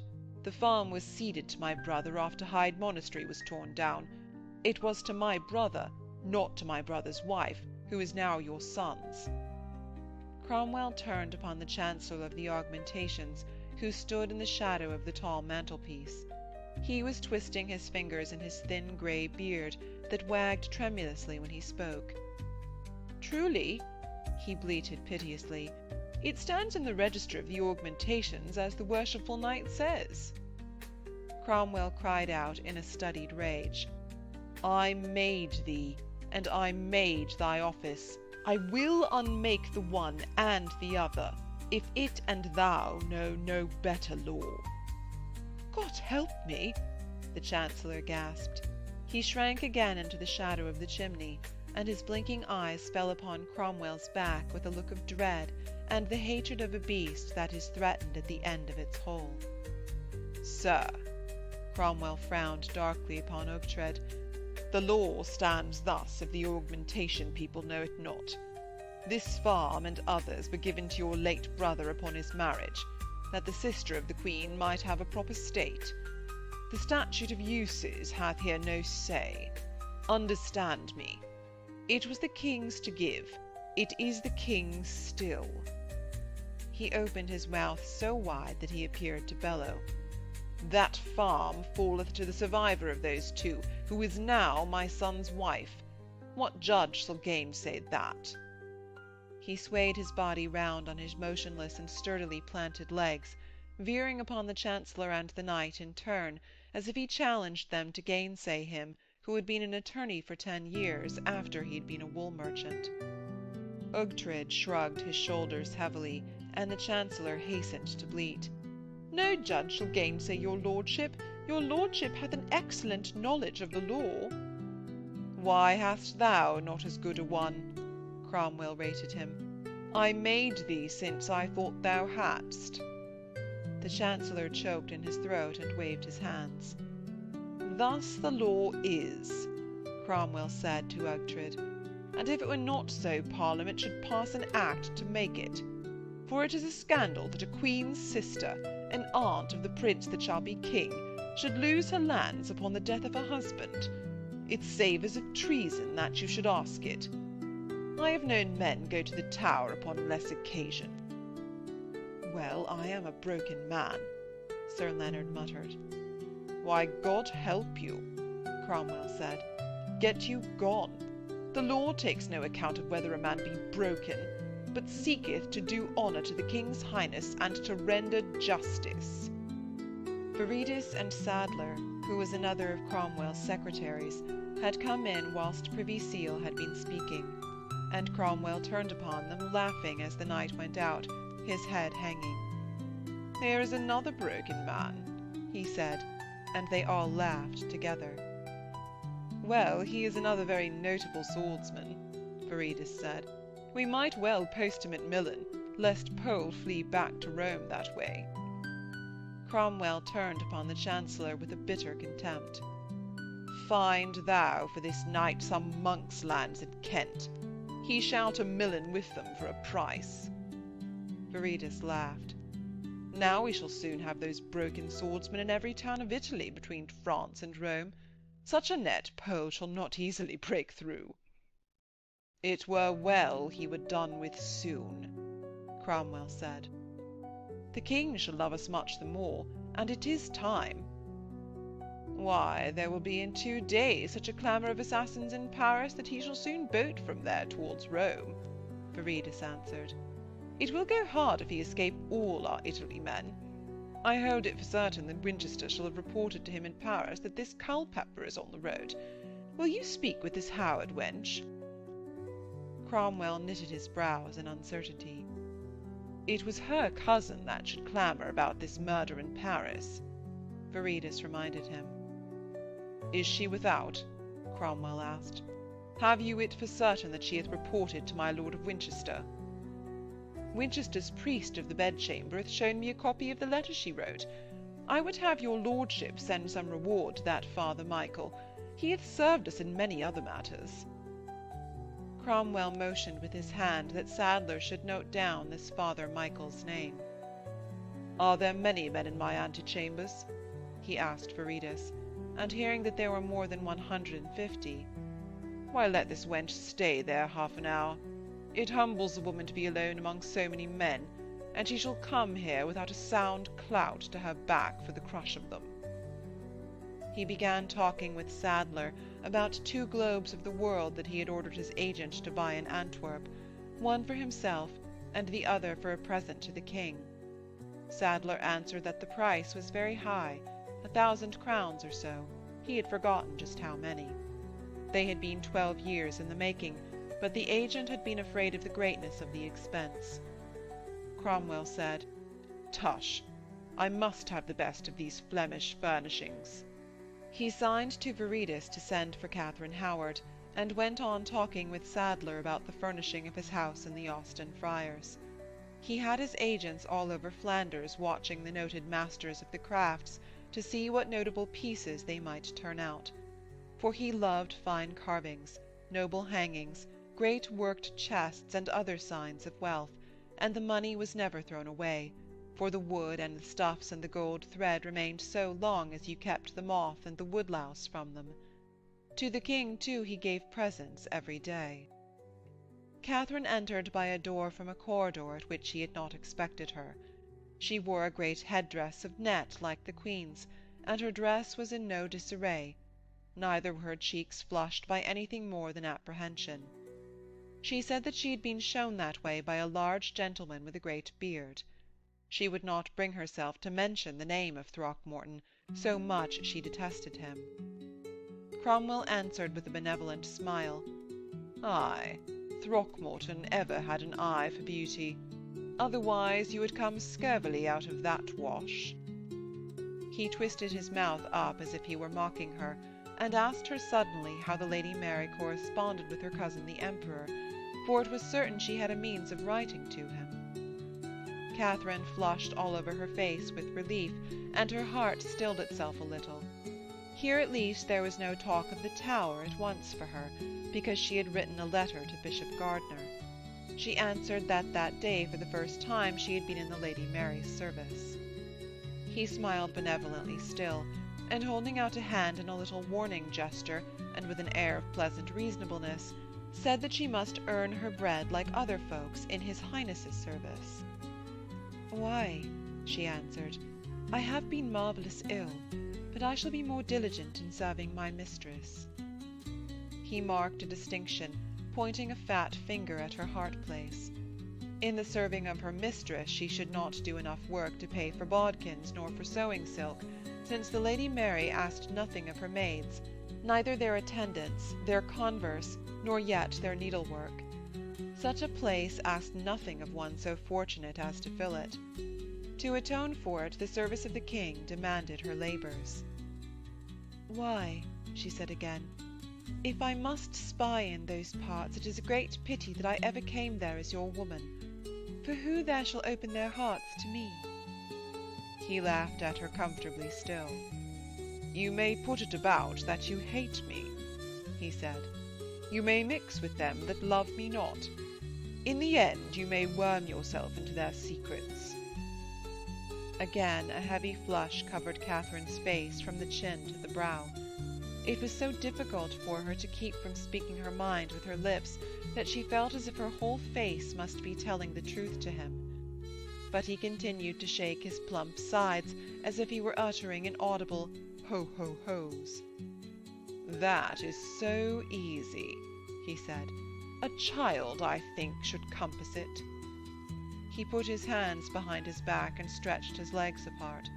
She was very pleasant to look at with her flushings, and it amused him to toy with frightened women. "It is in this way that you shall earn his Highness's bread." It was known that Mary had this treasonable correspondence with the Emperor. In the devilish malignancy of her heart she desired that her sacred father should be cast down and slain, and continually she implored her cousin to invade her father's dominions, she sending him maps, plans of the new castles in building, and the names of such as were malevolent within the realm. "Therefore," he finished, "if you could discover her channels, and those channels could then be stopped up, you would indeed both earn your bread and enter into high favour." He began again good-humouredly to give her careful directions as to how she should act, as, for instance, by offering to make for the printers a fair copy of the Lady Mary's commentary upon Plautus.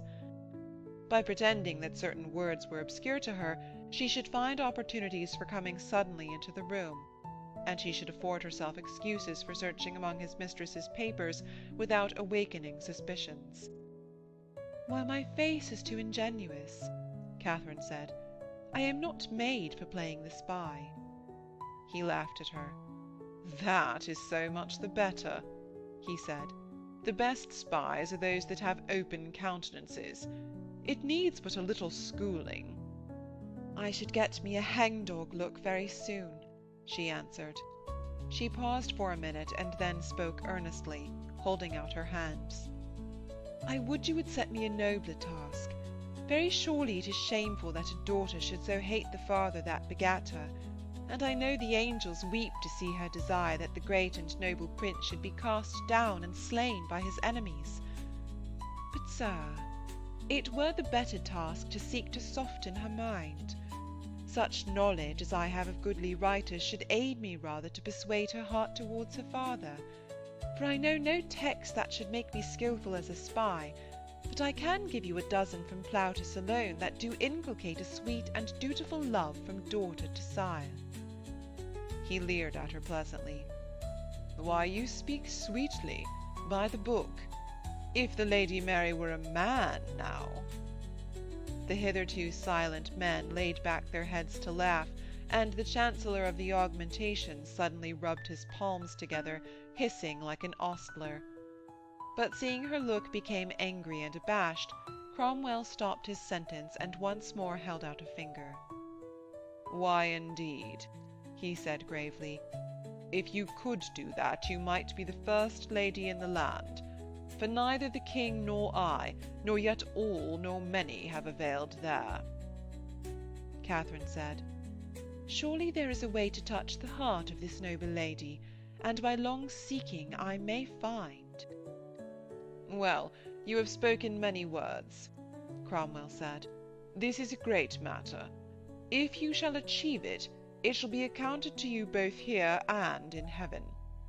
But the other task I enjoin upon you." She was making sorrowfully to the door, and he called to her. "I have found your cousin employment." The sudden mention made her stop as if she'd been struck in the face, and she held her hand to her side. Her face was distorted with fear as she turned to answer. "Aye, I know. He hath told me. But I cannot thank you. I would not that my cousin should murder a prince of the church." She knew, from the feeling in her heart and the cruel sound of his voice, that he had that knowledge already. If he wished to imprison her, it could serve no turn defence about that matter, and she steadied herself by catching hold of the tapestry with one hand behind her back. The faces of Cromwell's 3 assistants were upon her. hard, sardonic, and grinning. Viridus said with an air of parade, "I had told your lordship that this lady had flaws in her loyalty." And the Chancellor was raising his hands in horror, after the fashion of a Greek chorus. Cromwell, however, still grinned at her. "When the Queen Katharine died," he said slowly, "it was a great relief to this realm. When the late arch-devil, Pope Clement, died, the king and I were mad with joy. But if all popes and all hostile queens and princes could be stricken with devils and dead tomorrow, his Highness would rather it were Reginald Pole." Catherine understood very well that he was setting before her the enormity of her offence. She stood still with her lips parted.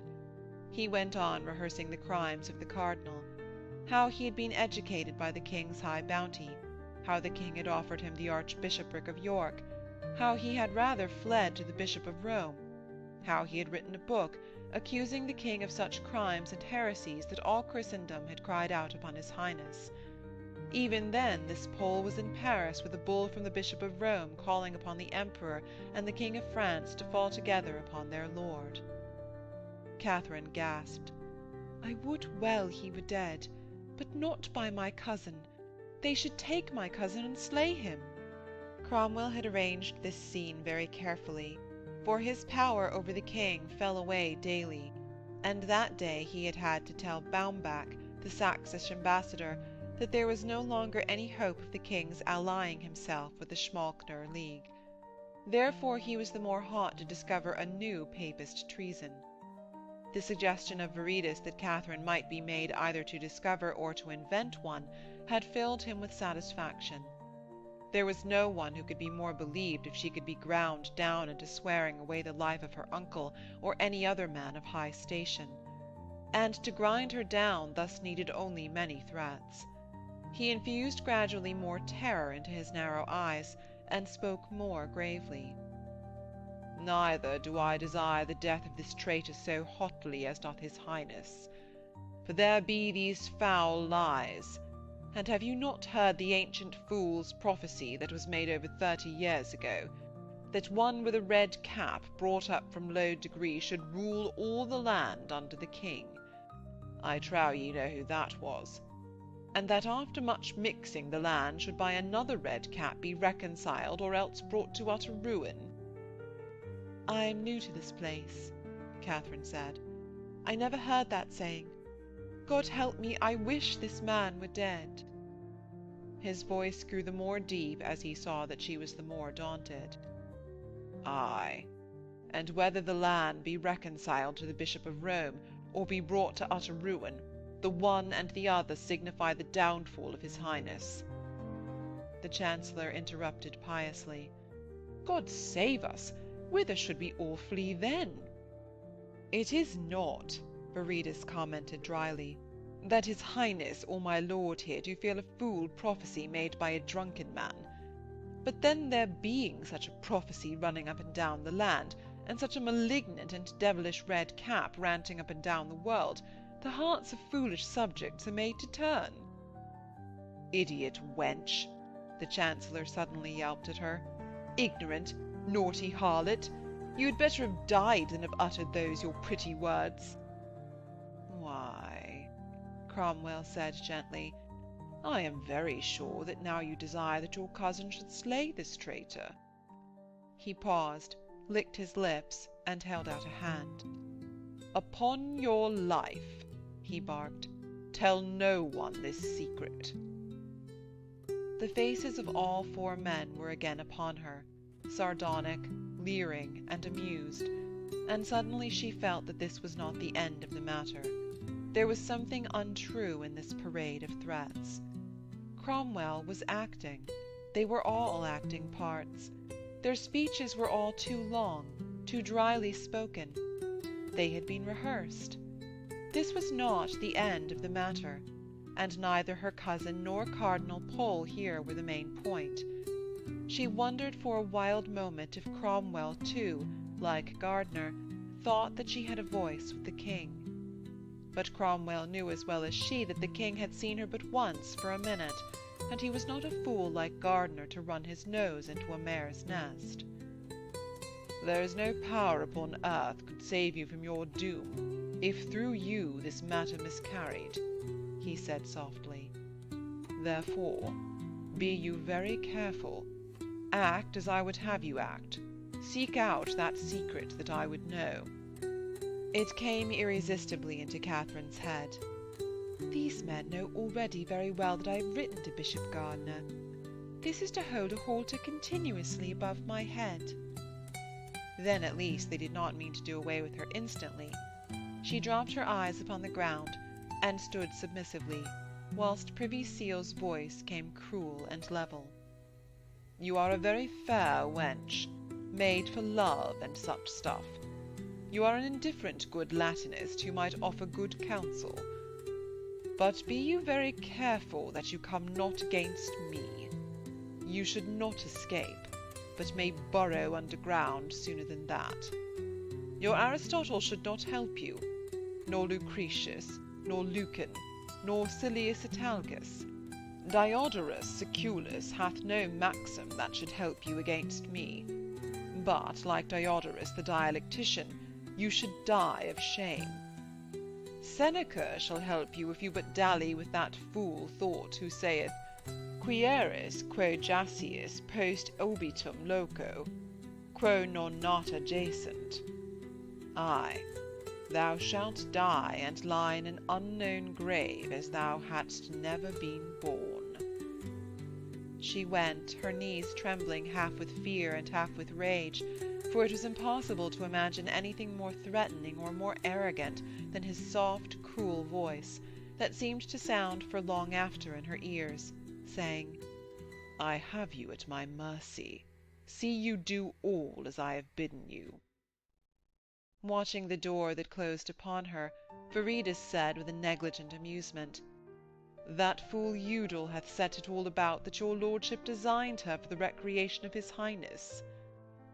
"Why?" Cromwell answered, with his motionless smile of contempt for his fellow-men. "It is well to offer bribes to fools and threats to knaves."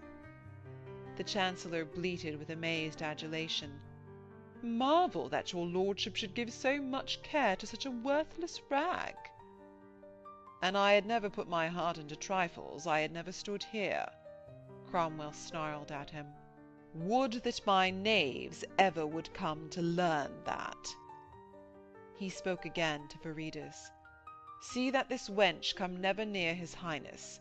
I like not her complexion." "Well, we may clap her up at any moment," his man answered. End of Section 13. Section 14 of The Fifth Queen. Part 2. Chapter 7. The king came to the revels at the Bishop of Winchester's, for these too were given in honour of the queen, and he had altered in his mind to let the Emperor and Francis know that he was inclined to weaken his new alliances. Besides, there was the newest suitor for the hand of the Lady Mary, the young Duke Philip of Wittelsbach, who must be shown how great were the resources of the land.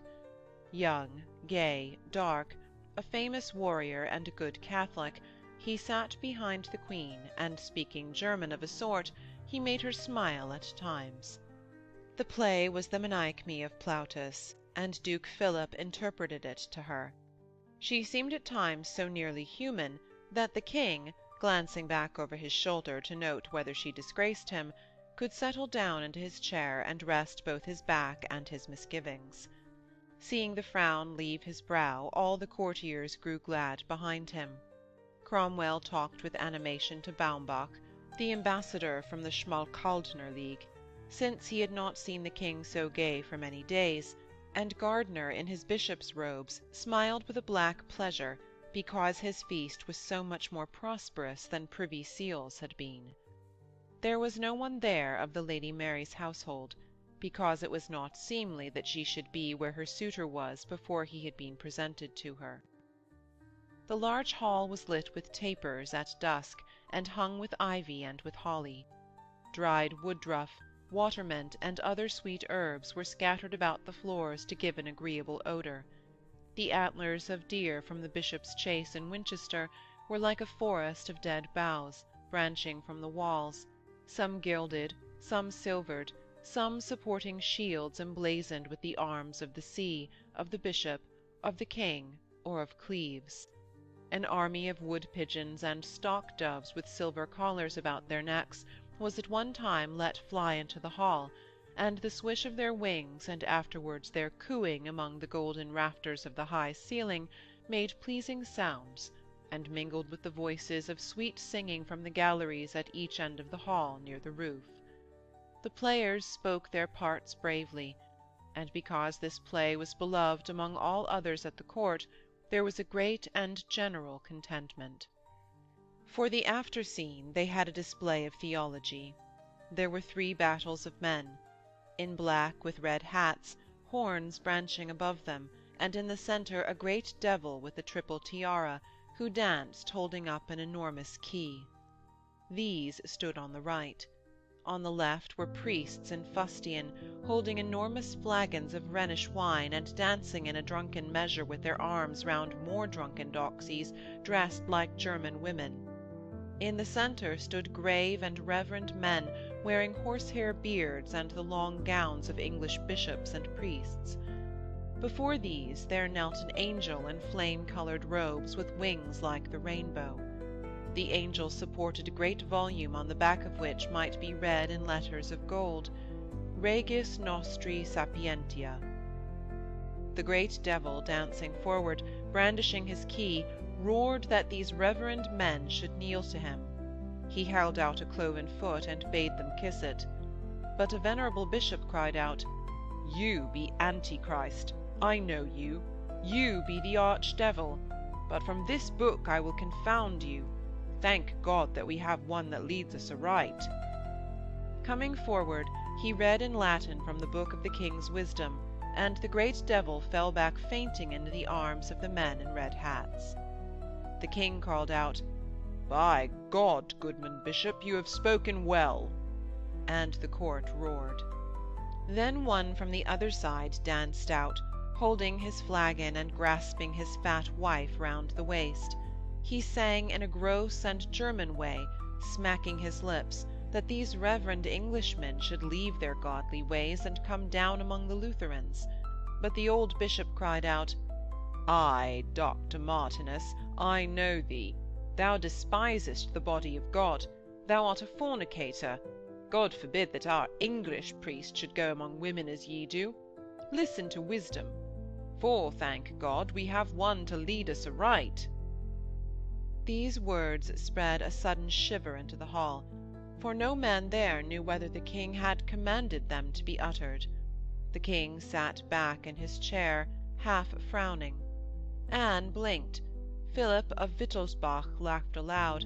The Catholic ambassadors, Chapuis and Marillac, who had fidgeted in their seats as if they would leave the hall, now leant forward. "Ay," the player bishop called out, "our goodly queen cometh from a court that was never yet joined to your Schmalkaldners, nor to them that go by your name, Dr. Martinus, thou lecher. Here in England thou shalt find no heresies but the pure and purged word of God." Chapuis bent an aged white hand behind his ear to miss no word. His true and smiling face blinked benevolently. Cromwell smiled too, licking his lips dangerously.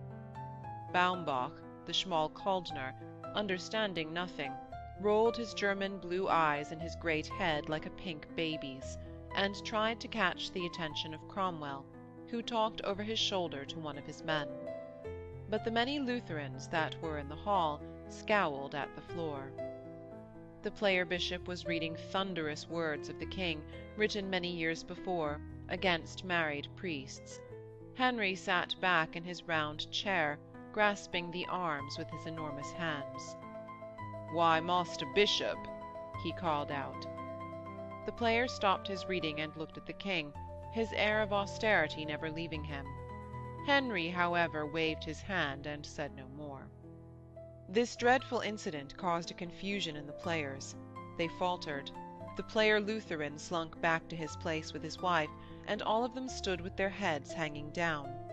They consulted among themselves, and at last filed out from the room, leaving the stage for some empty minutes bare and menacing. Men held their breath.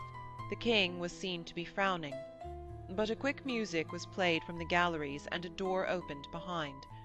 There came in many figures in white to symbolify the deities of ancient Greece and Rome, and in black, with ashes upon her head, there was Ceres lamenting that Persephone had been carried into the realms of Pluto.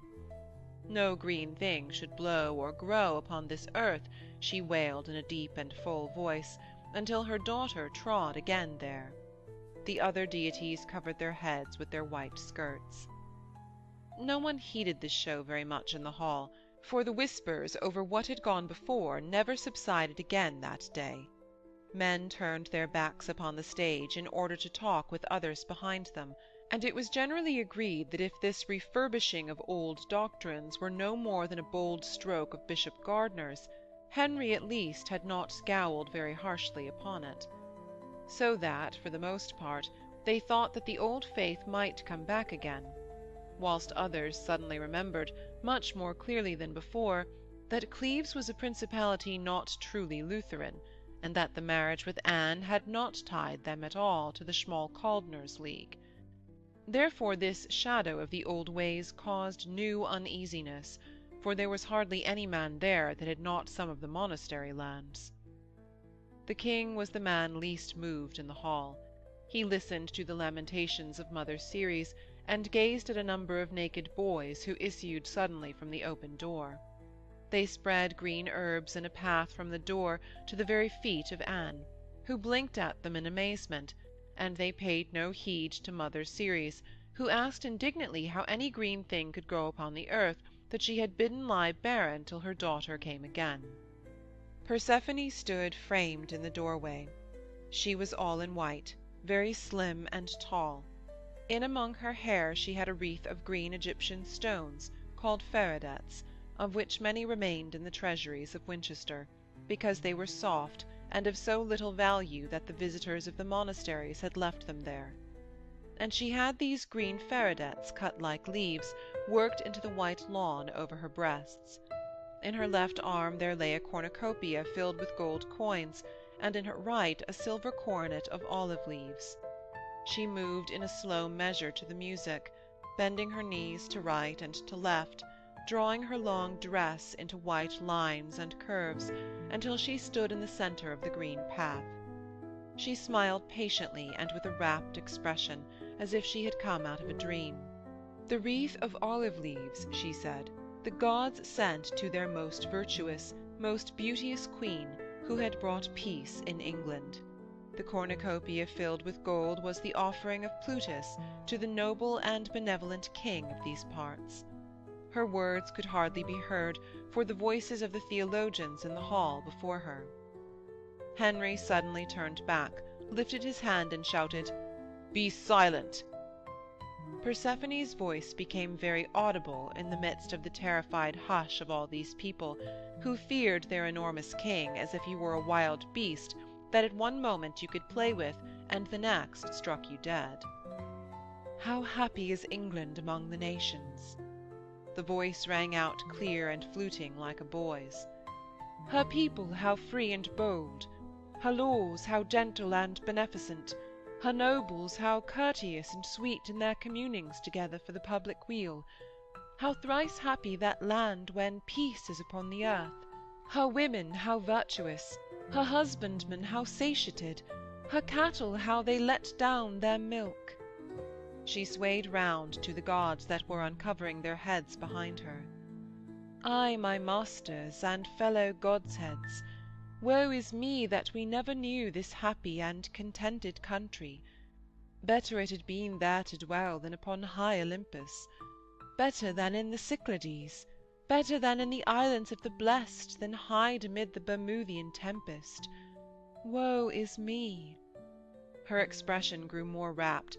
She paused as if she had lost the thread of the words, and then spoke again, gazing far out over the hall as jugglers do in performing feats of balancing.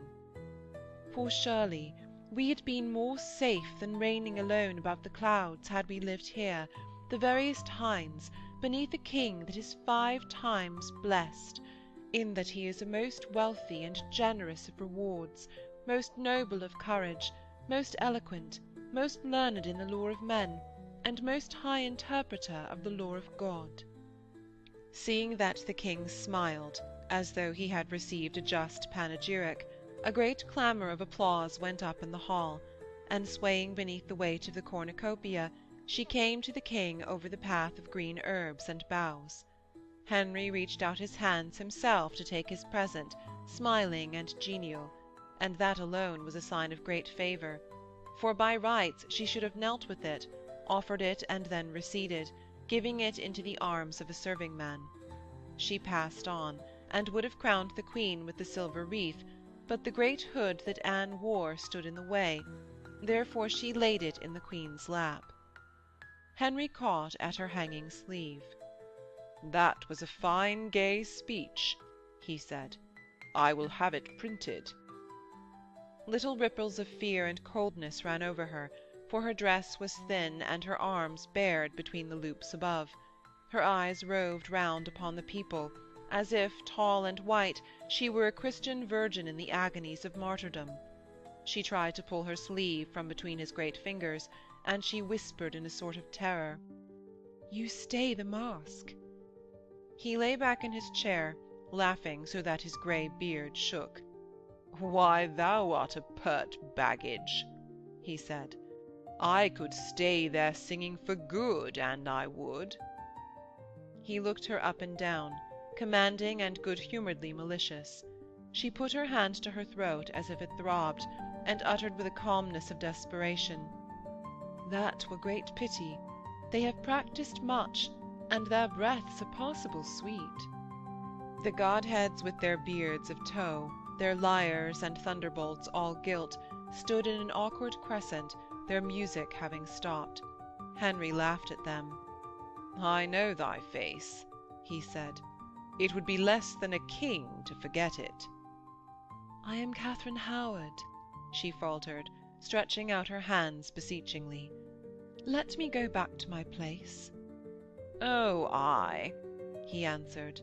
"But thou'st shed thy rags since I saw thee on a mule." He loosed her sleeve. "Let the good men sing a God's name." In her relief to be free, she stumbled on the sweet herbs. It was a dark night into which they went out from the bishop's palace. Cressets flared on his river steps, and there were torches down the long garden for those who went away by road.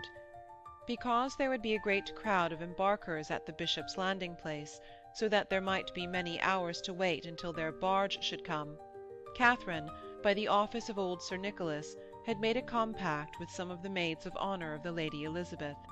A barge was to wait for them at the cross-keys, a common stage some 10 minutes down the river. Katharine, laughing, gay with relief and gladdened with words of praise, held Margot's hand tight and kept her fingers on Sir Nicholas's sleeve. It was raining a fine drizzle, so that the air of the garden smelt moist, even against the odour of the torches. The old knight pulled the hood of his gown up over his head, for he was hoarse with a heavy cold. It was pitch black beyond the gatehouse. In the open fields before the wall, torches here and there appeared to burn in mid-air, showing beneath them the heads and the hoods of their bearers hurrying home, and where they turned to the right along a narrow lane, a torch showed far ahead above a crowd packed thick between dark house-fronts and gables. They glistened with wet and sent down from their gutters spouts of water that gleamed, catching the light of the torch, like threads of opal fire on the pallid dove-colour of the towering house-fronts. The torch went round a corner. Its light withdrew along the walls by long jumps as its bearer stepped to the distance ahead. Then it was all black. Walking was difficult over the immense cobbles of the roadway, but in the pack of the crowd it was impossible to fall, for people held one another. But it was also impossible to speak, and muffling her face in her hood, Katharine walked smiling and squeezing Margot's hand out of pure pleasure with the world that was so fair in the midst of this blackness and this heavy cold. There was a swishing repeated 3 times, and 3 thuds and twists of white on heads and shoulders just before her. Undistinguishable yells of mockery dwindled down from high above, and a rushlight shone at an immense elevation, illuminating a faint square of casement that might have been in the heavens. 3 apprentices had thrown down paper bags of powdered chalk. The men who had been struck, and several others who had been maltreated on former nights, or who resented this continual prentice scandal, began a frightful outcry at the door of the house.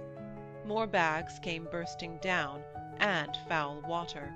The yells and battle cries rolled in the narrow space under the house fronts that nearly kissed each other high overhead, and the crowd, brought to a standstill, swayed and pushed against the walls. Katharine lost her hold of the old knight's sleeve, and she could see no single thing. She felt round her in the blackness for his arm, but a heavy man stumbled against her. Suddenly his hand was under her arm, drawing her a little. His voice seemed to say, "Down this gully is a way about." In the passage it was blacker than the mouth of hell, and her eyes still seemed to have in them the dazzle of light and triumph she had just left. There was a frightful stench of garbage, and it appeared to be a vault, because the outcry of the men besieging the door volleyed and echoed the more thunderously. There came the sharp click of a latch, and Katharine found herself impelled to descend several steps into a blackness from which came up a breath of closer air and a smell of rotting straw. Fear suddenly seized upon her, and the conviction that another man had taken the place of the old knight during the scuffle. But a heavy pressure of an arm was suddenly round her waist, and she was forced forward. She caught a shriek from Margot. The girl's hand was torn from her own. A door slammed behind, and there was a deep silence in which the heavy breathing of a man became audible. "If you cry out," a soft voice said, "I will let you go, but probably you will lose your life." She had not a breath at all in her, but she gasped, "Will you do a rape?" and fumbled in her pocket for her crucifix. Her voice came back to her, muffled and close, so that she was in a very small cellar. "When you have seen my face, you may love me," came to her ears in an inane voice. "I would you might, for you have a goodly mouth for kisses." She breathed heavily. The click of the beads on her cross filled the silence. She fitted the bar of the crucifix to her knuckles, and felt her breath come calmer.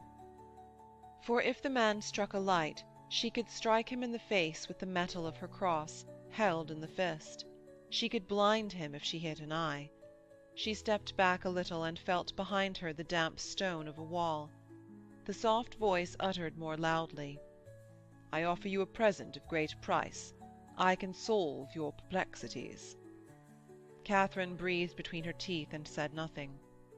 "But if you draw a knife," the voice went on, "I will set you loose. There are as good as Madame Howard." On the door there came the sound of soft thuds. "That is your maid, Margot Poins," the voice said. "You had better bid her begone. This is a very evil gully. She will be strangled." Katharine called, "Go and fetch someone to break down this door." The voice commented, "In the city she will find none to enter this gully. It is a sanctuary of outlaws." There was the faintest glimmer of a casement square, high up before Katharine. Violence and carryings off were things familiar to her imagination. 100 men might have desired her whilst she stood on high in the mask. She said hotly, "If you will hold me here for a ransom, you will find none to pay it." She heard the soft hiss of a laugh, and the voice, "I would myself pay more than other men, but I would have no man see us together." She shrank into herself and held to the wall for comfort. She heard a click, and in the light of a shower of brilliant sparks was the phantom of a man's beard and dim walls. One tiny red glow remained in the tinder, like an illuminant in a black nothingness. He seemed to hold it about breast-high and to pause.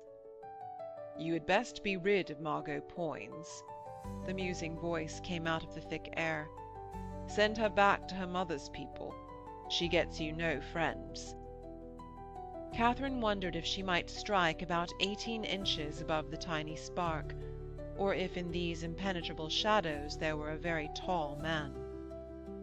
"Your Margot's folk miscall you in shameful terms. I would be your servant. But it is distasteful to a proper man to serve one that hath about her an atmosphere of lewdness." Katharine cursed at him to relieve the agony of her fear. The voice answered composedly, "One greater than the devil is my master. But it is good hearing that you are loyal to them that serve you.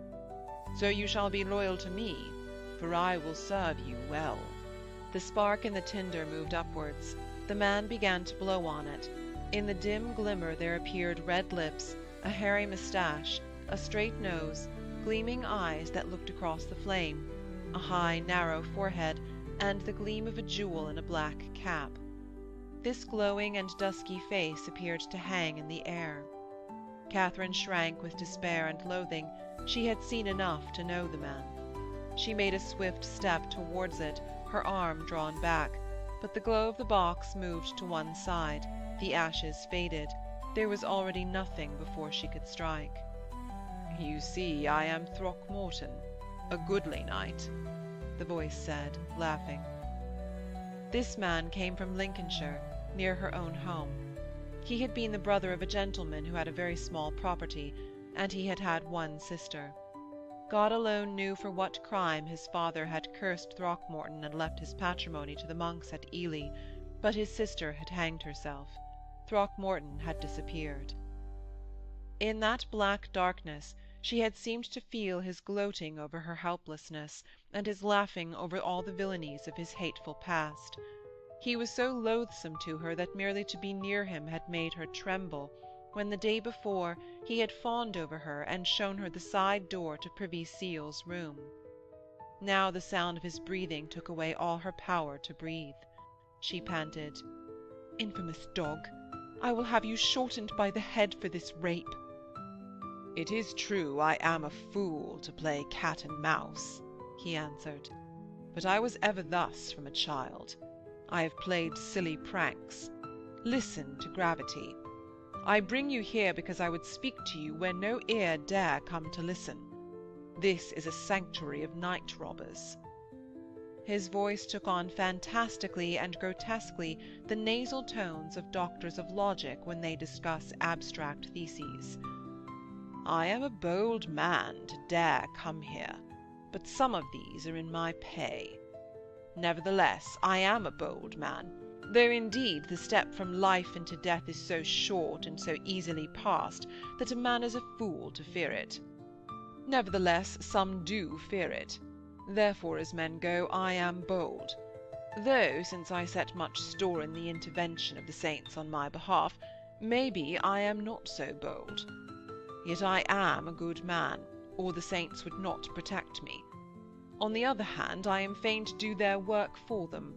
So maybe they would protect me whether I were virtuous or no. Maybe they would not, however, for it is a point still disputed as to whether a saint might use an evil tool to do good work.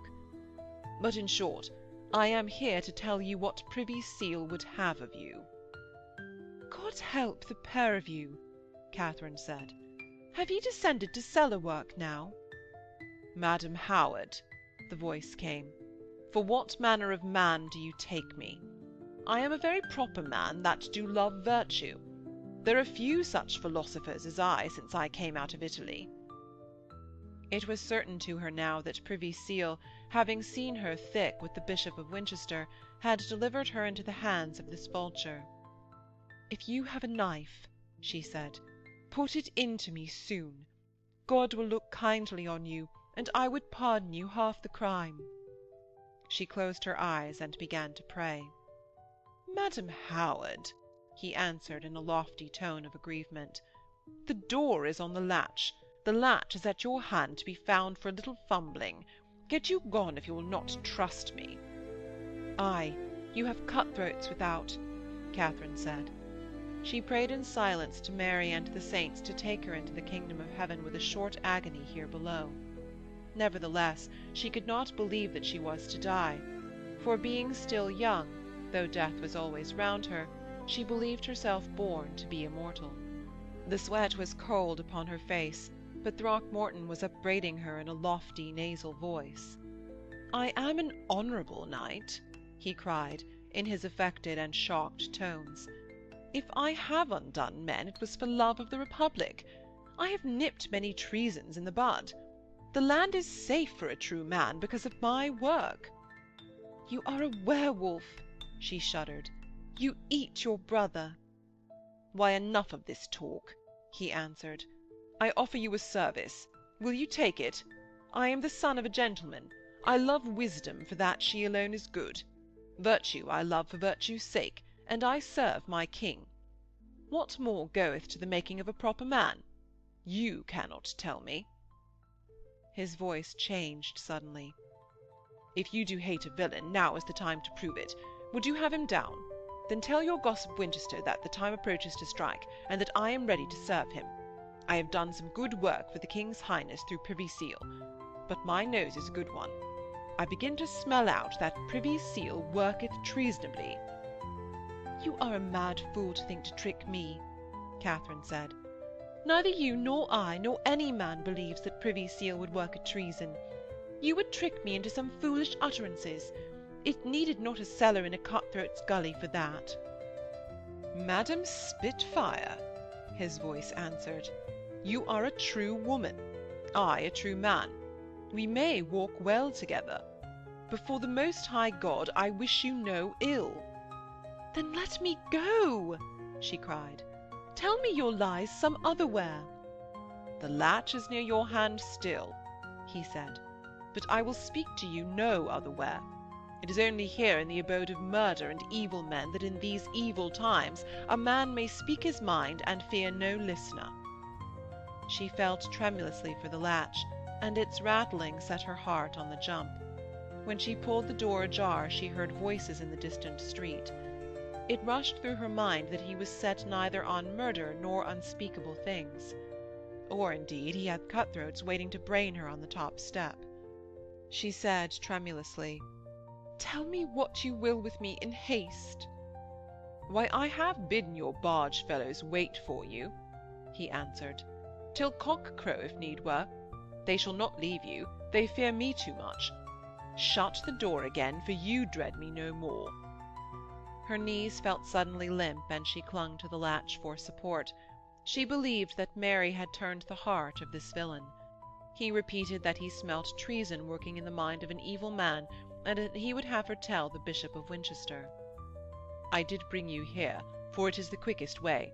I came to you, for I saw that you were neither craven nor fool, nor high-placed, so that it would be dangerous to be seen talking with you later, when you understood my good will. And I am drawn towards you, since you come from near my home." Katharine said hurriedly between her prayers, "What will you of me? No man cometh to a woman without seeking something from her."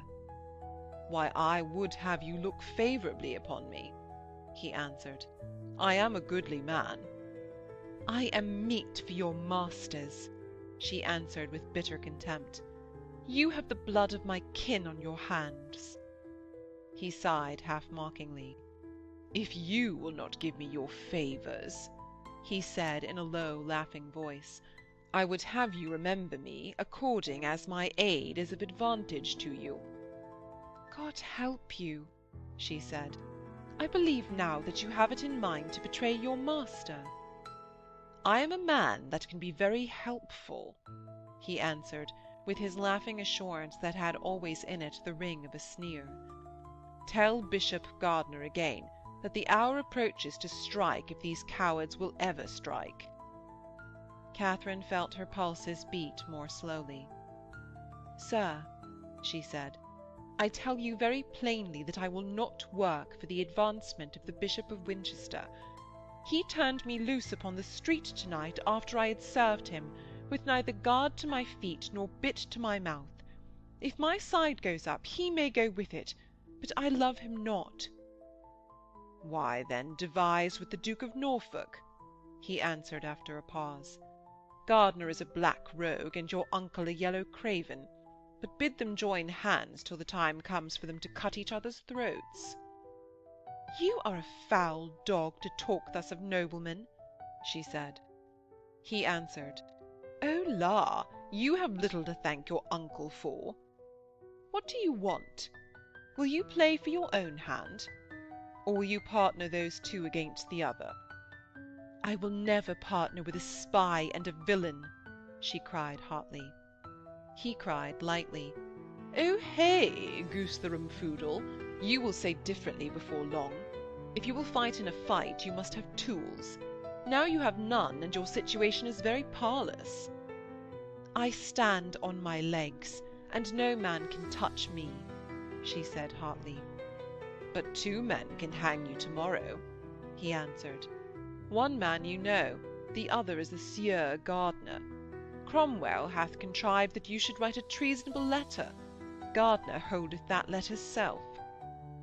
Katharine braved her own sudden fears with, Men are not such villains. They are, as occasion makes them, he answered, with his voice of a philosopher. What manner of men these times breed you should know if you not be a fool. It is very certain that Gardiner will hang you with that letter, if you work not into his godly hands. See how you stand in need of a counsellor. Now you wish that you had done otherwise. She said hotly, Never. So I would act again tomorrow. O fool, madam, he answered. Your cousin's province was never to come within a score miles of the cardinal. Being a drunkard and a boaster, he was sent to Paris to get drunk and to boast. The horror of the blackness, the damp, the foul smell, and all this treachery made her voice faint. She stammered, Show me a light, or let the door be opened. I am sick. Neither, he answered. I am as much as you in peril. With a light men may see in at the casement, with an open door they may come eavesdropping. When you have been in this world as long as I, you will love black night well. Her brain swam for a moment. My cousin was never in this plot against me, she uttered faintly. He answered lightly, You may keep your faith in that toppet. Where you are a fool is to have believed that Privy Seal, who is a wise man, or Viridus, who is a philosopher after my heart, would have sent such a sot and babbler on such a tickle errand. He was sent, protested Katharine. Ay, he was sent to blab about it in every tavern in Paris town. He was sent to frighten the red cap out of Paris town. He was suffered to blab to you that you might set your neck in a noose and be driven to be a spy. His soft chuckle came through the darkness like an obscene applause of a successful villainy. It was as if he were gloating over her folly and the rectitude of her mind. Redcap was working mischief in Paris, but Redcap is timorous. He will go post-haste back to Rome, either because of your letter or because of your cousin's boasting. But there are real and secret murderers waiting for him in every town in Italy on the road to Rome. Some are at Brescia, some at Rimini. At Padua there is a man with his neck, like yours, in a noose. It is a goodly contrivance. You are a vile pack, Katharine said, and once more the smooth and unctuous sound came from his invisible throat. How shall you decide what is vileness, or where you will find a virtuous man? He asked. Maybe you will find some among the bones of your old Romans. Yet your Seneca in his day did play the villain. Or maybe some at the court of Mahmoud. I know not, for I was never there. But here is a goodly world, with prizes for them that can take them. Yet virtue may still flourish, for I have done middling well by serving my country. Now I am minded to retire into my lands, to cultivate good letters, and to pursue virtue. For here about the courts there are many distractions. The times are evil times. Yet I will do one good stroke more before I go. Katharine said hotly, If you go down into Lincolnshire, I will call upon every man there to fall upon you and hang you. Why? He said. That is why I did come to you. since you are from where my lands are. If I serve you, I would have you to smooth my path there. I ask no more, for now I crave rest and a private life. It is very sure that I should never find that here or in few parts of the land so well I have served my king. Therefore, if I serve you, you and yours shall cast above my retired farms and my honourable leisure the shadow of your protection. I ask no more." He chuckled almost inaudibly. "I am set to watch you," he said. "Viridis will go to Paris to catch another traitor called Brancetor, for the world is full of traitors. Therefore, in a way, it rests with me to hang you." He seemed to be seated upon a cask, for there was a creaking of old wood, and he spoke very leisurely. Katharine said, "Good night, and God send you better thoughts." "Why, stay, and I will be brief," he pleaded.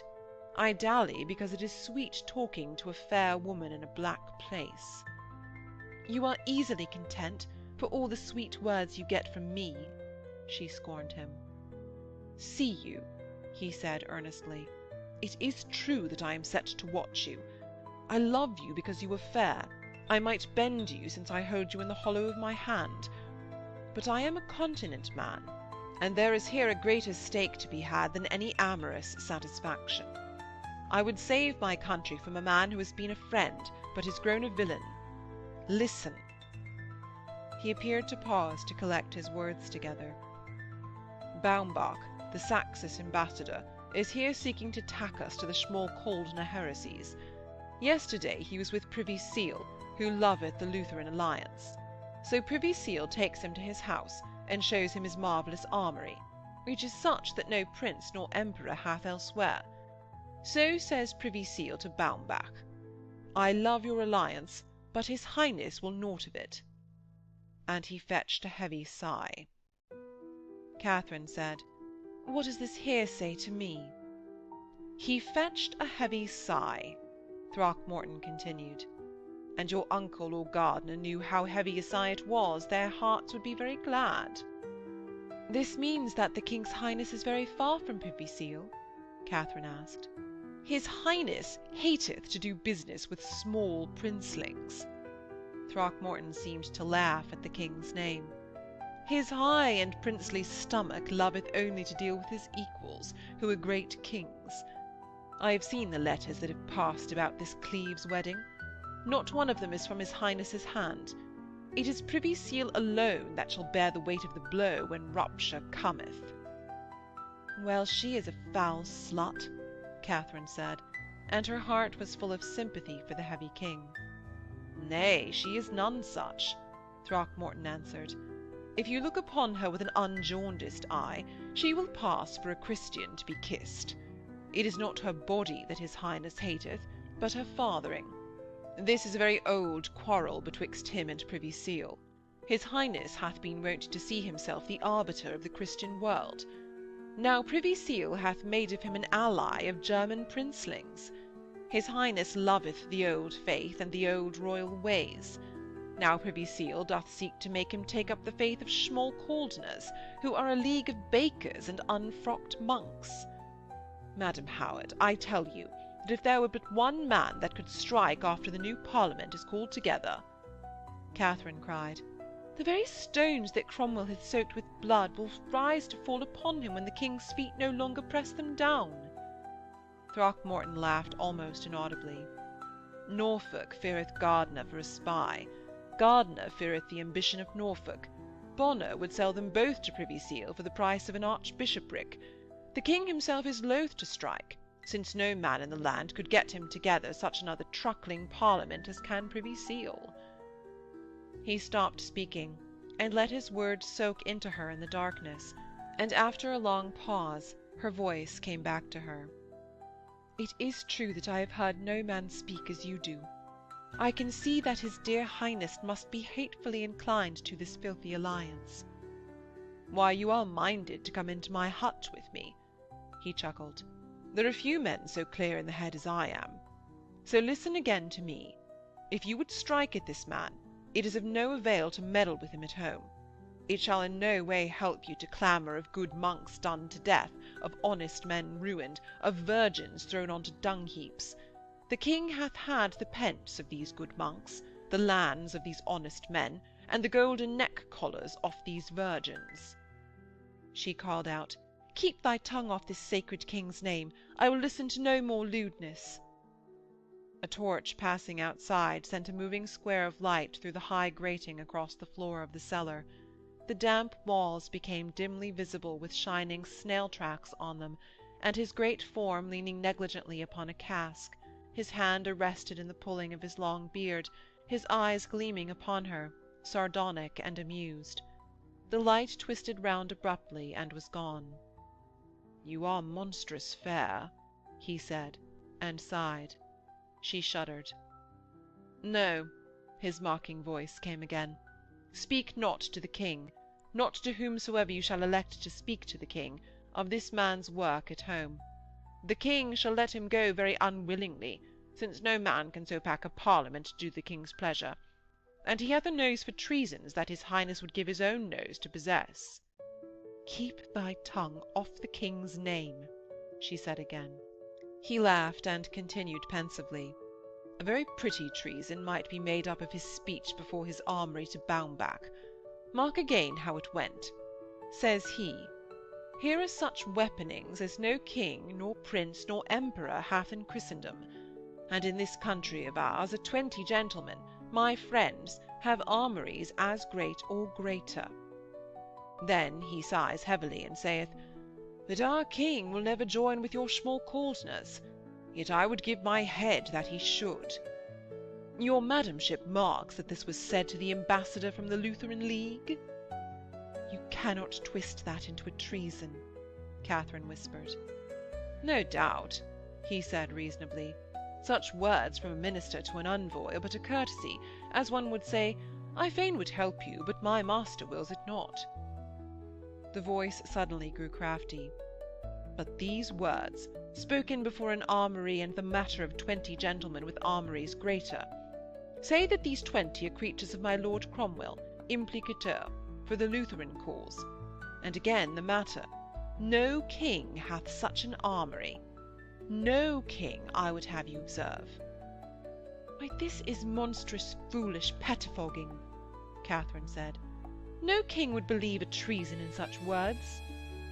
"I call to mind Gilmore of Hurstleas, near our homes," the voice came reflectively. "I did know him," Katharine said. "You had his head." "You never heard how Privy Seal did that," the voice came back mockingly. "Goodman Gilmore had many sheep died of the rot because it rained 7 weeks on end. So coming back from a market day, with too much ale for prudence and too little for silence, he cried, 'Curse on this rain, the weather was never good since knaves ruled about the king.'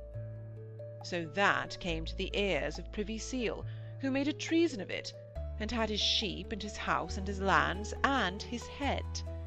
He was but 1 in 10,000 that have gone the same road home from market and made speeches as treasonable."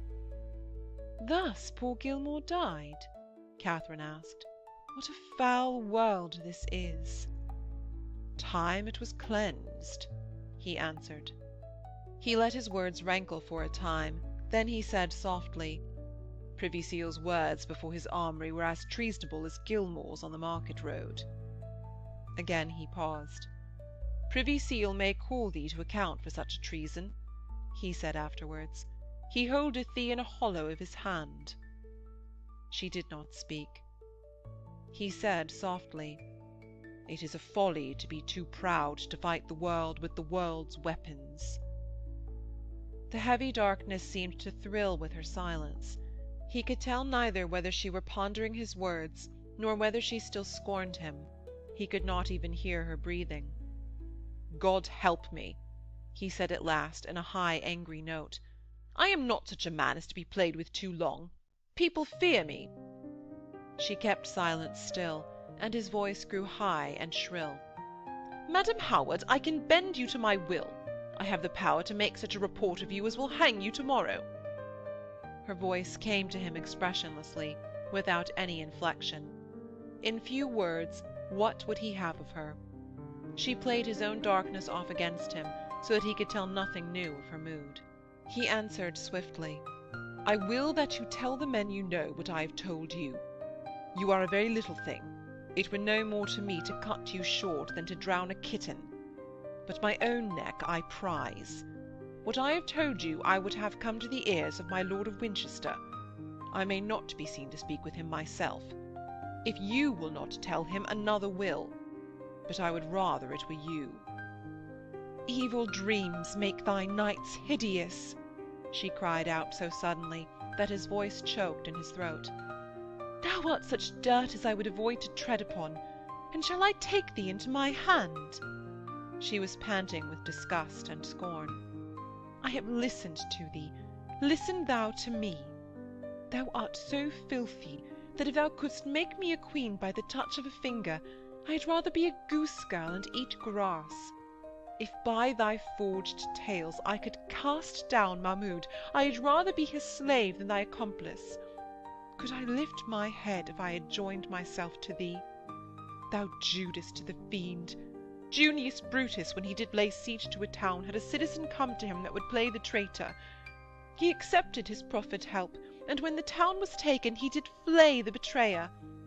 But thou art so filthy that thou shouldst make me do better than that noble Roman, for I would flay thee, disdaining to be aided by thee, and upon thy skin I would write a message to thy master, saying that thou wouldst have betrayed him."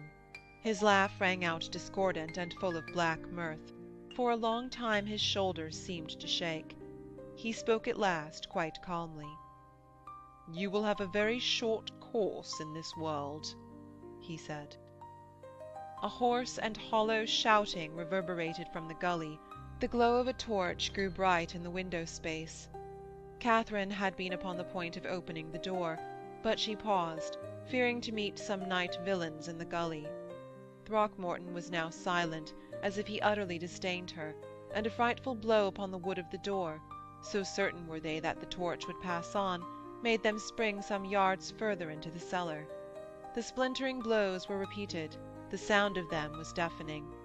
Glaring light entered suddenly through a great crack, and the smell of smoke. Then the door fell in half, one board of it across the steps, the other smashing back to the wall upon its hinges. Sparks dripped from the torch, smoke eddied down, and upon the cellar steps were the legs of a man who rested a great axe upon the ground and panted for breath. "Up the steps," he grunted. "If you ever ran, now run. The guard will not enter here." Katharine sped up the steps. It was old Rochford's face that greeted hers beneath the torch. He grunted again, "Run you, I am spent," and suddenly dashed the torch to the ground. At the entry of the tunnel, some make of creature caught at her sleeve. She screamed and struck at a gleaming eye with the end of her crucifix.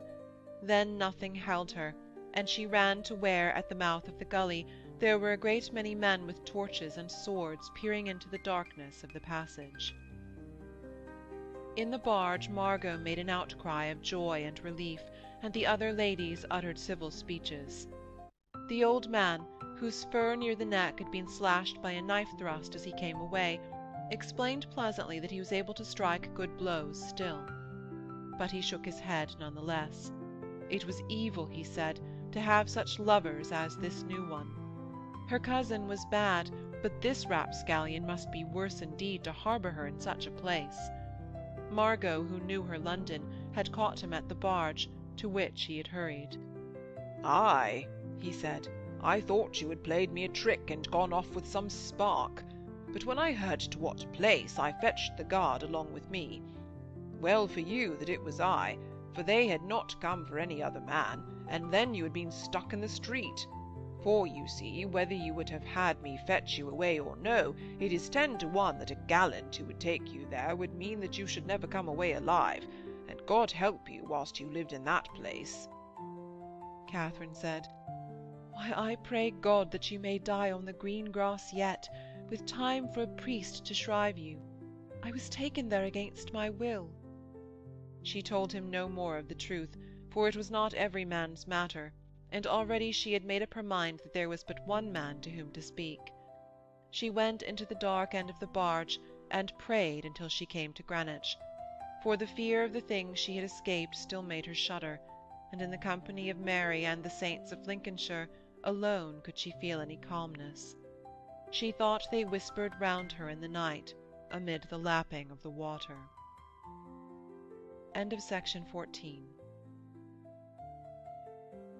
Section 15 of The Fifth Queen. Part 2, Chapter 8. The stables were esteemed the most magnificent that the king had. 3 times they had been pulled down and again set up after designs by Holbein the painter. The buildings formed 3 sides of a square. The 4th gave into a great paddock, part of the park, in which the horses galloped or the mares ran with their foals. That morning there was a glint of sun in the opalescent clouds. Horseboys in grey with double roses worked on their chests were spreading sand in the great quadrangle, fenced in with white palings, between the buildings where the chargers were trained to the manage. Each wing of the buildings was 1/4 of a mile long, of grey stone thatched with rushwork that came from the great beds all along the river and rose into curious peaks like bushes along each gable. On the right were the mares, the riding jennets for the women, and their saddle-rooms. On the left the pack animals, mules for priests and the places for their housings. In the centre, on each side of a vast barn that held the provender, were the stables of the coursers and stallions that the king himself rode or favoured. Of these huge beasts there were 200, each in a cage within the houses, for many were savage terrors both of men and of each other. On the door of each cage there was written the name of the horse, as Sir Brian, Sir Bors, or Old Leo, and the sign of the constellation under which each was born, the months in which, in consequence, it was propitious or dangerous to ride them, and pentagons that should prevent witches, warlocks, or evil spirits from casting spells upon the great beasts. Their housings and their stall armour, covered with grease to keep the rust from them, hung upon pulleys before each stall, and their polished neck-armours branched out from the walls in a long file, waving over the gateways right into the distance, the face-pieces with the shining spikes in the foreheads hanging at the ends, the eye-holes carved out and the nostril-places left vacant, so that they resembled an arcade of the skeletons of unicorns' heads. It was quiet and warm in the long and light aisles. There was a faint smell of stable hartshorn and the sound of beans being munched leisurely. From time to time there came a thunder from distant boxes, as 2 untrained stallions that Privy Seal the day before had given the king kicked against the immense balks of the sliding doors in their cage stalls. The old knight was flustered, because it was many days since the king had deigned to come in the morning, and there were many beasts to show him.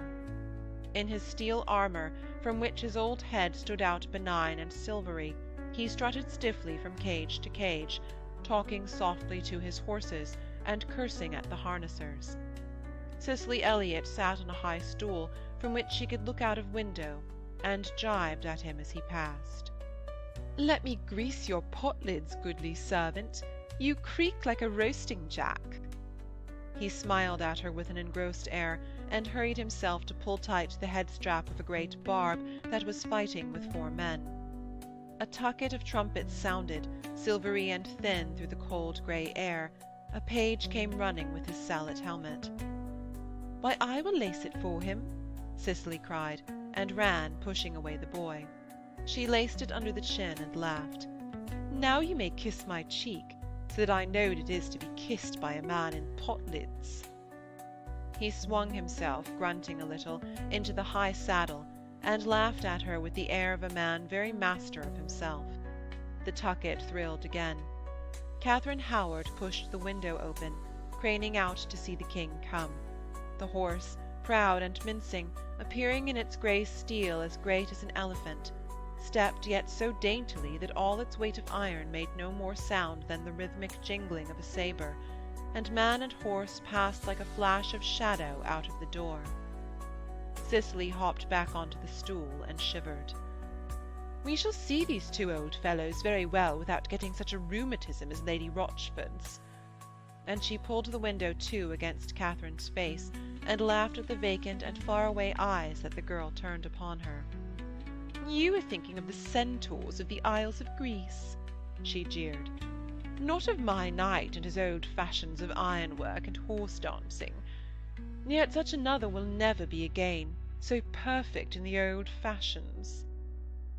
The old knight passed the window to the sound of trumpets towards his invisible master, swaying as easily to the gallop of his enormous steel beast as cupids that you may see in friezes ride upon dolphins down the sides of great billows. But Katharine's eyes were upon the ground. The window showed only some yards of sand, of grey sky, and of whitened railings.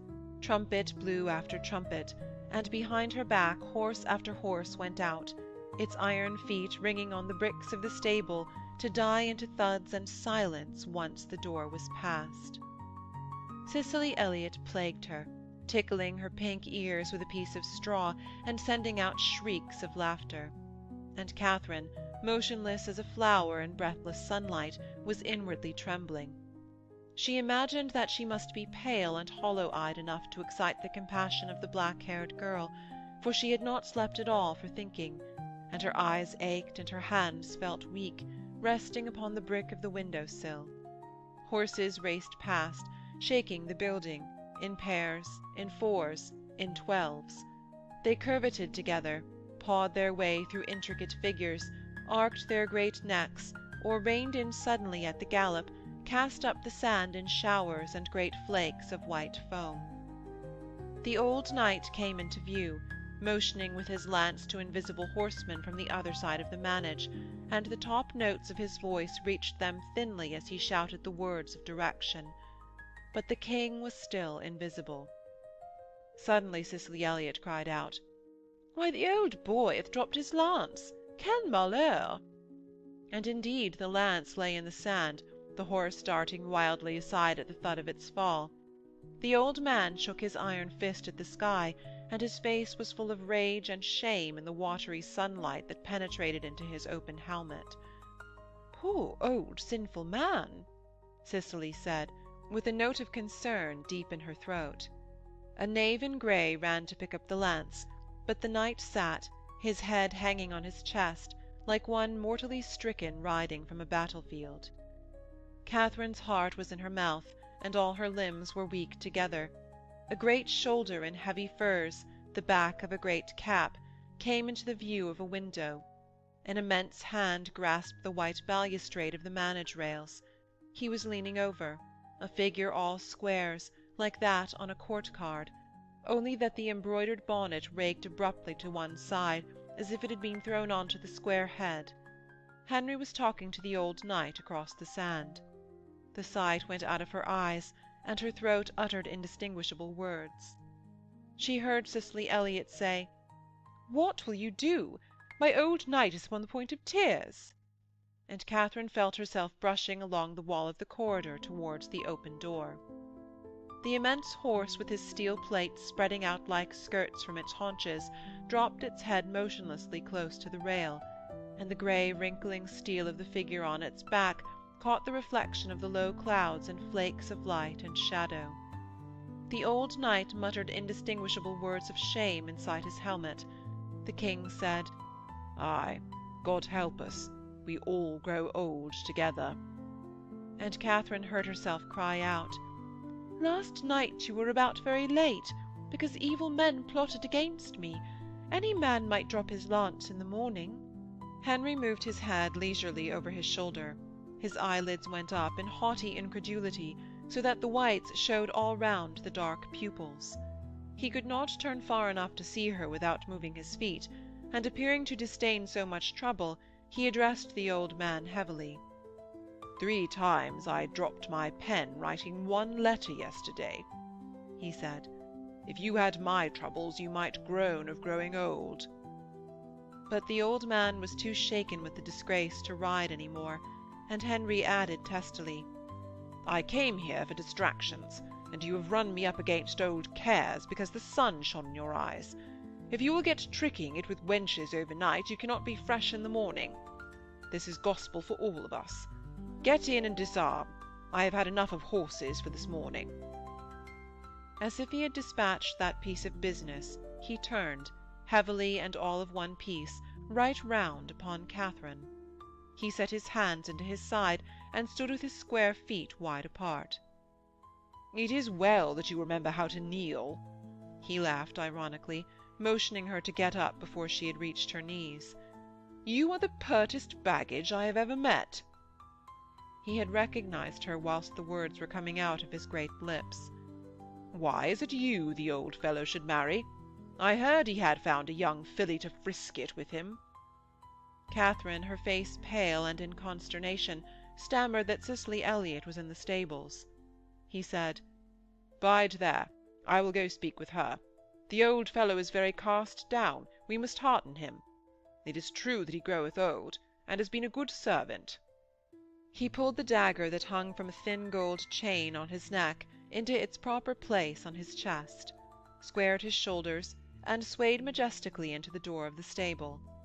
Katharine heard his voice raised to laugh and dropping into his gracious but still peremptory ardent tones.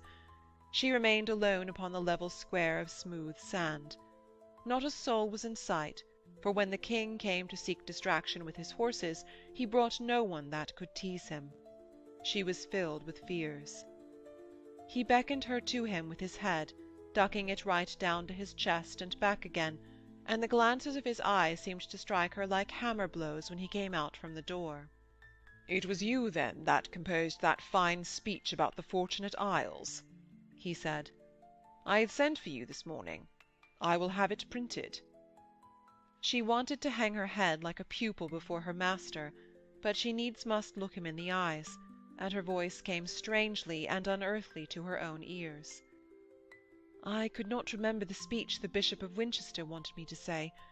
I warned him I have no memory for the Italian, and my fright muddled my wits." Internal laughter shook him, and once again he set his feet far apart, as if that aided him to look at her. "Your fright?" he said. "I am even now so frightened," she uttered, "that it is as if another spoke with my throat." His great mouth relaxed as if he accepted his due a piece of skilful flattery. Suddenly she sank down upon her knees, her dress spreading out beneath her, her hands extended and her red lips parted as the beak of a bird opens with terror. He uttered lightly, "Why, get up. You should kneel so only to your God." And he touched his cap, with his habitual heavy gesture at the sacred name. "I have somewhat to ask," she whispered. He laughed again. "They are always asking. But get up. I have left my stick in my room. Help me to my door." She felt the heavy weight of his arm upon her shoulder as soon as she stood beside him. He asked her suddenly what she knew of the Fortunate Islands that she had talked of in her speech. "They lie far in the Western Ocean. I had an Italian would have built me ships to reach them," he said, and Katharine answered, "I do take them to be a fable of the ancients, for they had no heaven to pray for." When his eyes were not upon her, she was not afraid, and the heavy weight of his hand upon her shoulder made her feel firm to bear it. But she groaned inwardly, because she had urgent words that must be said, and she imagined that nothing could be calmer in the Fortunate Islands than this to walk and converse about their gracious image that shone down the ages. He said with a heavy, dull voice, "I would give no little to be there." Suddenly she heard herself say, her heart leaping in her chest, "I do not like the errand they have sent my cousin upon." The blessed utopia of the lost islands had stirred in the king all sorts of griefs that he would shake off, and all sorts of remembrances of youth, of open fields, and a wide world that shall be conquered, all the hopes and instincts of happiness, ineffable and indestructible, that never die in passionate men. He said dully, his thoughts far away, "What errand have they sent him upon? Who is your goodly cousin?" She answered, "They put it about that he should murder Cardinal Pole." And she shook so much that he was forced to take his hand from her shoulder. He leaned upon the manage rail, and halted to rest his leg that pained him. "It is a good errand enough," he said. She was panting like a bird that you hold in your hand, so that all her body shook, and she blurted out, "I would not that my cousin should murder a churchman." And before his eyebrows could go up in an amazed and haughty stare, "I am like to be hanged between Privy Seal and Winchester." He seemed to fall against the white bar of the rail for support, his eyes wide with incredulity. He said, "When were women hanged here?" "Sir," she said earnestly, "you are the only one I can speak to. I am in great peril from these men." He shook his head at her. "You have gone mad," he said gravely. "What is this fluster?" "Give me your ear for a minute," she pleaded. Her fear of him as a man seemed to have died down. As a king she had never feared him. "These men do seek each other's lives, and many are like to be undone between them." His nostrils dilated like those of a high-mettled horse that starts back. "What maggot is this?" he said imperiously. "Here there is no disunion." He rolled his eyes angrily, and breathed short, twisting his hands. It was part of his nature to insist that all the world should believe in the concord of his people. He had walked there to talk with a fair woman. He had imagined that she would pique him with pert speeches. "Speak quickly," he said in a peremptory voice, and his eyes wandered up the path between the rails and the stable walls. "You are a pretty piece, but I have no time to waste in woeful nonsense." "Alas," she said, "this is the very truth of the truth. Privy Seal hath tricked me." He laughed heavily and incredulously, and he sat right down upon the rail. She began to tell him her whole story. All through the night she had been thinking over the coil into which she had fallen.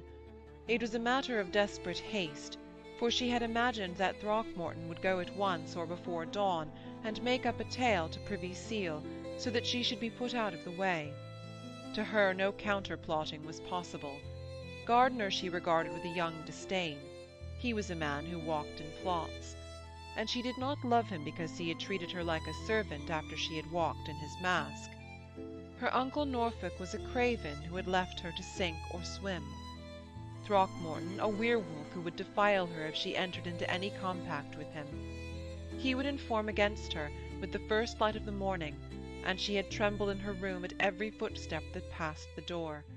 She had imagined guards coming with their pikes down to take her. She had trembled in the very stables. The king stood above these plots and counterplots. She imagined him breathing a calmer air that alone was fit for her. To one of her house the king was no more than a man. At home she had regarded him very little. She had read too many chronicles. He was first among such men as her menfolk because her menfolk had so willed it. He was their leader, no more majestic than themselves, and less sacred than most priests. But in that black palace she felt that all men trembled before him. It gave her for him a respect. He was at least a man before whom all these cravens trembled. And she imagined herself such another being, strong, confident, unafraid. Therefore to the king alone she could speak. She imagined him sympathizing with her on account of the ignoble trick that Cromwell had played upon her, as if he too must recognize her such another as himself. Being young, she felt that God and the saints alike fought on her side. She was accustomed to think of herself as so assured and so buoyant that she could bear alike the commands of such men as Cromwell, as Gardiner, and as her cousin with a smile of wisdom. She could bide her time. Throckmorton had shocked her, not because he was a villain who had laid hands upon her, but because he had fooled her so that unless she made haste, those other men would prove too many for her. They would hang her. Therefore she must speak to the king. Lying still, looking at the darkness, listening to the breathing of Margot Poins, who slept across the foot of her bed, she felt no fear whatsoever of Henry. It was true that she had trembled before him at the mask, but she swept that out of her mind. She could hardly believe that she had trembled and forgotten the Italian words that she should have spoken. Yet she had stood there transfixed, without a syllable in her mind. And she had managed to bring out any words at all only by desperately piecing together the idea of Ovid's poem and Aulus Gellius's eulogy of Marcus Crassus, which was very familiar in her ears, because she had always imagined for a hero such a man, munificent, eloquent, noble, and learned in the laws. The hall had seemed to blaze before her. It was only because she was so petrified with fright that she had not turned tail or fallen on her knees. Therefore she must speak to him when he came to see his horses. She must bring him to her side before the tall spy with the eyes and the mouth that grinned as if at the thought of virtue could give Cromwell the signal to undo her. She spoke vehemently to the king. She was indignant, because it seemed to her she was defiled by these foul men who had grasped at her. "They have brought me down with a plot," she said. She stretched out her hand and cried earnestly, "Sir, believe that what I would have I ask for without any plotting." He leant back upon his rail. His round and boding eyes avoided her face. "You have spoilt my morning betwixt you," he muttered. "First it was old Rochford who failed. Could a man not see his horses gallop without being put in mind of decay and death? Had he need of that? Why, I asked you for pleasant converse," he finished. She pleaded, "Sir, I knew not that Poe was a traitor. Before God, I would now that he were caught up, but assuredly a way could be found with the Bishop of Rome." "This is a parcel of nonsense," he shouted suddenly, dismissing her whole story. Would she have him believe it was thinkable that a spy should swear away a woman's life? She had far better spend her time composing of fine speeches. "Sir," she cried, "before the Most High God!" He lifted his hand. "I am tired of perpetual tears," he muttered, and looked up the perspective of stable walls and white rails as if he would hurry away. She said desperately, "You will meet with tears perpetual so long as this man—" He lifted his hand, clenched right over his head. "By God," he bade, "may I never rest from cat and dog quarrels! I will not hear you. It is to drive a man mad when he most needs solace." He jerked himself down from the rail and shot over his shoulder. "You will break your head if you run against a wall. I will have you in jail ere nightfall." And he seemed to push her backward with his great hand stretched out. End of section 15. Section 16 of The Fifth Queen, Part 2, Chapter 9. "Why, sometimes," Throckmorton said, "a very perfect folly is like a very perfect wisdom." He sat upon her table. "So it is in this case. He did send for me. No happening could have been more fortunate." He had sent away the man from her door, and had entered without any leave, laughing ironically in his immense fan-shaped beard. "Your ladyship thought to have stolen a march upon me," he said. "You could have done me no better service." She was utterly overcome with weariness. She sat motionless in her chair and listened to him. He folded his arms and crossed his legs. "So he did send for me," he said. "You would have had him belabor me with great words. But his Highness is a politician like some others. He beat about the bush, and be sure I left him openings to come in to my tidings." Katharine hung her head, and thought bitterly that she had had the boldness, this other man had reaped the spoils. He leaned forward and sighed. Then he laughed. "You might wonder that I love you," he said. "But it is in the nature of profound politicians to love women that be simple, as it is in the nature of sinners to love them that be virtuous. Do not believe that an evil man loveth evil. He contemns it. Do not believe that a politician loveth guile. He makes use of it to carry him into such a security that he may declare his true nature. Moreover, there is no evil man, since no man believeth himself to be evil. I love you." Katharine closed her eyes and let her head fall back in her chair. The dusk was falling slowly, and she shivered. "You have no warrant to take me away?" she asked expressionlessly. He laughed again. "Thus," he said, "devious men love women that be simple, and for a profound, devious, and guileful politician, you shall find none to match his highness." He looked at Katharine with scrutinizing and malicious eyes. She never moved. "I would have you listen," he said. She had had no one to talk to all that day. There was no single creature with whom she could discuss. She might have asked counsel of old Rochford, but apart from the disorder of his mind, he had another trouble. He had a horse for sale, and he had given the refusal of it to a man called Stay, who lived in Warwickshire. In the meantime, 2 Frenchmen had made him a greater offer, and no answer came from Warwickshire. He was in a fume. Cicely Elliot was watching him and thinking of nothing else. Margot Poins was weeping all day because the Magister had been bidden to go to Paris to turn into Latin the letters of Sir Thomas Wyatt. There was no one around Katharine that was not engrossed in his own affairs. In that beehive of a palace she had been utterly alone with horror in her soul. Thus she could hardly piece together Throckmorton's meanings. She thought he had come to gibe at her. "Why should I listen?" she said. "Because," he answered sardonically, "you have a great journey indicated for you, and I would instruct you as to certain peaks that you may climb." She had been using her rosary, and she moved it in her lap. "Any poor hedge priest would be a better guide on such a journey," she answered listlessly. "Why, God help us all," he laughed. "That were to carry simplicity into a throne-room.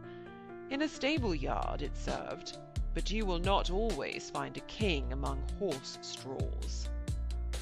"God send I find the King of Peace on a prison pallet," she answered.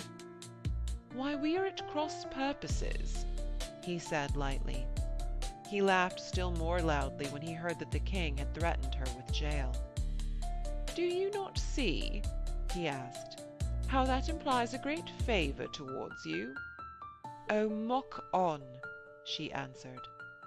He leaned forward and spoke tenderly. "Why, poor child," he said, "if a man be moved because you moved him, it was you who moved him. Now, if you can move such a heavy man, that is a certain proof that he is not indifferent to you." "He threatened me with the jail," Katharine said bitterly. "Aye," Throckmorton answered, "for you were in fault to him. That is ever the weakness of your simple natures.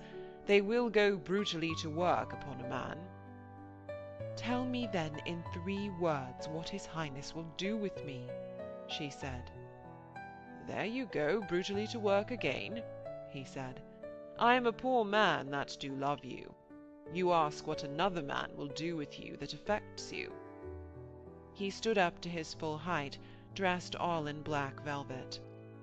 "Let us then be calm," he said, though his voice trembled, and he paused as if he had forgotten the thread of his argument.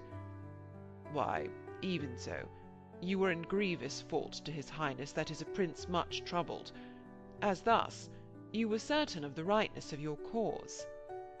"It is that of the dear saints," Katharine said. He touched his bonnet with 3 fingers. "You are certain," he repeated. "Nevertheless, here is a man whose fury is like an agony to him. He looks favourably upon you. But if a man be formed to fight, he must fight, and call the wrong side good." "God help you," Katharine said. "What can be good that is set in array against the elect of God?"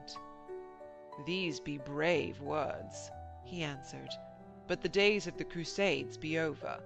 Here is a king that fights with a world that is part good, part evil. In part he fights for the dear saints, in part they that fight against him fight for the elect of God. Then he must call all things well upon his side, if he is not to fail where he is right, as well as where he is wrong. I do not take you well, Catherine said. When the Lacedaemonians strove with the great king. Why, dear heart, he said, those were the days of a black and white world. Now we are all grey, or piebald. Tell me then what the king will do with me, she answered. He made a grimace. All your learning will not make of you but a very woman. It is, what will he do? It is a truce to words. It is, get to the point. But the point is this.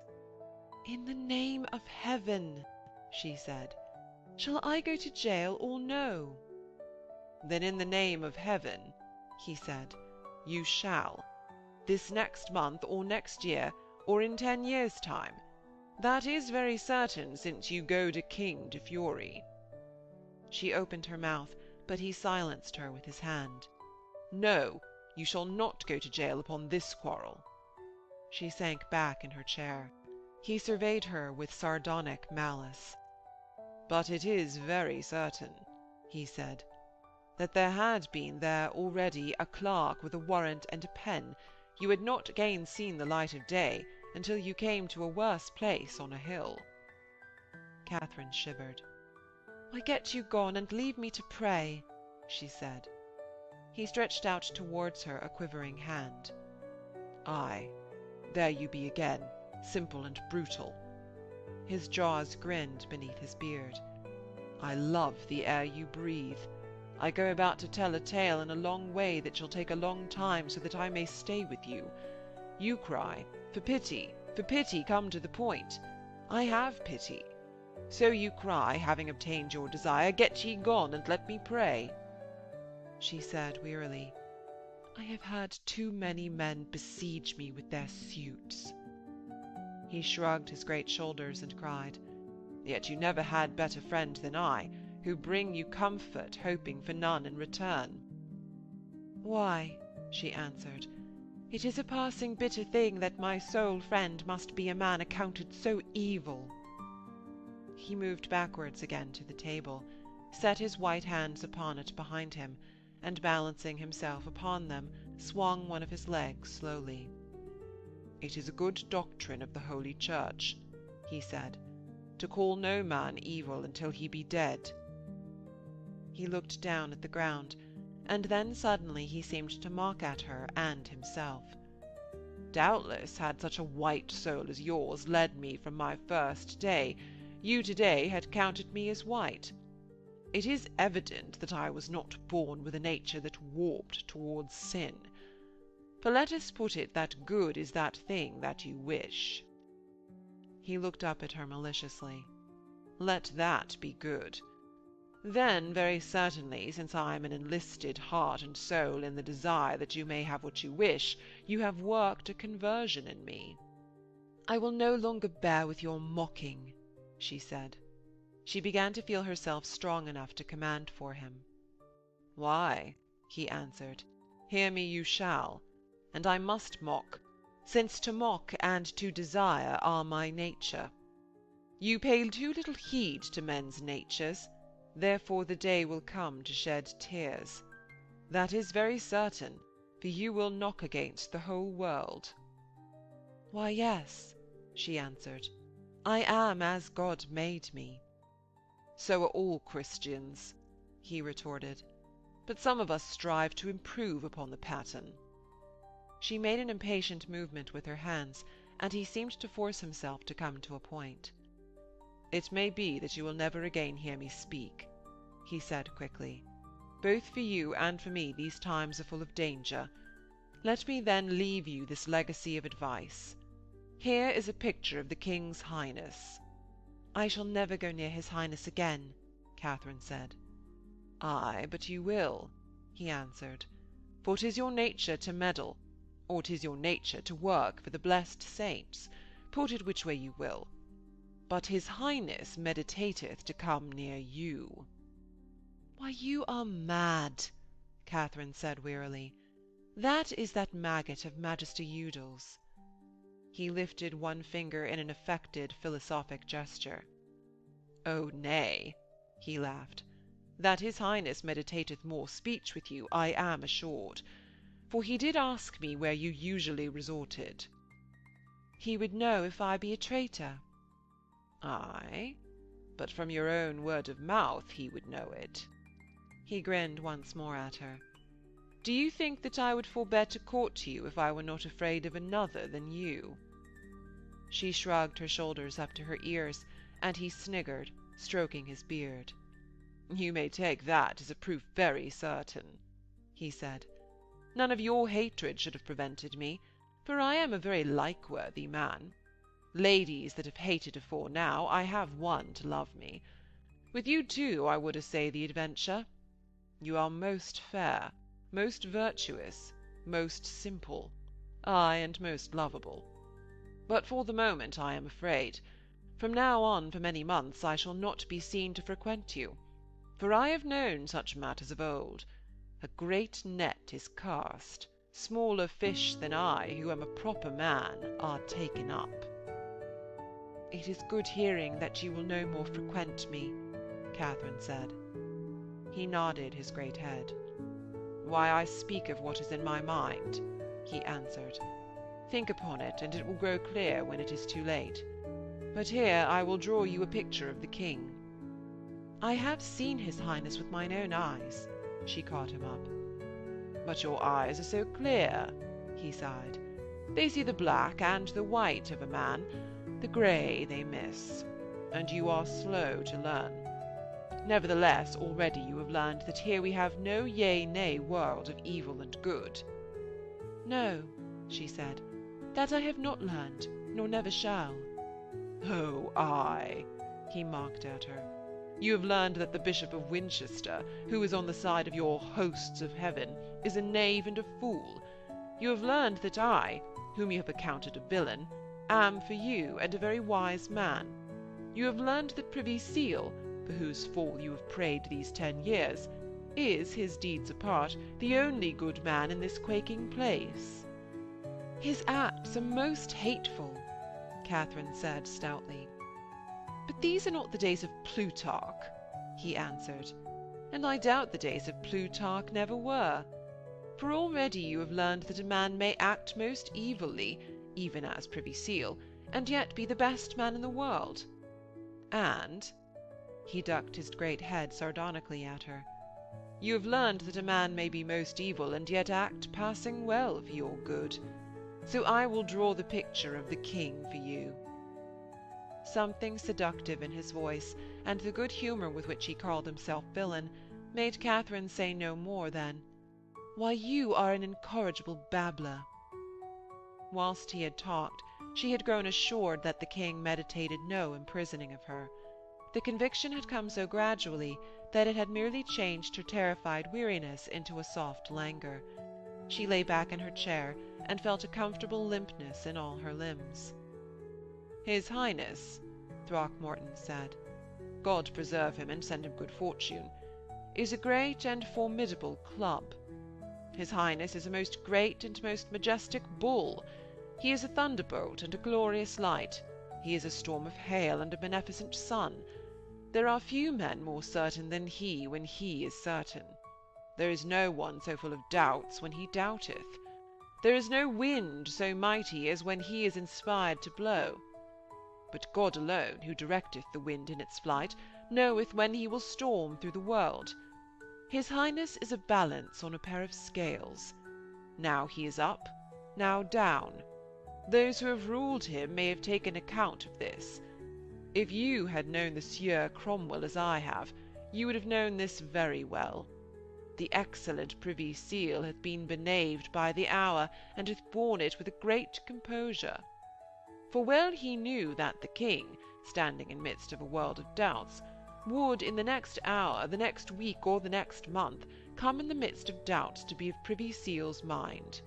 Then Privy Seal hath pushed him to action. Now his Highness is a good lover, and being himself a great doubter, he loveth a simple and convinced nature. Therefore he hath loved Privy Seal. In the name of the saints, Katharine laughed, call you Privy Seal's a simple nature? He answered imperturbably, call you Cato's a complex one. He who for days and years said always one thing alone, Carthage must be destroyed. But this man is no noble Roman, Katharine cried indignantly. There never was a nature more Roman, Throckmorton mocked at her. For if Cato cried for years, Delenda est Carthago, Cromwell hath contrived for years, Floreat rex meus. Cato struck at no means, Privy Seal hath struck at none. Madam Howard, Privy Seal wrote to the king in his first letter, when he was but a simple servant of the cardinal, I, Thomas Cromwell, if you will give ear to me, will make your grace the richest and most puissant king there ever was. So he wrote 10 years agone, so he hath said and written daily for all those years. This it is to have a simple nature. But the vile deeds, Katharine said. Madam Howard, Throckmorton laughed, I would ask you how many broken treaties, how many deeds of treachery went to the making of the Roman state, since Sinon a traitor brought about the fall of Troy, since Aeneas betrayed Queen Dido and brought the Romans into Italy, until Sylla played false with Marius, Caesar with the friends of Sylla, Brutus with Caesar, Antony with Brutus, Octavius with Antony, ay, and until the blessed Constantine played false to Rome herself.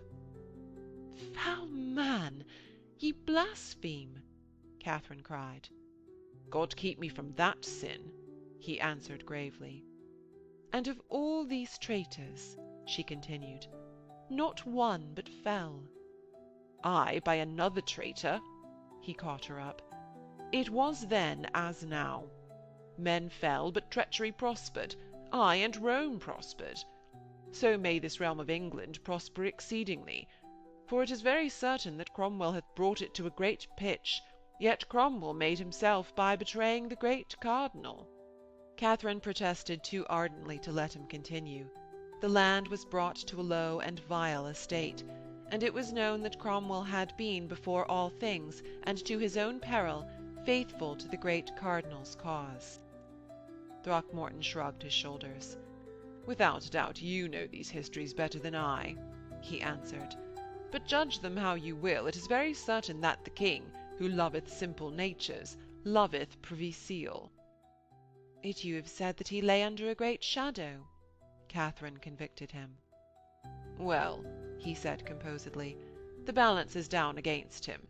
This league with Cleves hath brought him into disfavour. But well he knoweth that, and it will be but a short time ere he will work again, and many years shall pass ere again he shall misjudge. Such mistakes hath he made before this, but there hath never been one to strike at him in the right way and at the right time. Here there is an opening. Katharine regarded him with a curiosity that was friendly and awakened. He caught her expression and laughed. Why, you begin to learn, he said. When you speak clearly, I can take your meaning, she answered. Then believe me, he said earnestly. Tell all with whom you may come together, and you may come to your uncle very easily.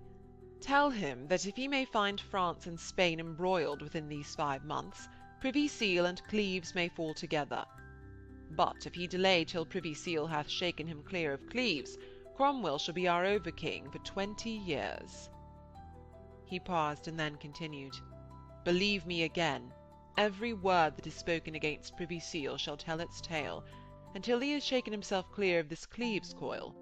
His Highness shall rave, but the words will rankle. His Highness shall threaten you, but he shall not strike, for he will doubt. It is by his doubt that you may take him. God help me, Katharine said. What is this of you to me? He did not heed her, but continued, You may speak what you will against Privy Seal, but never speak a word against the glory of the land.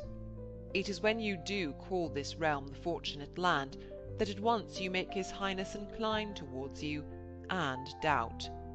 Island of the blessed, say you. This his Highness rejoices, saying to himself, My governing appeareth fortunate to the world. But his Highness knoweth full well the flaws that be in his fortunate island, and specially will he set himself to address wrongs, assuage tears, set up chantries, and make his peace with God.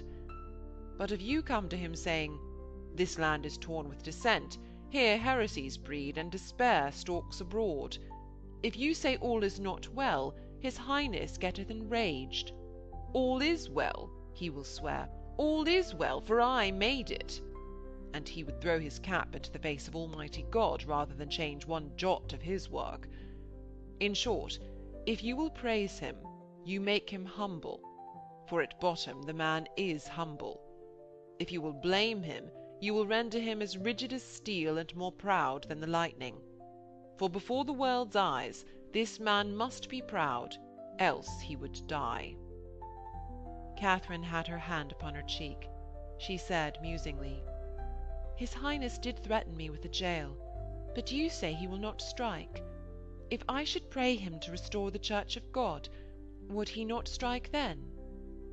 Child, Throckmorton answered, it will lie with the way you ask it.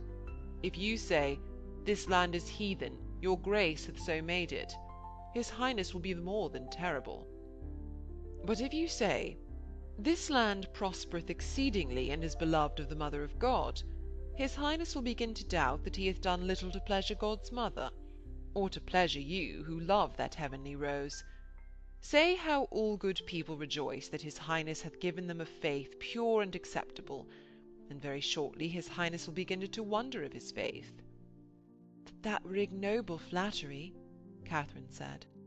He answered quietly, No, no, for indeed his Highness hath given all he could give. It is the hard world that hath pushed him against you and against his good will. Believe me, his Highness loveth good doctrine better than you, I, or the Bishop of Rome. So that— He paused and concluded. This Lord Cromwell moves in the shadow of a little thing that casts hardly any shadow. You have seen it? She shook her head negligently, and he laughed. Why, you will see it yet. A small square thing upon a green hill.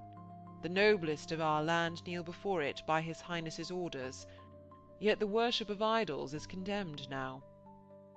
He let his malicious eyes wander over her relaxed, utterly resting figure. I would you would suffer me to kiss you on the mouth, he sighed. Why get you gone? She said without anger. Oh, aye, he said with some feeling.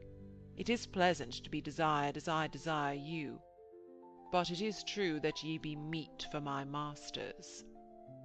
I will take help from none of your lies. She returned to her main position. He removed his bonnet, and bowed so low to her that his great and shining beard hung far away from his chest. Madam Howard, he mocked, my lies will help you well when the time comes. End of Part 2. End of Section 16. Section 17 of The Fifth Queen, Part 3. The King Moves. Chapter 1. March was a month of great storms of rain in that year, and the river walls of the Thames were much weakened. April opened fine enough for men to get about the land, so that on a day towards the middle of the month there was a meeting of 7 Protestant men from Kent and Essex, of 2 German servants of the Count of Oberstein, and of 2 other German men in the living room of Badge, the printer, in Austin Friars. It happened that the tide was high at 4 in the afternoon, and after a morning of glints of sun, great rain fell. Thus, when the Lord Oberstein's men set out into the weather, they must needs turn back, because the water was all out between Austin Friars and the river. They came again into the house, not very unwillingly, to resume their arguments about justification by faith, about the estate of the Queen Anne, about the King's mind towards her, and about the price of wool in Flanders. The printer himself was gloomy and abstracted. Arguments about justification interested him little, and when the talk fell upon the price of wool, he remained standing, absolutely lost in gloomy dreams. It grew a little dark in the room, the sky being so overcast, and suddenly, all the voices having fallen, there was a gurgle of water by the threshold, and a little flood. Coming in between sill and floor, reached, as it were, a tiny finger of witness towards his great feet. He looked down at it uninterestedly, and said, "Talk how you will, I can measure this thing by words and by print. Here hath this queen been with us a matter of 4 months.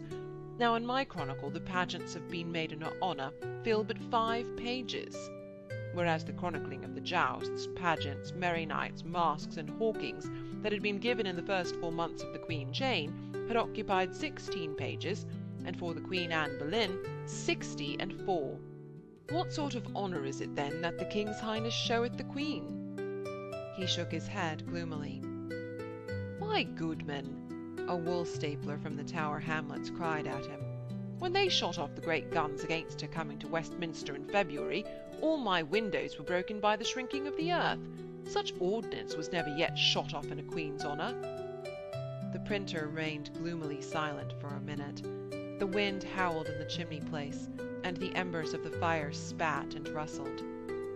"Even as ye are held here by the storm, so is the faith of God in these lands," he said. "This is the rainy season." More water came in beneath the door, and he added, "Pray God we be not all drowned in our holes." A motionless German, who had no English, shifted his feet from the wet floor to the crossbar of his chair. Gloom, dispiritude, and dampness brooded in the low, dark room. But a young man from Kent, who, being used to ill weather, was not to be cast down by gloomy skies, cried out in his own dialect that they had arms to use and leaders to lead them. "Ay, and we have racks to be stretched on and hangmen to stretch them," the printer answered. "Is it with the sound of ordnance that a queen is best welcomed? When she came to Westminster, what welcome had she? Sirs, I tell you, the Mayor of London brought only barges and pennons and targets to her honour. The King's Highness ordered no better state, therefore the King's Highness honoureth not this queen." A scrivener who had copied chronicles for another printer answered him.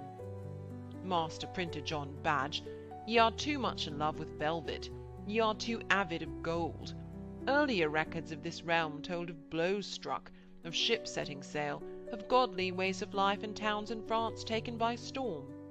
But in your books of the new reign we read all day of cloths of estate, of cloth of gold, of blue silk full of eyes of gold, of garlands of laurels set with brims of gold, of gilt bars, of crystal corals, of black velvet set with stones, of how the king and his men do shift their suits 6 times in one day.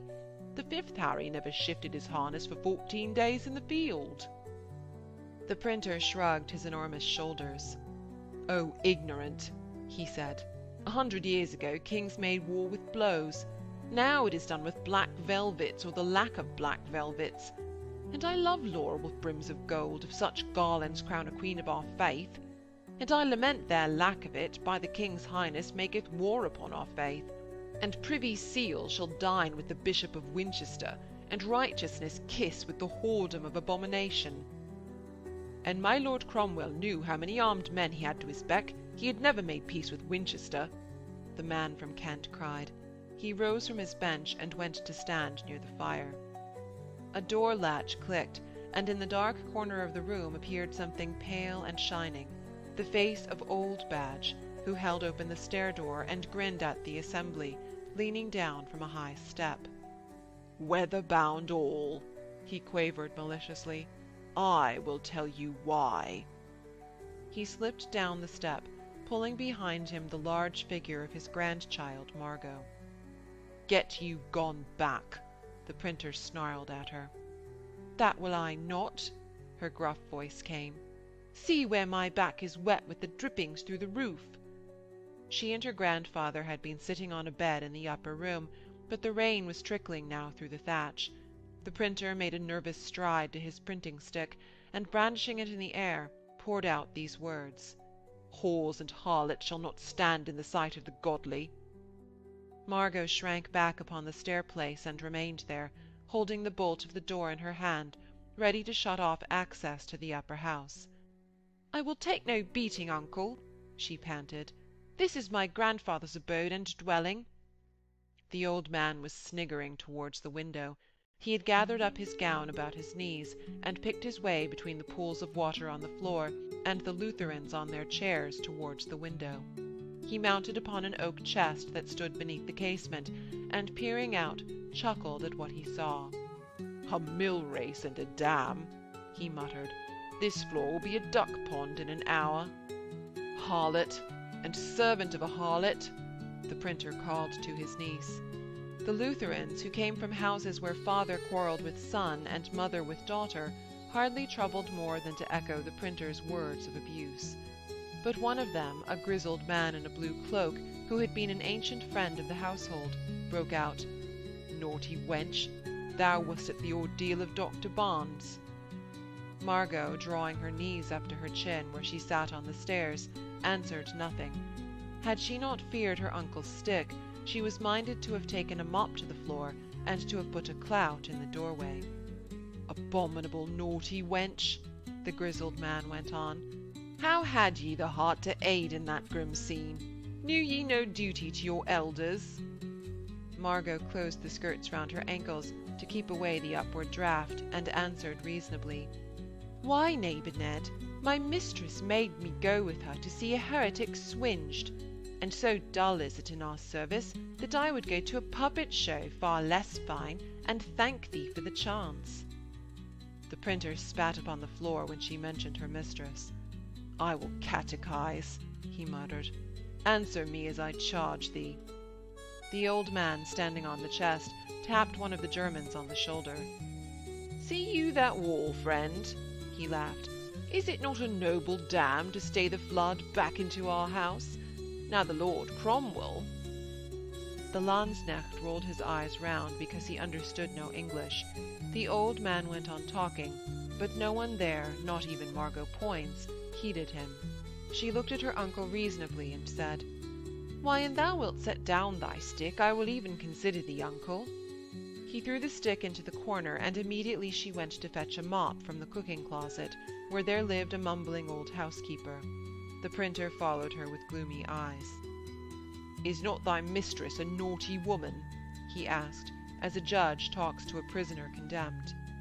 She answered, "Nay," as if she had hardly attended to him. "Is she not a papist?" She answered, "Aye," in the same tone, and mopped the floor beneath a man's chair. Her grandfather, standing high on the oak chest, so that his bonnet brushed the beams of the dark ceiling, quavered at her. "Would she not bring down this crummock, whose wall hath formed a dam, so that my land space is now a stream, and my house floor a frog pond?" She answered, "Aye, grandfa," and went on with her mopping. "Did she not go with a man to a cellar of the rogue's sanctuary after Winchester's feast?" Neighbour Ned barked at her. "Such are they that would bring down our Lord." "Did she not even so with her cousin before he went to Calais?" her uncle asked. Margot answered seriously, "Nay, uncle, no night but what she hath slept in these arms of mine that you see." "Aye, you are her creature," Neighbour Ned groaned. "Foul thing!" the printer shouted. "Eyes are upon thee and upon her. It was the worst day's work that ever she did when she took thee to her arms. For I swear to God that her name shall be accursed in the land. I swear to God." He choked in his throat. His companions muttered harlot, strumpet, spouse of the fiend. And suddenly the printer shouted, "See you, Udal is her go-between with the king, and he shall receive thee as his price. He conveyeth her to his highness. She hath paid him with thy virtue. Foul wench, be these words not true?"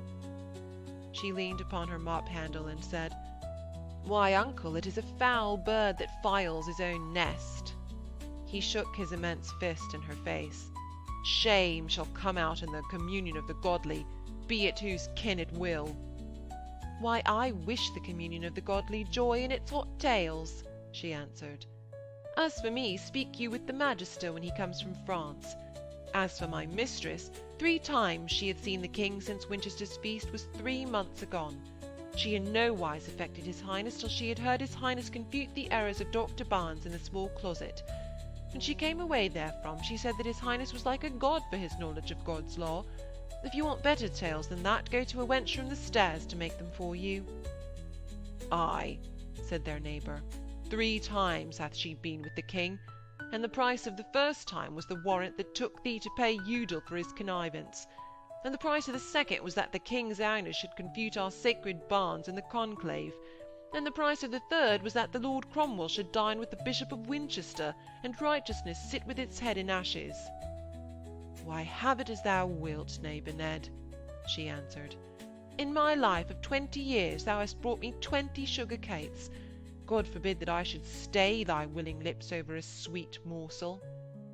In the gloomy and spiritless silence that fell upon them all, since no man there much believed the things that were alleged, but all very thoroughly believed that evil days were stored up against them, the bursting open of the door made so great a sound that the speechless German tilted backward with his chair and lay on the ground, before any of them knew what was the cause. The black figure of a boy shut out the grey light and the torrents of rain. His head was bare, his frieze clothes dripped and sagged upon his skin.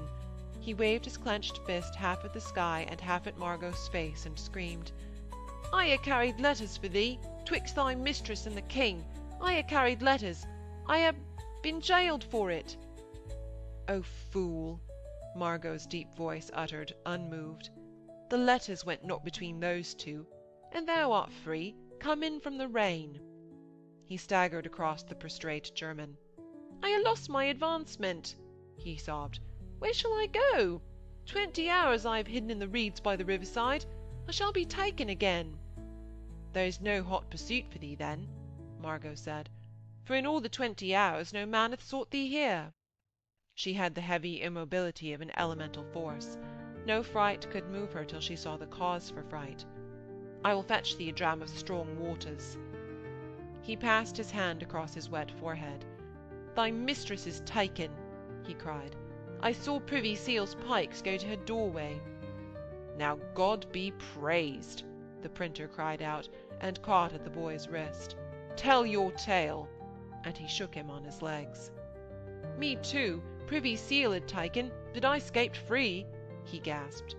These twain had promised me advancement for braving their screeds, and I had lost it. Gossips all, the neighbour Ned barked out. To your feet, and let us sing.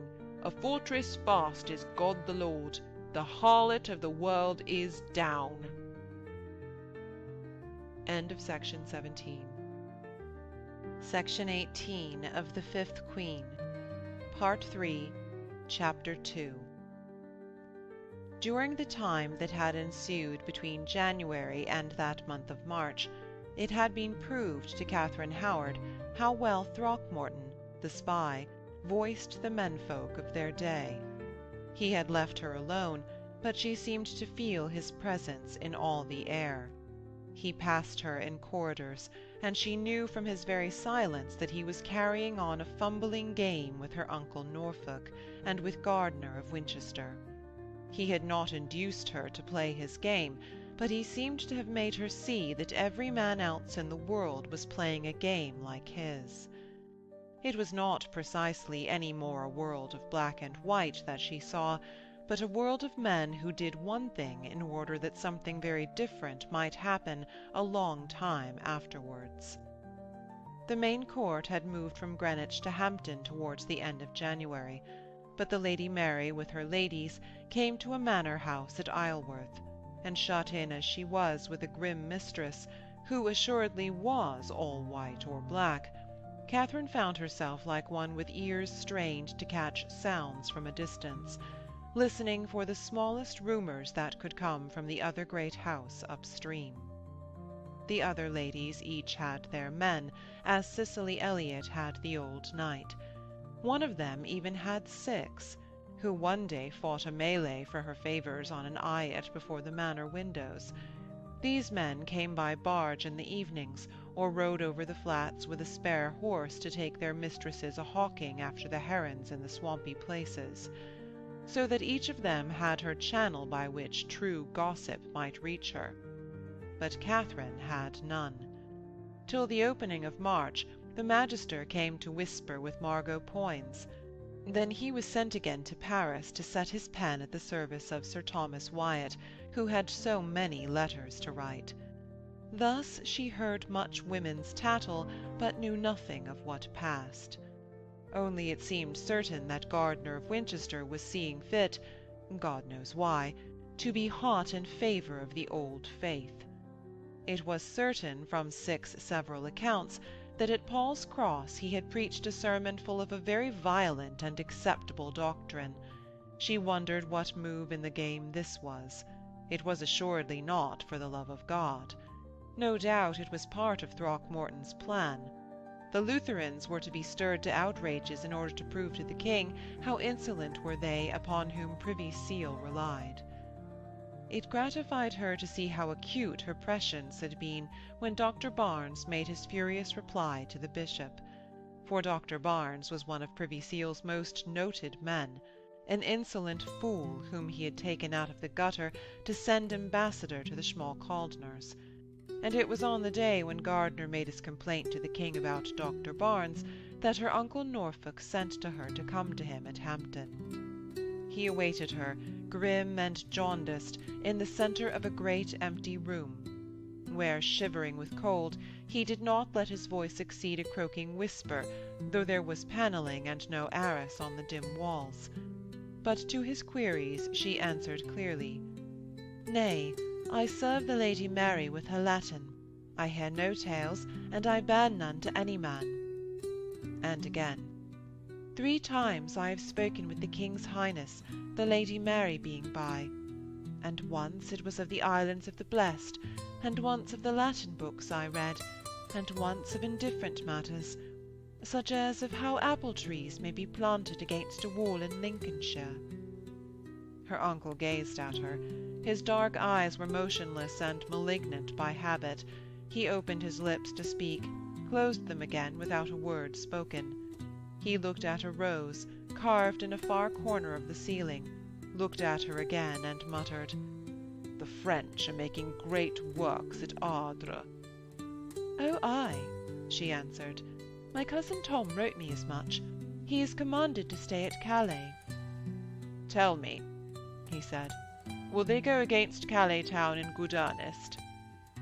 "If I knew that," she answered, "I should have had it in private words from my lady whom I serve, and if I had it in private words, I would tell it neither to you nor to any man."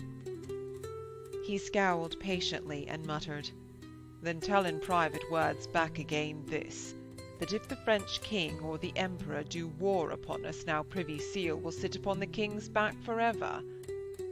"Ah, I know who hath talked with you," she answered. "Uncle, give me your hand to kiss, for I must back to my mistress." He put his thin hand grimly behind his back. "Ye spy, then, for others," he said. "Go, kiss their feet." She laughed in a nettled voice.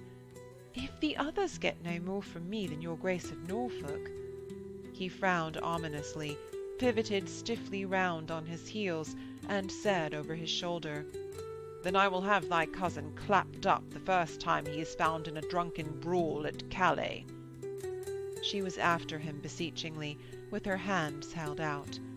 "Oh no, uncle!"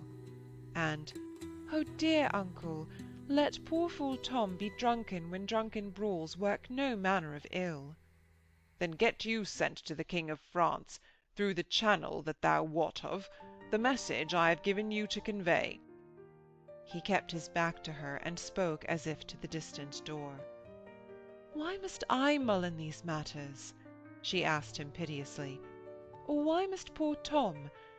God help him! He found me bread when you had left me to starve." It came to her as pitiful that her cousin, swaggering and unconscious at a great distance, should be undone because these men quarrelled near her. He moved stiffly round again. He was so bolstered over with clothes against the cold. "It is not you that must meddle here," he said. "It is your mistress. Only she will be believed by those you wot of." "Speak you yourself," she said. He scowled hatefully. "Who of the French would believe me?" he snarled. He had been so made a tool of by the Privy Seal in times past that he had lost all hope of credence. "If I may come to it, I will do it," she said suddenly. After all, it seemed to her, this action might bring about the downfall of Privy Seal, and she desired his downfall. It would be a folly to refuse her aid merely because her uncle was a craven man, or Throckmorton a knave. It was a true thing that she was to ask the Lady Mary to say, that if France and Spain should molest England together, the Cleves alliance must stand for good, and with it Privy Seal. "But a God's name, let poor Tom be," she added. He stood perfectly motionless for a moment, shrugged his shoulders straight up and down, stood motionless for another moment, and then held out his hand. She touched it with her lips. There was a certain cate, or small cake, made of a paste sweetened with honey and flavoured with cinnamon, that Katharine Howard very much loved. She had never tasted them till one day the king had come to visit his daughter, bearing with his own hands a great box of them. He had had the recipe from Thomas Cromwell, who had had it of a Jew in Italy. Mary so much disaffected her father that, taking them from his hands with one knee nearly upon the ground, she had said that her birth ill-fitted her to eat these princely viands, and she had placed them on a ledge of her writing-pulpit. Heaving a heavy sigh, he glanced at her book and said that he would not have her spoil her eyes with too much of study. Let her bid Lady Catherine to read and write for her. "She will have greater need of her eyes than ever I of mine," Mary answered with her passionless voice. "I will not have you spoil your eyes," he said heavily, and she gave him back the reply, "My eyes are your Highness's." He made with his shoulders a slow movement of exasperation, and turning to Katharine Howard, he began once more to talk of the islands of the blessed. He was dressed all in black furs that day, so that his face appeared less pallid than when he had worn scarlet, and it seemed to her suddenly that he was a very pitiful man, a man who could do nothing, and one who, as Throckmorton had said, was nothing but a doubt. There beside him, between the two of them, stood his daughter, pale, straight, silent, her hands clasped before her. And her father had come to placate her. He had brought her cates to eat, or he would have beaten her into loving him. Yet Mary of England stood as rigid as a knife-blade. You could move her neither by love nor by threats. This man had sinned against this daughter. Here he was brought up against an implacability. He was omnipotent in everything else. This was his Pillars of Hercules. So she exerted herself to be pleasant with him, and at one moment of the afternoon he stretched out a great hand to the cinnamon cakes and placed one in his own mouth. He sat still, and his great jaws moving slowly, he said that he scarcely doubted that, if he himself could set sail with a great armada and many men, he should find a calm region of tranquil husbandry and a pure faith. "It might be found," he said. Then he sighed heavily, and looking earnestly at her, brushed the crumbs from the furs about his neck. "One day doubtless your Highness shall find them," Katharine answered, "if your Highness shall apply yourself to the task." She was impatient with him for his sighs. Let him, if he would, abandon his kingdom and his daughter to set out upon a quest, or let him stay where he was and set to work at any other task. "But whether your Highness shall find them beyond the Western Isles, or hidden in this realm of England?" He shrugged his great shoulders right up, till the furs on them were brushed by the feathers that fell from his bonnet. "God, wench," he said gloomily, "that is a question you were main happy to have time to dally with.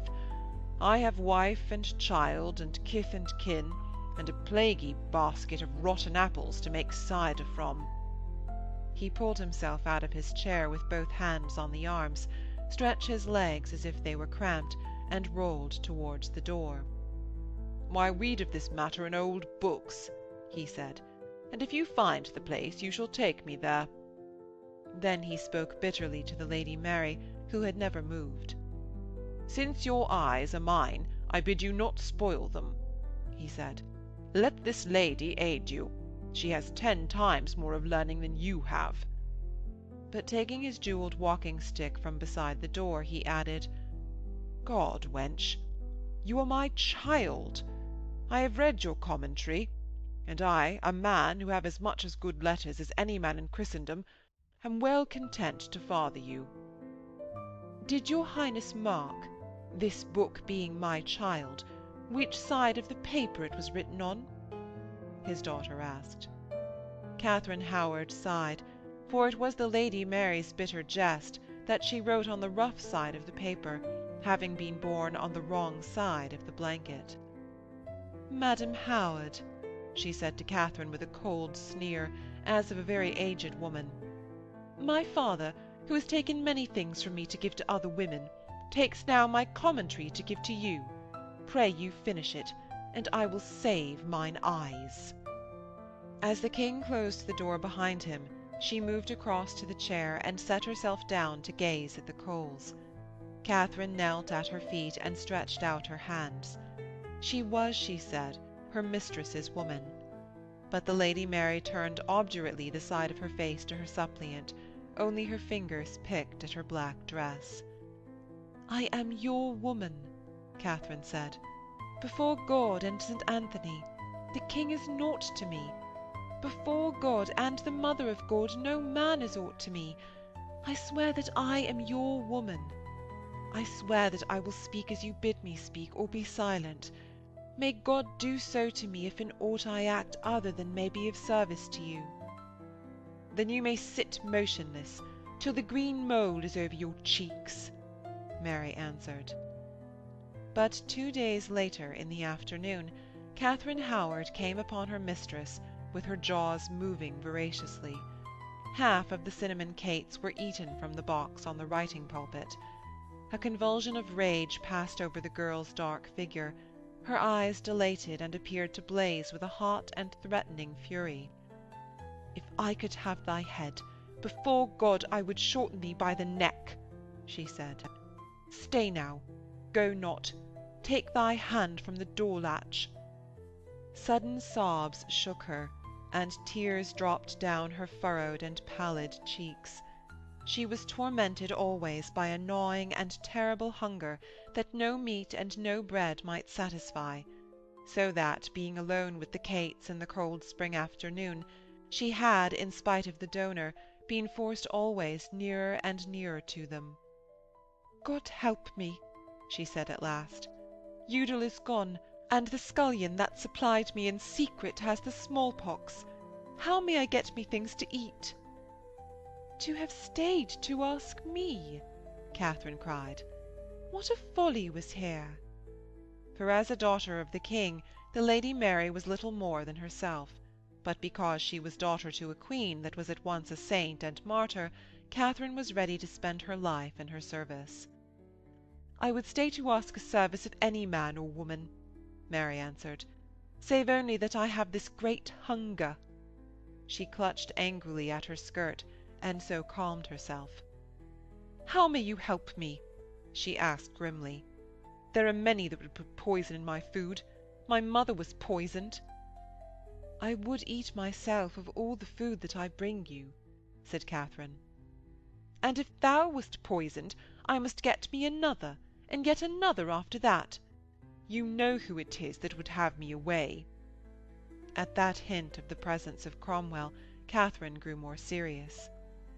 "I will save of my own food," she answered simply. "Till your bones stick through your skin?" Mary sneered. "See you, do you know one man you could trust?" The shadow fell the more deeply upon Katharine, because her cousin, as she remembered every day, the one man that she could trust, was in Calais town. "I know of 2 women," she said. "My maid Margot, And Cicely Elliot? Mary of England reflected for a long time. Her eyes sunk deep in her head, grey and baleful, had the look of her father's. Cicely Elliot is too well known for my woman, she said. Thy maid Margot is a great lump, too. Hath she no lover? The magister was in Paris. But a brother she hath, Katharine said, one set upon advancement. Mary said moodily, Advancement then may be in this. God knoweth his own good time. But you might tell him, or it were better you should bid her tell him, in short words and wait. She had a certain snake-like eagerness and vehemence in her motions. She opened swiftly an aumbrey in which there stood a tankard of milk. She took a clean pen, and then turned upon Katharine. Before thou goest upon this errand, she said, I would have thee know that, for thee, there may be a traitor's death in this, and some glory in heaven. You write to the Empress, Katharine cried. I write to a man, the Lady Mary said. Might you speak with clear eyes to my father if you knew more than that? I do not believe that you would bring your father down, Katharine said. Why, you have a very comfortable habit of belief, Mary sneered at her. In 2 words, will you carry this treasonable letter or no? God help me, Katharine cried. Well, God help you, her mistress jeered. 2 nights agone you swore to be my woman and no other man's. Here you are in a taking. Think upon it. She dipped her white pen in the milk, and began to write upon a great sheet of paper, holding her head aslant to see the shine of the fluid. Katharine fought a battle within herself. Here was treason to the king, but that was a little thing to her. Yet the king was a father whom she would bring back to this daughter, and the traitor was a daughter whom she was sworn to serve and pledged to bring back to this father. If then she conveyed this letter— Tell me, she asked of the intent figure above the paper, when, if ever, shall this plot burst? Madam Howard, the other answered, I heard thee not. I say I will convey your Highness's letter, if the plot shall not burst for many days. If it be to come soon, I will forswear myself and be no longer your woman. By what a pax is here? Her mistress faced round on her. What muddles thy clear head? I doubt, knowing the craven kings that are of my party, no plot shall burst for 10 years. And so— Before then thou mayest be brought back to thy father, Katharine said. Mary of England burst into a hoarse laughter. As God's my life, she cried, that may well be, and you may find a chaste whore before either. While she was finishing her letter, Katharine Howard prayed that Mary the Mother of Mercy might soften the hatred of this daughter, even as of old times she had turned the heart of Lucius the Syracusan. Then there should be an end to plotting, and this letter might work no ill.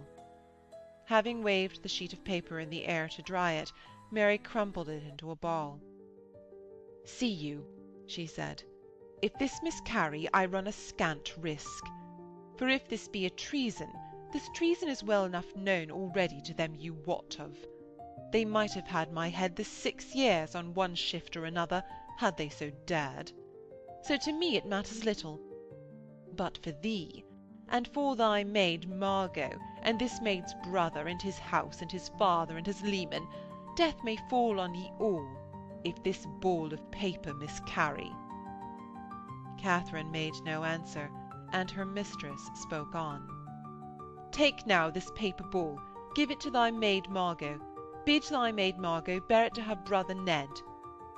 Her brother Ned should place it in his sleeve, and walk with it to Herring Lane at Hampton. There, over against the house of the Sieur Chapuis, who was the Emperor's ambassador to this Christian nation, over against that house there was a cook-shop, to which resorted the servants of the ambassador. Passing it by, Katharine's maid's brother should thrust his hand in at the door and cry, A pox on all stinking Kaiserlicks and Papists!" and he should cast the paper at the cook's head. Then out would come Master Cook to his door and claim reparation. And for reparation Margot's brother Ned should buy such viands as the cook should offer him. These viands he was to bring, as a good brother should, to his hungry sister, and these viands his sister should take to her room, which was Katharine's room. "And of an evening," she finished, "I shall come to thy room to commune with thee of the writers that shall be dead and yet beloved. Hast thou the lesson by heart? I will say it again." End of section 18. Section 19 of The Fifth Queen. Part 3, Chapter 3. It was in that way, however sorely against her liking, that Katharine Howard came into a plot. It subdued her, it seemed to age her, it was as if she had parted with some virtue. When again she spoke with the king, who came to loll in his daughter's armed chair one day out of every week, it troubled her to find that she could speak to him with her old tranquillity. She was ashamed at feeling no shame, since all the while these letters were passing behind his back. Once even he had been talking to her of how they nailed pear trees against the walls in her Lincolnshire home. "A garden man would say," she began a sentence. Her eye fell upon one of these very crumpled balls of paper. It lay upon the table, and it confused her to think that it appeared like an apple. would say," she faltered. He looked at her with inquiring eyes, round in his great head. "It is too late," she finished. "Even too late for what?" he asked. "Too late in the year to set the trees back," she answered, and her fit of nervousness had passed. "For there is a fluid in trees that runneth upward in the spring of the year to greet the blessed sun." "Why, what a wise lady is this!" he said, half earnest. "I would I had such an adviser as thou hast," he continued to his daughter. He frowned for a moment, remembering that, being who he was, he should stand in need of no advice. "See you," he said to Katharine, "you have spoken of many things, and wisely, after a woman's fashion of book-learning. Now I am minded that you should hear me speak upon the word of God, which is a man's matter and a king's. This day se'nnight I am to have brought to my closet a heretic, Dr. Barnes. If ye will, ye may hear me confound him with goodly doctrines." He raised both his eyebrows heavily, and looked first at the Lady Mary. "You, I am minded, shall hear a word of true doctrine." And to Katharine, "I would hear how you think that I can manage a disputation, for the fellow is the sturdiest rogue with a yard of tongue to wag." Katharine maintained a duteous silence. The Lady Mary stood with her hands clasped before her. Upon Katharine he smiled suddenly and heavily.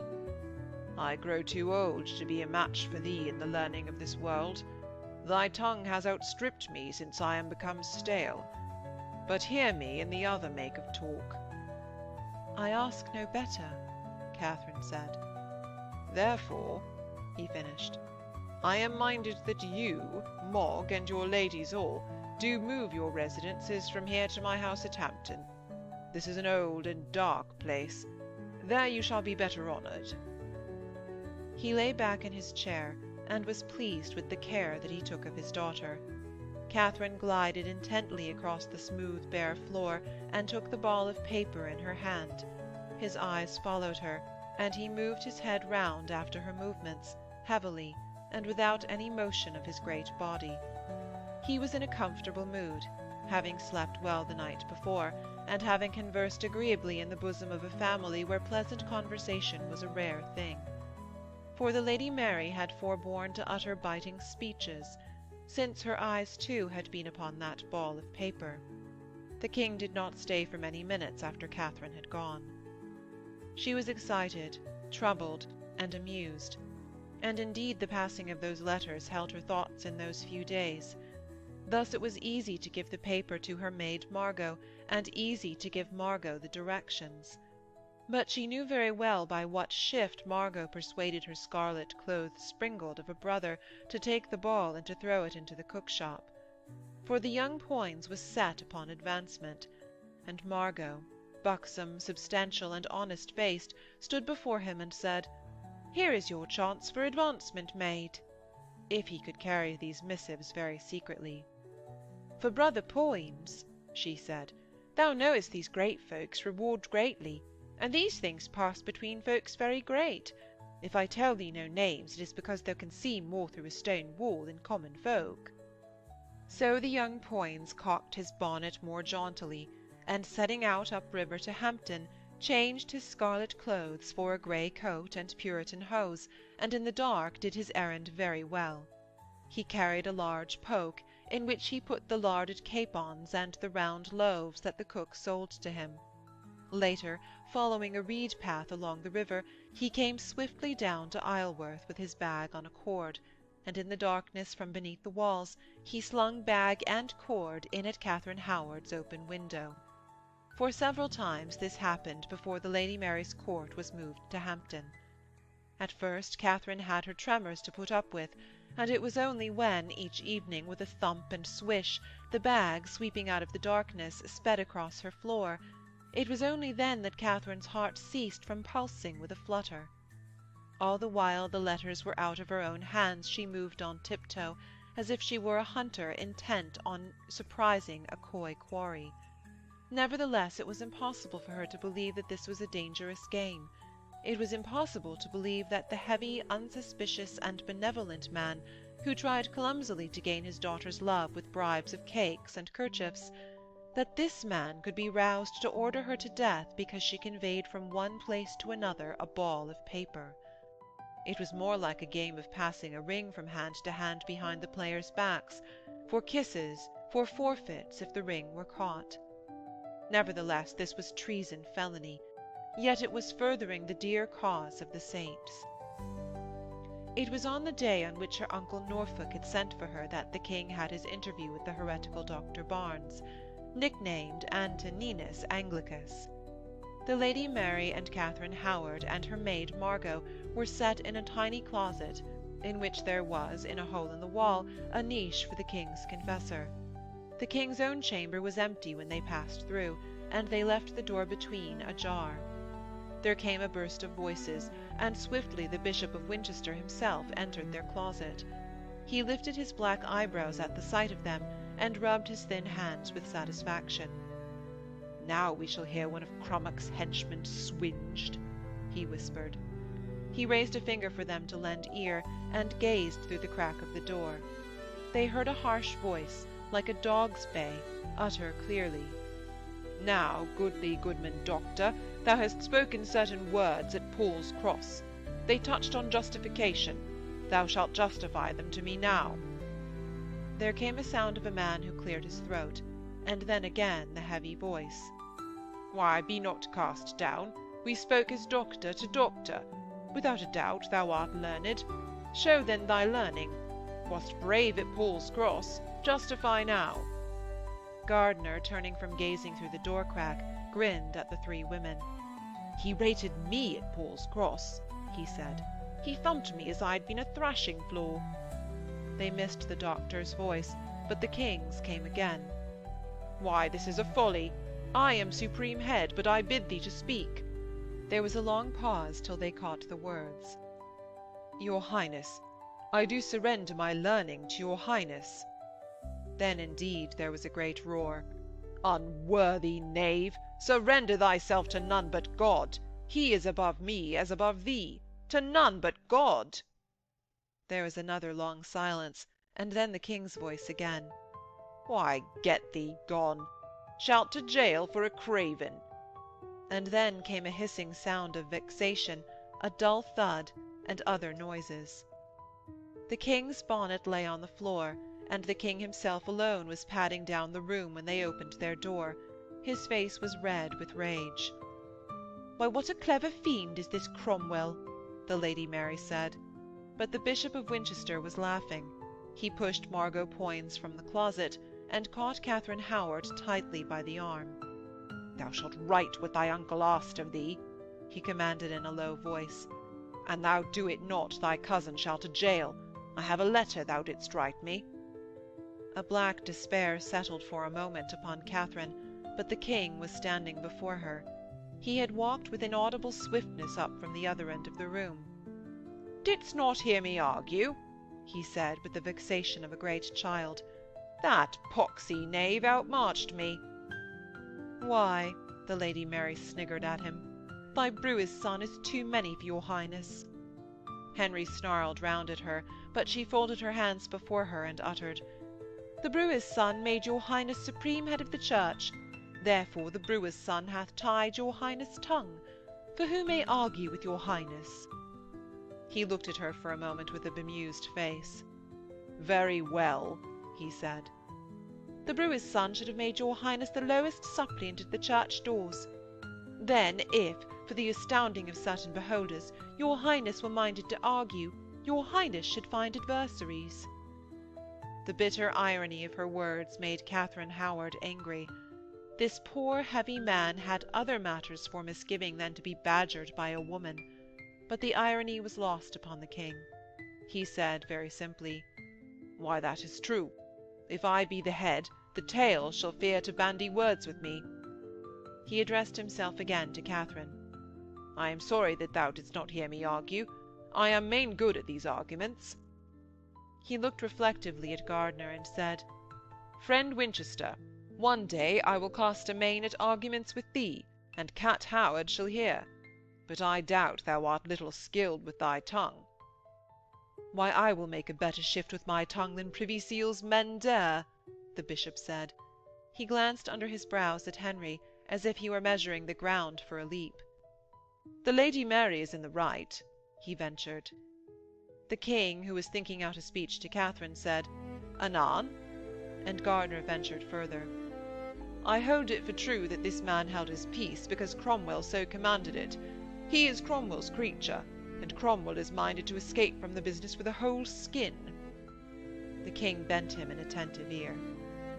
"It is to me, in the end, that Privy Seal owes amends," Gardiner said rancorously, "since it was at me that this man, by Cromwell's orders, did hurl his foul words at Paul's cross." The king said, "Why, it is true that thou art more sound in doctrine than is Privy Seal. What wouldst thou have?" Gardiner made an immense gesture, as if he would have embraced the whole world. Katharine Howard trembled. Here they were, all the three of them, Cromwell's enemies. They were all alone with the king in a favouring mood, and she was on the point of crying out, "Give us Privy Seal's head." But in this very moment of opportunity, Gardiner faltered. Even the blackness of his hatred could not make him bold. "That he should make me amends in public for the foul words that knave uttered, that they should both sue to me for pardon, that it should be showed to the world what manner of man it is that they have dared to flout." "Why, goodman bishop, it shall be done," the king said, and Katharine groaned aloud. A clock with 2 quarter boys beside the large fireplace chimed the hour of 4. "Aye," the king said to Katharine, "I thought to have had a pleasanter hour of it. Now you see what a manner of life is mine. I must go to a plaguing council." "And I were your highness," Katharine cried, "I would be avenged on them that marred my pleasures." He touched her benevolently upon the cheek. "Sweetheart," he said, "an thou wert me, thou'dst do great things." He rolled towards the door, heavy and mountainous. With the latch in his hand, he cried over his shoulder, "But thou shalt yet hear me argue." "What a morning you have made of this!" Katharine threw at the bishop. The Lady Mary shrugged her shoulders to her ears and turned away. Gardiner said, "Anon?" "Oh, well, your holiness knows," Katharine said. "You might have come within an ace of having Cromwell down."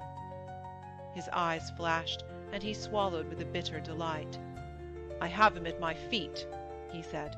"He shall do public reparation to me. You have heard the king say so." There were tears of vexation in Katharine's eyes. "Well, I know how it is that this brewer's son has kinged it so long," she said. "An I had been a man, it had been his head or mine." Gardner shook himself like a dog that is newly out of the water. "Madam Howard," he said, "you are mighty high. I have observed how the king spoke all his words for your ear.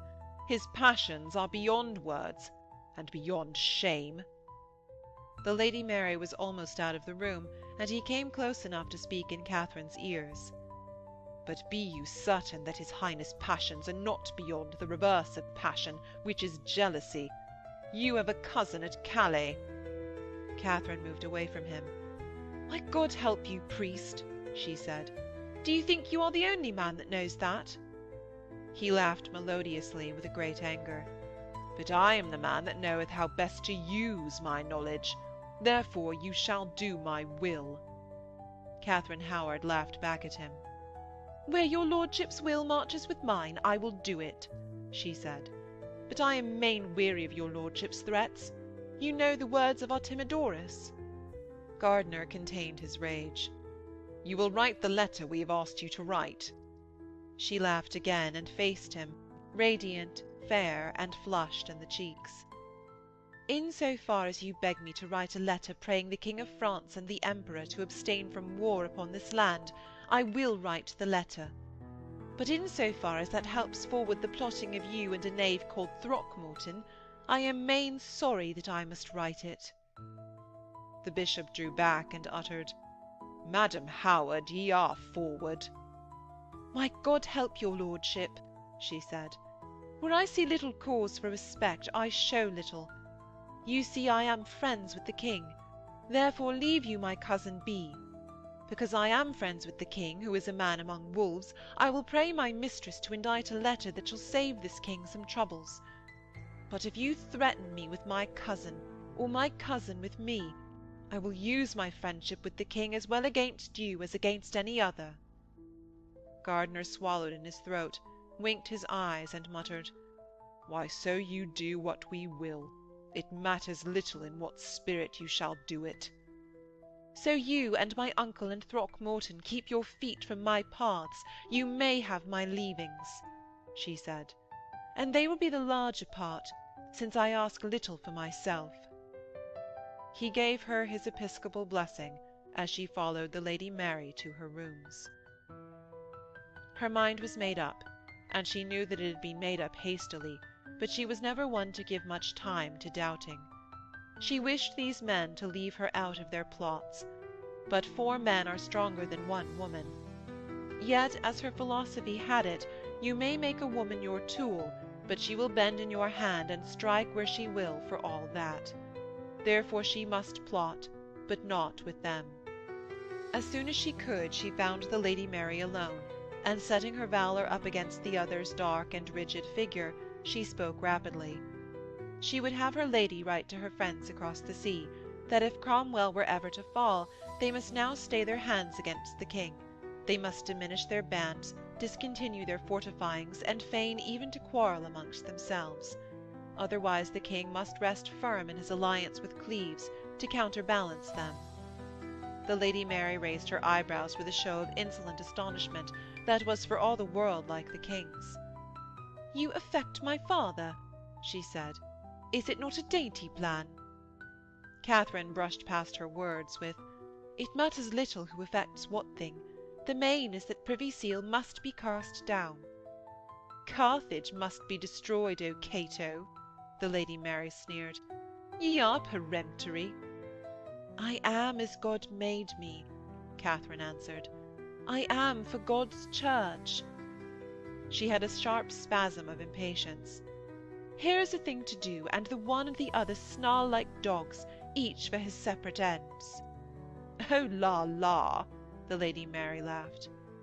"A Howard is as good as any man," Catherine said. Her ingenuous face flushed, and she moved her hand to her throat. "God help me. It is true that I swore to be your woman, but it is the true province of your woman to lead you to work for justice and the truth." A black malignancy settled upon the face of the princess. "I have been called bastard," she said. "My mother was done to death." "No true man believes you misbegotten," Catherine answered hotly.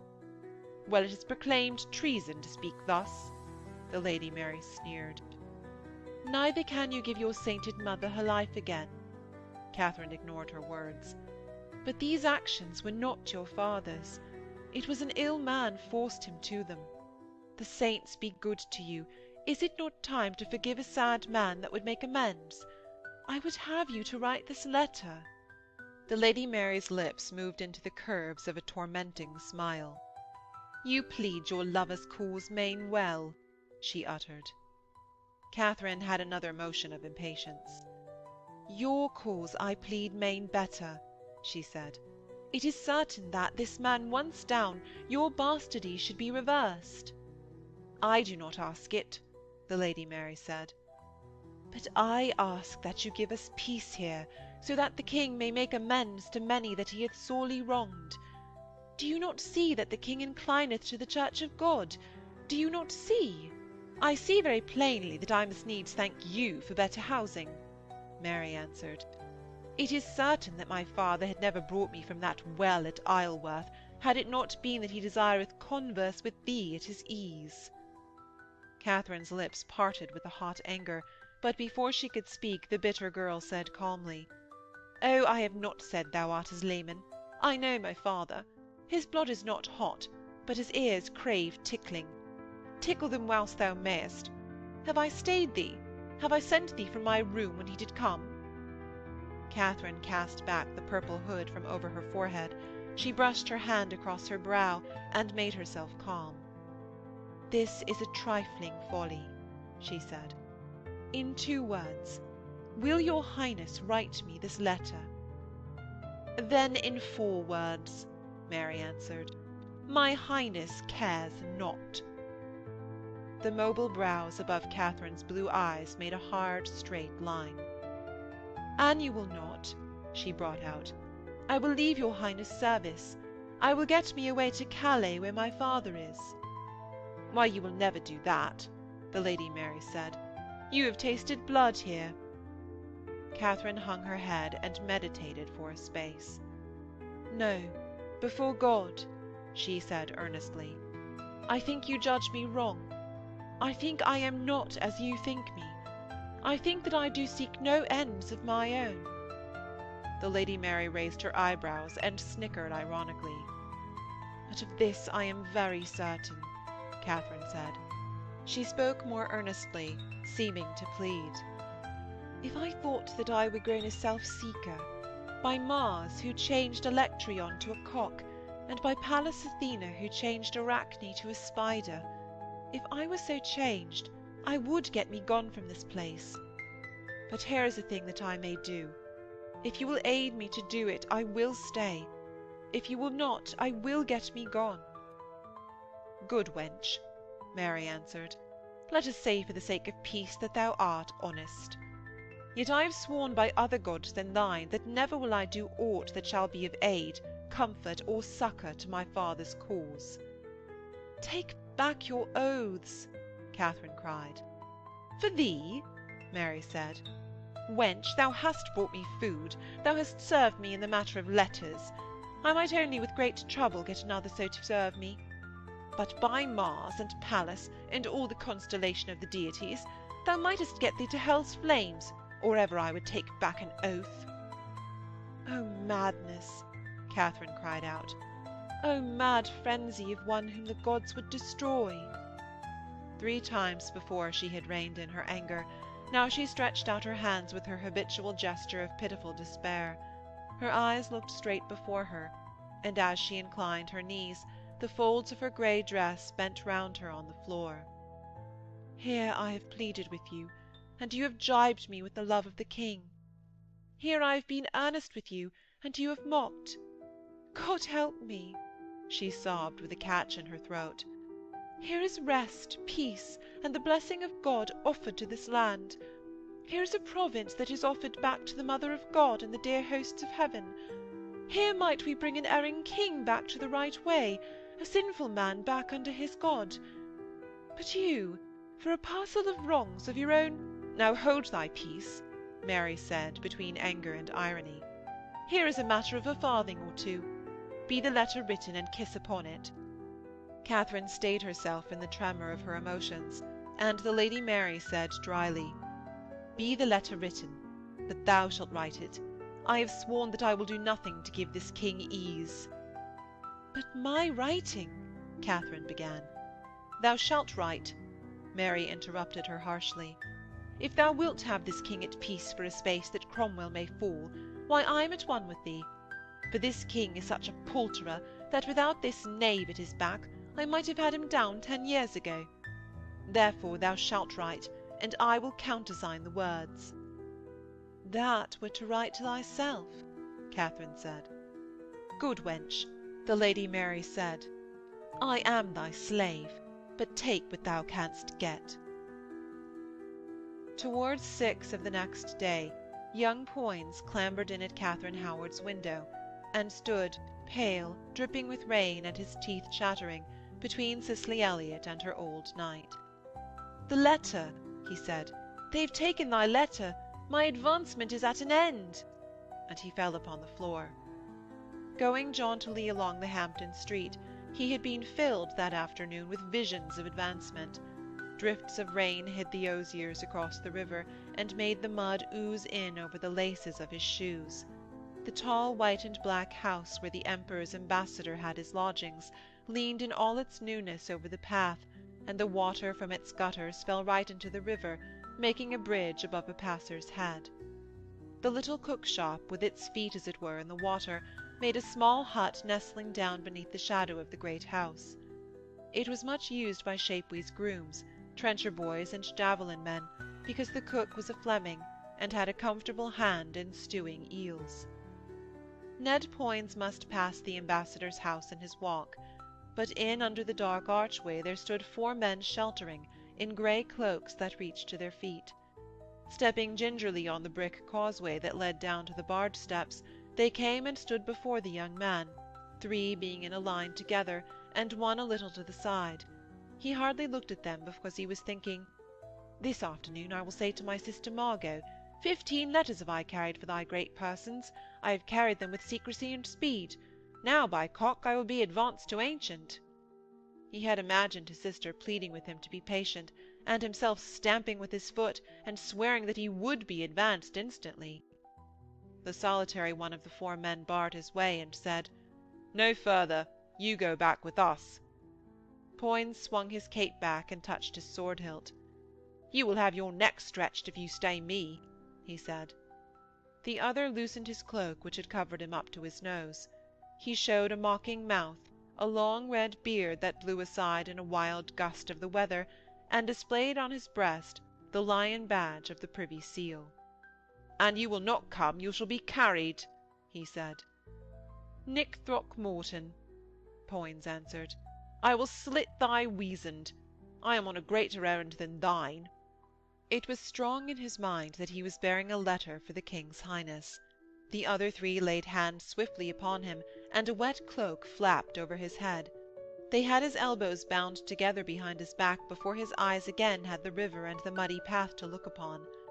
Throckmorton grinned sardonically, and they forced him along in the mud.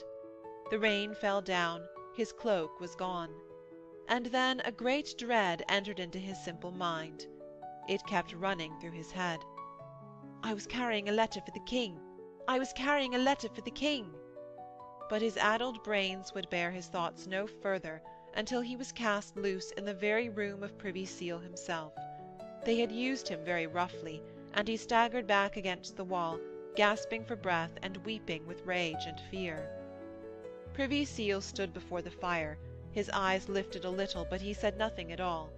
Throckmorton took a dagger from the chain round his neck, and cut the bag from the boy's girdle. Still smiling sardonically, he placed it in Privy Seal's fat hands. "Here is the great secret," he said. "I took it even in the gates of Chapuis." Privy Seal started a little and cried, "Ah!" The boy would have spoken, but he feared even to cry out. His eyes were starting from his head, and his breath came in great gusts that shook him. Privy Seal sat down in a large chair by the fire and considered for a moment. Then he slowly drew out the crumpled ball of paper. Here at last he held the Lady Mary utterly in his power. Here at last, at the 11th hour, he had a new opportunity to show to the king his vigilance, his power, and how necessary he was to the safety of the realm. He had been beginning to despair. Winchester was to confess the king that night. Now he held them. "I have been diligent," Throckmorton said. "I had the Lady Mary set in the room that has a spy-hole beside a rose in the ceiling, so I saw the writing of this letter." Cromwell said, "Ah." He had pulled the paper apart, smoothed it across his knee, and looked at it attentively. Then he held it close to the fire, for no blank paper could trouble the Privy Seal. This was a child's trick at best. In the warmth, faint lines became visible on the paper. They darkened and darkened beneath his intent eyes. Behind his back, Throckmorton, with his immense beard and sardonic eyes, rubbed his hands and smiled. Privy Seal's fingers trembled, but he gave no further sign. Suddenly he cried, "What?" And then, "Both women? Both?" He fell back in the chair, and the sudden quaver of his face, the deep breath that he drew, showed his immense joy. "God of my heart! Both women!" he said again.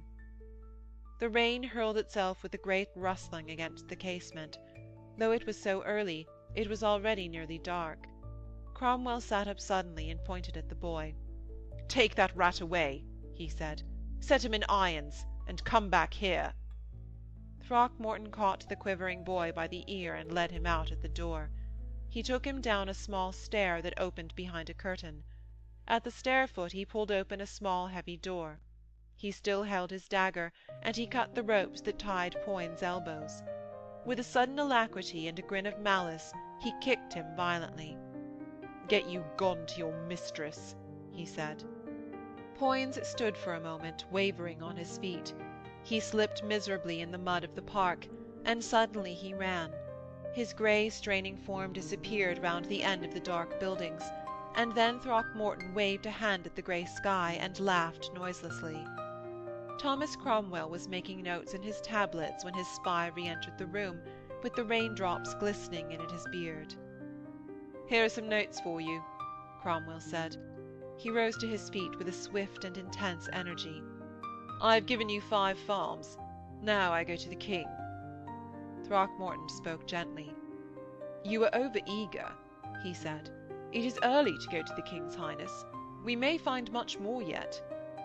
"It is already late," Cromwell said. "Sir," Throckmorton urged, "consider that the king is much affected to this lady. Consider that this letter contains nothing that is treasonable. Rather it urges peace upon the king's enemies." "Ay," said Cromwell, "but it is written covertly to the king's enemies." "That is true. It is a treason," Throckmorton said. "But it is very certain that the Lady Mary hath written letters very much more hateful.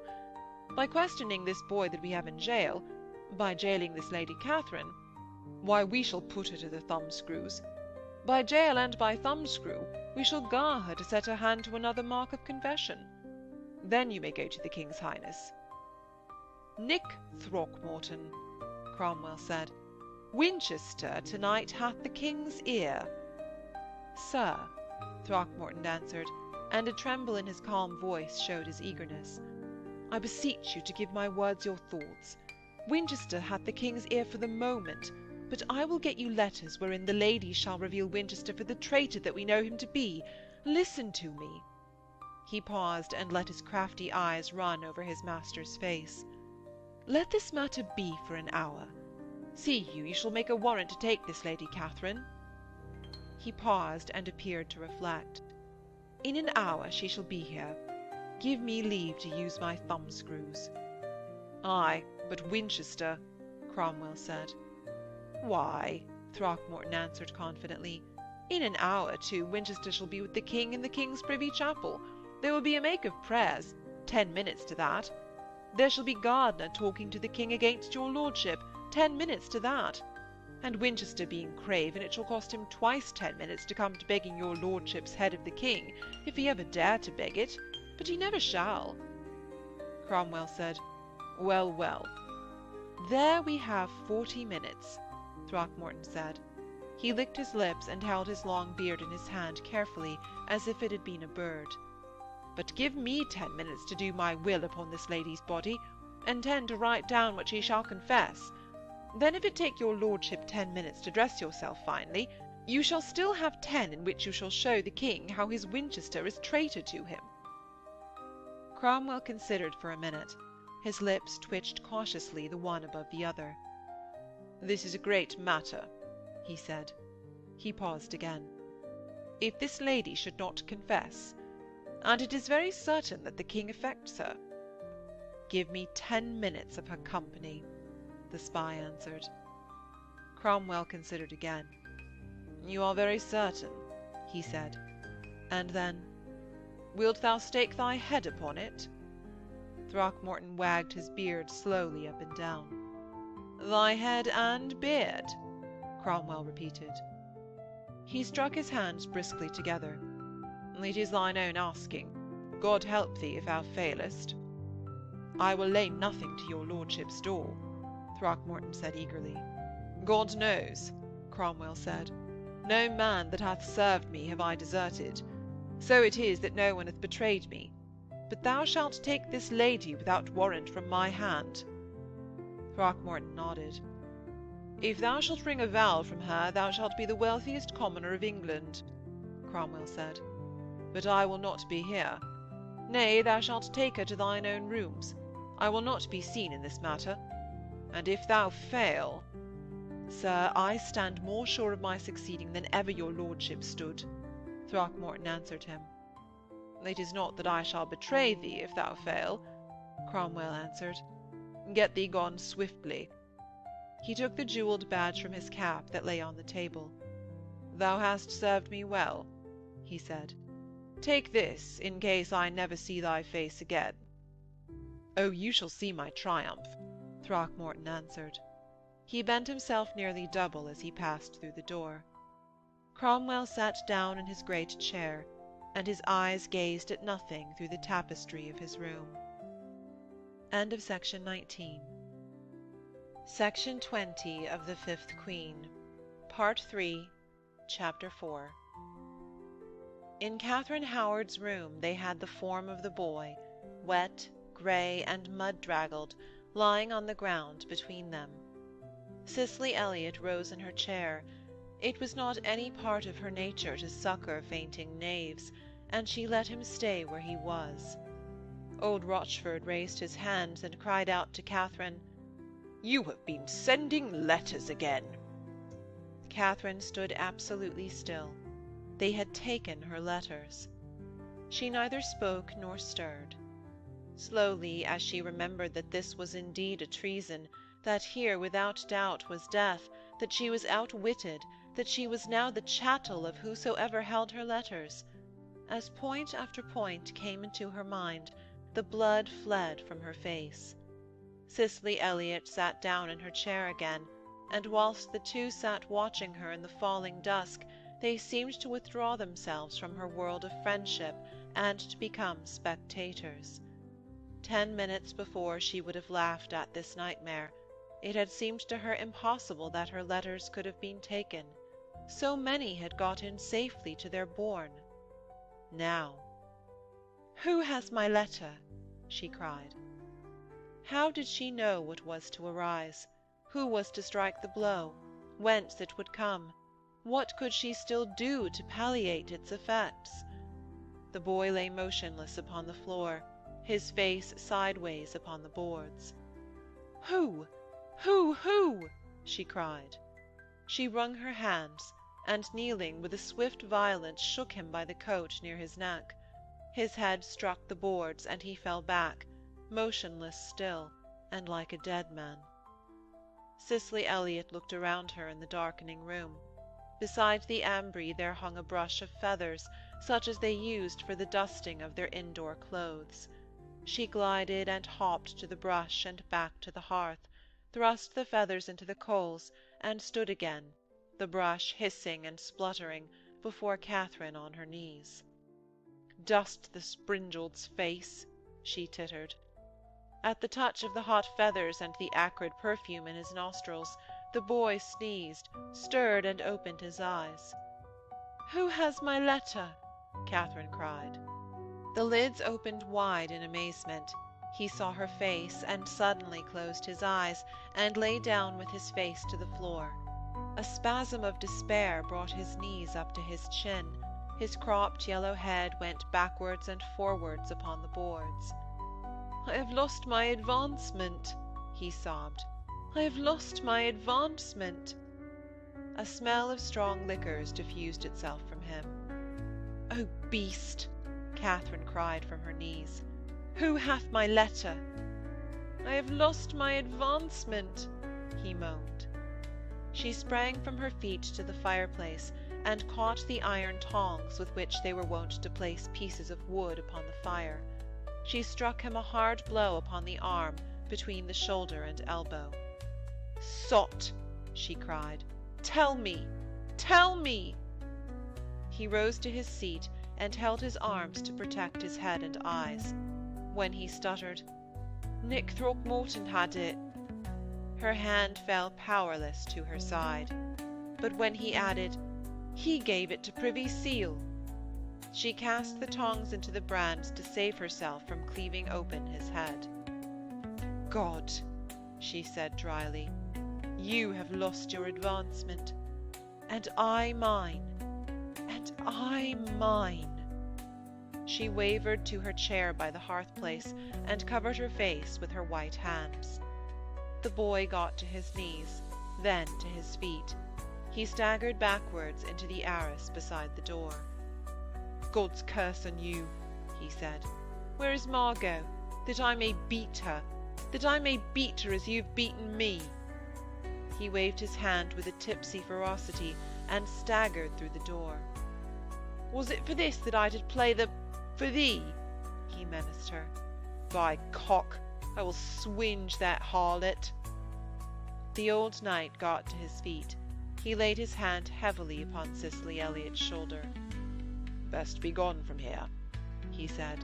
"This is no quarrel of mine or thine." "Why, get thee gone, old boy," she laughed over her shoulder. "7 of my men have been done to death in such like marlocks. I would not have thee die as they did." "Come with me," he said in her ear. "I have dropped my lance. Never shall I ride to horse again. I would not lose thee. Art all I have."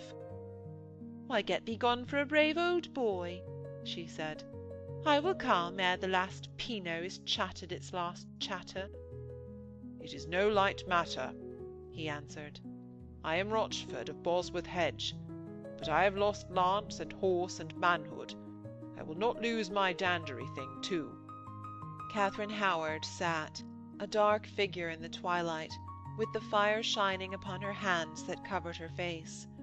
Cicely Elliot looked at her and stirred. "Why," she said, "I have lost father and mother and menfolk and sister, but my itch to know I will not lose if I pay my head for the price. I would give a silken gown to know this tale." Katharine Howard uncovered her face. It showed white even in the rays of the fire. One finger raised itself to a level with her temple. "Listen," she uttered. They heard through the closed door a dull thud, metallic and hard, and another after 4 great beats of their hearts. "Pike staves," the old knight groaned. His mouth fell open. Katharine Howard shrieked. She sprang to the clothes-press, to the window, and then to the shadows beside the fireplace, where she cowered and sobbed. The door swung back. A great man stood in the half-light and cried out, "The Lady Katharine Howard." The old knight raised his hands above his head, but Cicely Elliot turned her back to the fire. "What would you with me?" she asked. Her face was all in shadows. "I have a warrant to take the Lady Katharine." Cicely Elliot screamed out, "Me! Me! Ah, God! Ah, God!" She shrank back. She waved her hands. Then suddenly she caught at the coif above her head and pulled forward the tail of her hood, till like a veil it covered her face. "Let me not be seen," she uttered hoarsely. The old knight's impatient desires burst through his terror. "Nick Throckmorton," he bleated, "yon mad wench of mine." But the large man cut in on his words with a harsh and peremptory vehemence. "It is very dark. You cannot see who I be. Thank your God I cannot see whether you be a man who fought by a hedge or no. There shall be written reports of this. Hold your peace." Nevertheless, the old man made a spluttering noise of one about to speak. "Hold your peace," Throckmorton said roughly again. "I cannot see your face. Can you walk, madam, and very fast?" He caught her roughly by the wrist, and they passed out, twin blots of darkness at the doorway.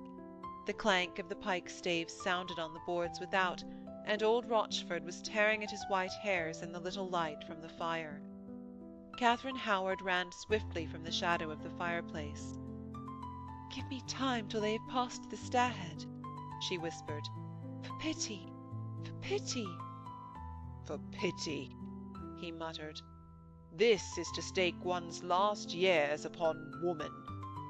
He turned upon her, and his white face and pale blue eyes glinted at her hatefully. "What pity had Cicely Elliot upon me, then?" "Till they are out of the gate," she pleaded, "that I may get me gone." At her back she was cut off from the night and the rain by a black range of corridors. She had never been through them because they led to rooms of men that she did not know. But down the passage and down the stairway was the only exit to the rest of the palace and the air. She threw open her press so that the hinges cracked. She caught her cloak and she caught her hood. She had no whither to run, but there she was at the end of a large trap. Their footsteps as they receded echoed and whispered up the stairway from below. "For pity," she pleaded, "for pity! I will go miles away before it is morning." He had been wavering on his feet, torn backwards and forwards, literally and visibly, between desire and fear, but at the sound of her voice he shook with rage. "Curses on you that ever came here," he said. "If you go free, I shall lose my dandling thing." He made as if to catch her by the wrist, but changing his purpose, ran from the room, shouting, "Hola, Throckmorton! That is not—" His voice was lost in reverberations and echoes. In the darkness she stood desolately still. She thought of how Romans would have awaited their captors. The ideal of a still and worthy surrender was part of her blood. Here was the end of her cord. She must fold her hands. She folded her hands. After all, she thought, what was death? "It is to pass from the hardly known to the hardly unknown." She quoted Lucretius. It was very dark all around her. The noises of distant outcries reached her dimly.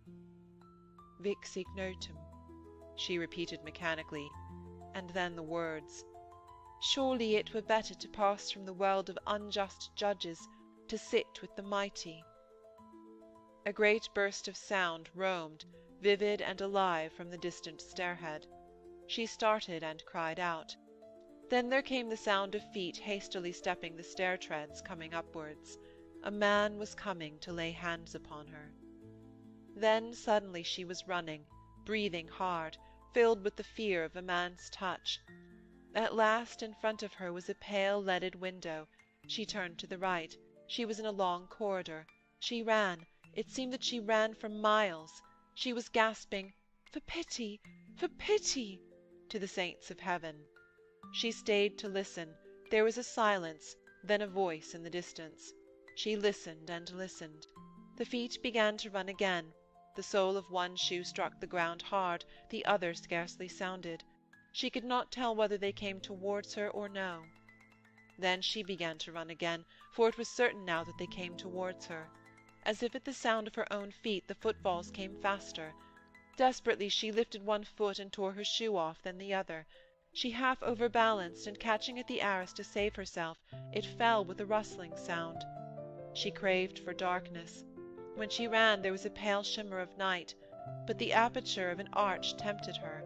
She ran and sprang upwards, in a very black, narrow stairway. At the top there was light, and the passage ended in a window. A great way off a pine torch was stuck in a wall, a knave in armour sat on the floor beneath it, the heavy breathing was coming up the stairway. She crept on tiptoe across the passage to the curtains beside the casement. Then a man was within touch of her hand, panting hard, and he stood still as if he were out of breath. His voice called in gasps to the knave at the end of the gallery. "Ho! There! Simon! Peter! Hath one passed that way?" The voice came back. "No one! The king comes!" He moved a step down the corridor, and as he was lifting the arras a little way, she moved to peep through a crack in the curtain. It was Throckmorton. The distant light glinted along his beard. At the slight movement she made he was agog to listen, so that his ears appeared to be pricked up. He moved swiftly back to cover the stairhead. In the distance, beneath the light, the groom was laying cards upon the floor between his parted legs. Throckmorton whispered suddenly, "I can hear thee breathe. Art near? Listen." She leant back against the wall and trembled. "This seems like a treachery," he whispered. "It is none. Listen. There is little time. Do you hear me?" She kept her peace. "Do you hear me?" he asked. "Before God, I am true to you." When still she did not speak, he hissed with vexation and raised one hand above his head.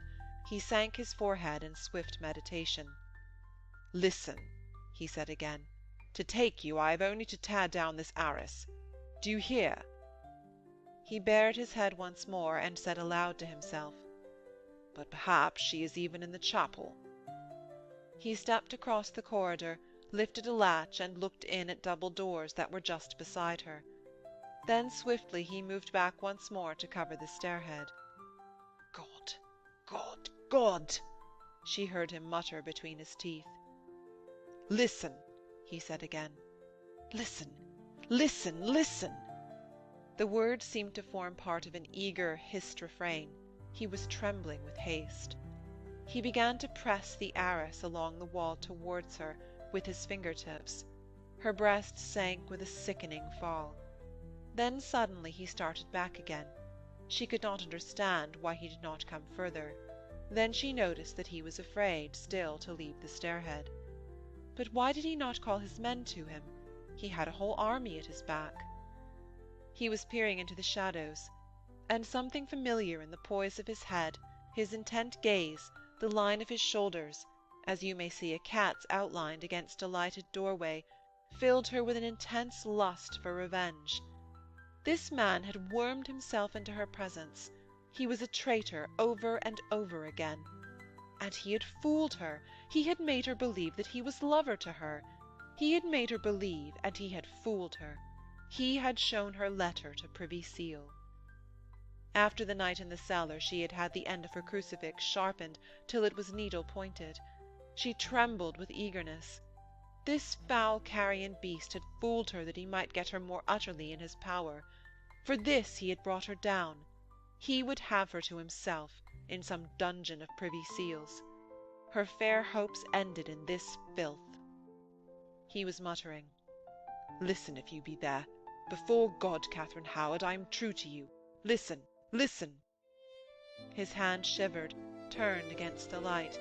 He was hearkening to some distant sound. He was looking away. She tore the arras aside and sprang at him with her hand on high. But at the sharp sound of the tearing cloth, he started to one side, and the needle-point that should have pierced his face struck softly in at his shoulder or thereabouts. He gave a sharp hiss of pain. She was wrestling with him then. One of his hands was hot across her mouth, the other held her throat. "O fool!" his voice sounded. "Bide you still!"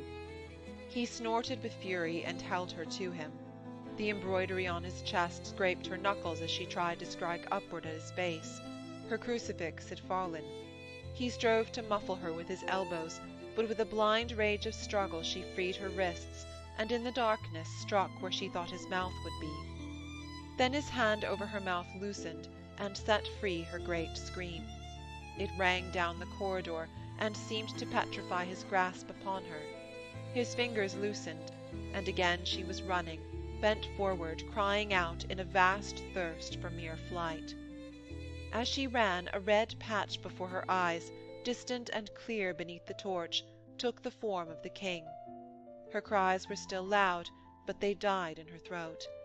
He was standing still, with his fingers in his ears. "Dear God," she cried, "they have laid hands upon me! They have laid hands upon me!" And she pressed her fingers hard across her throat, as if to wipe away the stain of Throckmorton's touch. The king lifted his fingers from his ears. "Bones of Jago!" he cried. "What new whimsy is this?" "They have laid hands upon me!" she cried, and fell upon her knees. "Why," he said, "here is a day nightmare. I know all your tale of a letter. Come now, pretty one. Up, pretty soul." He bent over benevolently and stroked her hand. "These dark passages are frightening to maids. Up now, pretty, I was thinking of thee. Who the devil shall harm thee?" he muttered again. "This is mine own house. Come, pray with me. Prayer is a very soothing thing. I was bound to pray. I pray ever at nightfall. Up now. Come, pray, pray, pray." His heavy benevolence for a moment shed a calmness upon the place. She rose, and pressing back the hair from her forehead, saw the long, still corridor, the guard beneath the torch, the doors of the chapel. She said to herself pitifully, "What comes next?" She was too wearied to move again. Suddenly the king said, "Child, you did well to come to me when you came in the stables." She leaned against the tapestry upon the wall to listen to him. "It is true," he admitted, "that you have men that hate you and your house. The Bishop of Winchester did show me a letter you wrote. I do pardon it in you. It was well written." "Ah," she uttered wearily, "so you say now, but you shall change your mind ere morning." "Body of God, no," he answered. "My mind is made up concerning you. Let us call a truce to these things. It is my hour for prayer. Let us go to pray." Knowing how this king's mind would change from hour to hour, she had little hope in his words. Nevertheless, slowly it came into her mind that if she were ever to act, now that he was in the mood, was the very hour. But she knew nothing of the coil in which she now was. Yet without the king she could do nothing. She was in the hands of other men, of Throckmorton, of Privy Seal, of God knew whom. "Sir," she said, "at the end of this passage stood a man." The king looked past her into the gloom. "He stands there still," he said. "He is tying his arm with a kerchief. He looks like one Throckmorton." "Then if he have not run," she said, "call him here. He has had my knife in his arm. He holds a letter of mine." His neck stiffened suddenly. "You have been writing amorous epistles?" he muttered. "God knows there was naught of love," she answered. "Do you bid him unpouch it." She closed her eyes. She was done with this matter. Henry called, "Ho, you, approach!" And as through the shadows Throckmorton's shoes clattered on the boards, he held out a thickly gloved hand. Throckmorton made no motion to put anything into it, and the king needs must speak. "This lady's letter," he muttered. Throckmorton bowed his head. "Privy Seal holdeth it," he answered. "You are all of a make," the king said gloomily. "Can no woman write a letter but what you will be of it?" "Sir," Throckmorton said, "this lady would have Privy Seal down." "Well, she shall have him down," the king threatened him, "and thee, and all of thy train." "I do lose much blood," Throckmorton answered. "Pray you let me finish the binding of my arm." He took between his teeth one end of his kerchief and the other in his right hand, and pulled and knotted with his head bent. "Make haste," the king grumbled. "Here, lend room." And himself he took one end of the knot and pulled it tight, breathing heavily. "Now speak," he said. "I am not one made for the healing of cripples." Throckmorton brushed the black blood from the furs on his sleeve, using his gloves. "Sir," he said, "I am in pain and my knees tremble, because I have lost much blood. I were more minded to take to my pallet. Nevertheless, I am a man that do bear no grudge, being rather a very proper man, and one intent to do well to my country and its lord." "Sir," the king said, "if you were minded to speak ill of this lady, you had best had no mouth." Throckmorton fell upon one knee. "Grant me the boon to be her advocate," he said, "and let me speak swiftly, for Privy Seal shall come soon, and the Bishop of Winchester." "Ass that you are," the king said, "fetch me a stool from the chapel, that I may not stand all the day." Throckmorton ran swiftly to the folding doors.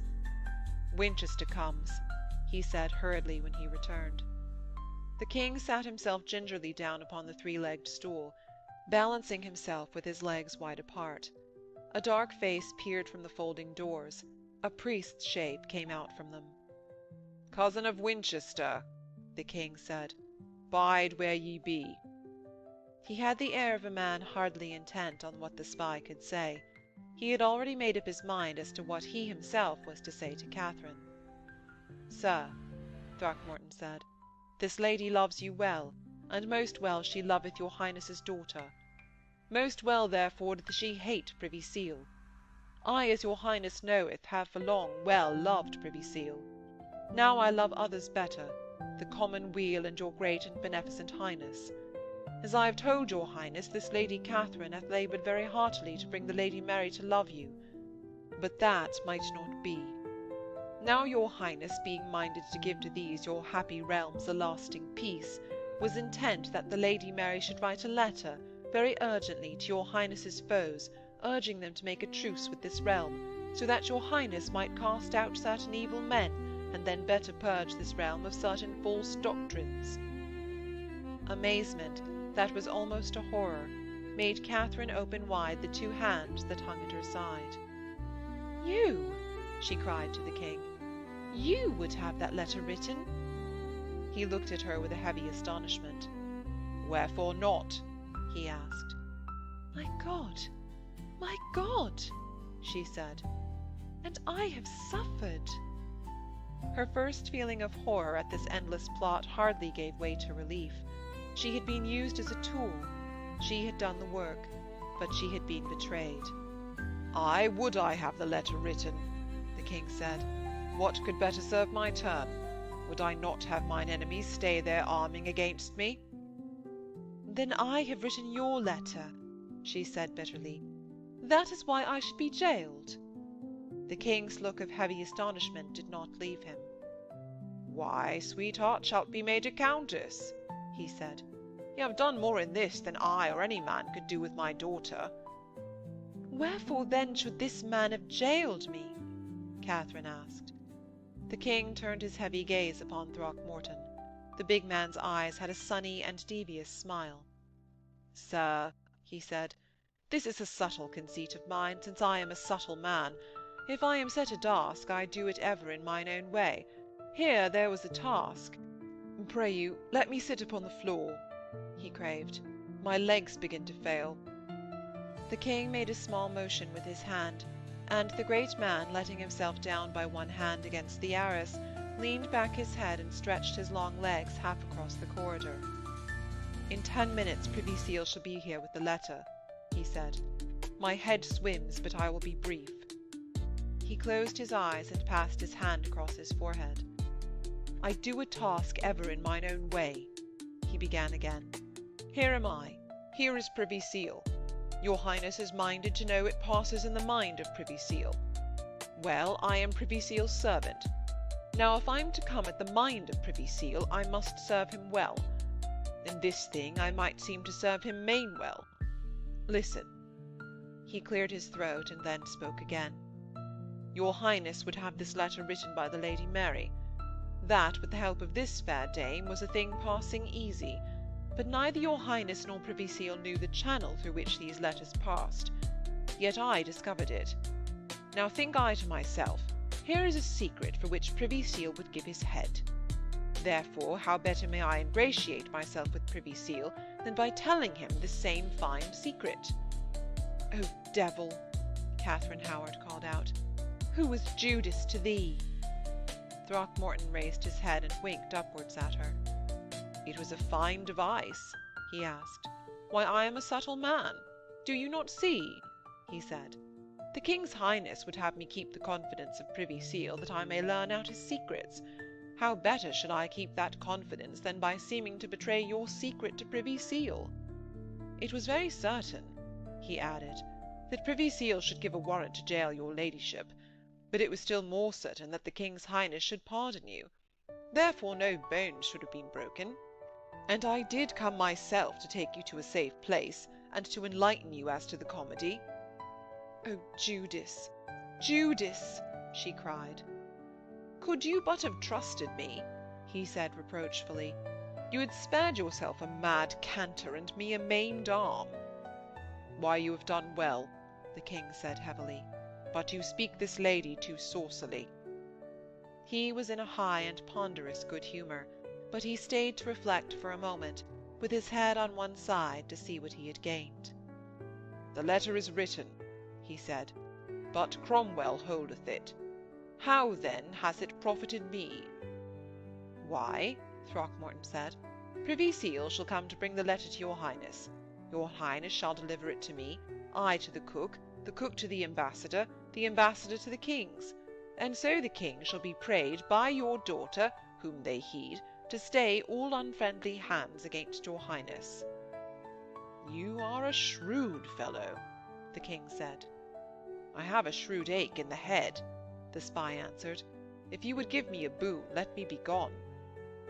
The king got stiffly up from his stool, and bracing his feet firmly, gave the spy one hand. The tall man shook upon his legs. "Why, I have done well," he said, smiling. "Now Privy Seal shall take me for his very bedfellow, until it shall please your Highness to deal with him for good and all." He went waveringly along the corridor, brushing the hangings with his shoulder. Katharine stood out before the king. "Now I will get me gone," she said. "This is no place for me." He surveyed her amiably, resting his hands on his red-clothed thighs as he sat his legs akimbo on his stool. "Why, it is main cold here," he said, "but bide a short space." "I am not made for courts," she answered. "We will go pray anon," he quieted her, with his hand stretched out. "Give me a space for meditation. I am not yet in the mood for prayer." She pleaded, "Let me be gone." "Body of God," he said good-humouredly, "it is fitting that at this time you do not pray. You have escaped a great peril, but I am wont to drive away earthly passions ere I come before the throne of grace." "Sir," she pleaded more urgently, "the night draws near. Before morning I would be upon my road to Calais." He looked at her interestedly, and questioned in a peremptory voice, "Upon what errand? I have heard of no journeying of yours." "I am not made for courts," she repeated. He said, "Anan?" with a sudden half-comprehending anger, and she quailed. "I will get me gone to Calais," she uttered, "and then to a nunnery. I am not for this world." He uttered a tremendous "Body of God," and repeated it 4 times. He sprang to his feet, and she shrank against the wall. His eyes rolled in his great head, and suddenly he shouted, "Ungrateful child! Ungrateful!" Then he lost words. His swollen brow moved up and down. She was afraid to speak again. Then suddenly, with a light and brushing step, the Lord Privy Seal was coming towards them. His sagacious eyes looked from one to the other, his lips moved with their sideways motion. "Fiend!" the king uttered, "give me the letter and get thee out of earshot." And whilst Cromwell was bending before his person, he continued, "I have pardoned this lady. I would have you both clasp hands." Cromwell's mouth fell open for a minute. "Your Highness knoweth the contents?" he asked. And by then he appeared as calm as when he asked a question about the price of chalk at Calais. "My Highness knoweth?" Henry said friendlily. He crumpled the letter in his hand, and then, remembering its use, moved to put it in his own pouch. This lady has done very well to speak to me, who am the fountainhead of power. Get thee out of earshot, he repeated. I have things as to which I would admonish this lady. Your Highness knoweth, Privy Seal began again. Then his eye fell upon Winchester, who still stayed by the chapel door at the far end of the corridor. He threw up his hands. Sir, he said, traitors have come to you. Gardner indeed was gliding towards them, drawn, in spite of all prudence, by his invincible hatred. The king watched the pair of them with his crafty eyes, deep-seated in his head.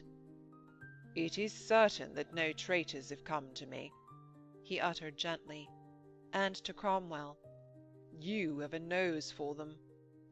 He appeared placable and was very quiet. Winchester, his black eyes glaring with desire, was almost upon them in the shadows. Here is enough of wrangling, Henry said. He appeared to meditate, and then uttered, As well here as elsewhere. Sir, Gardner said, if Privy Seal misleads me, I have somewhat to say of Privy Seal. Cousin of Winchester, Henry answered, stretch out your hand. I would have you end your tulzies in this place. Winchester, bringing out his words with a snake's coldness, seemed to whisper, Your Highness did promise that Privy Seal should make me amends. Why, Privy Seal shall make amends, the king answered. It was his man that did miscall thee. Therefore Privy Seal shall come to dine with thee, and shall in the presence of all men hold out to thee his hand. Let him come, then, with great state. The bishop stuck to his note. Ay, with a great state, the king answered. I will have an end to these quarrels. He set his hand cordially upon Privy Seal's shoulder.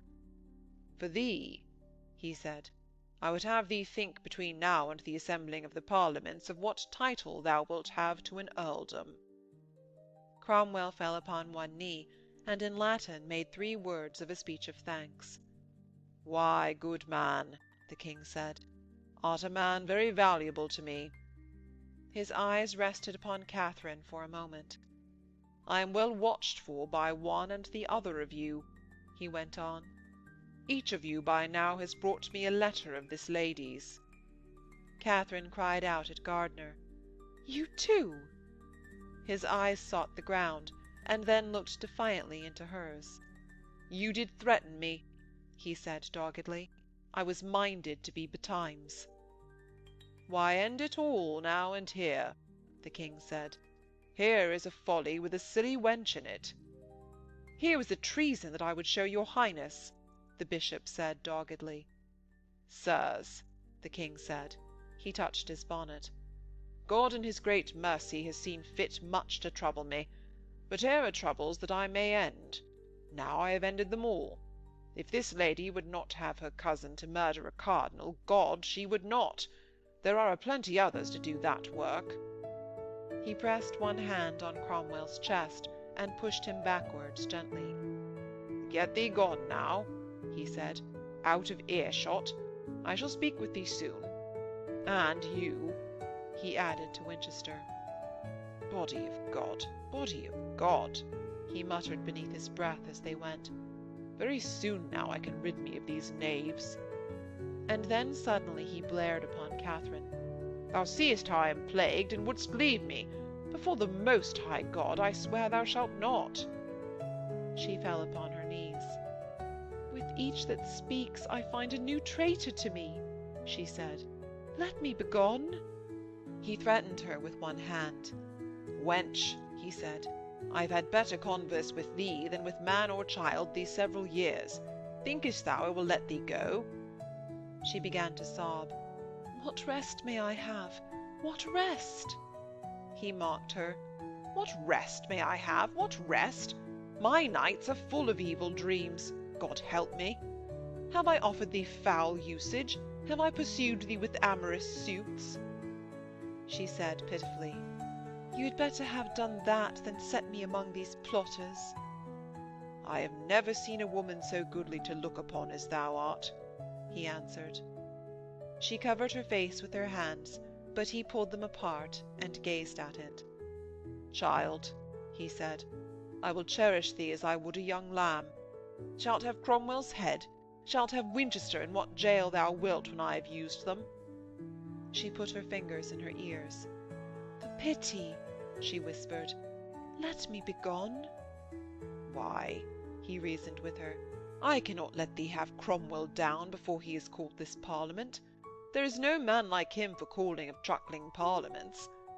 And rest assured, he uttered solemnly, that the man dies that comes between thee and me from this day on.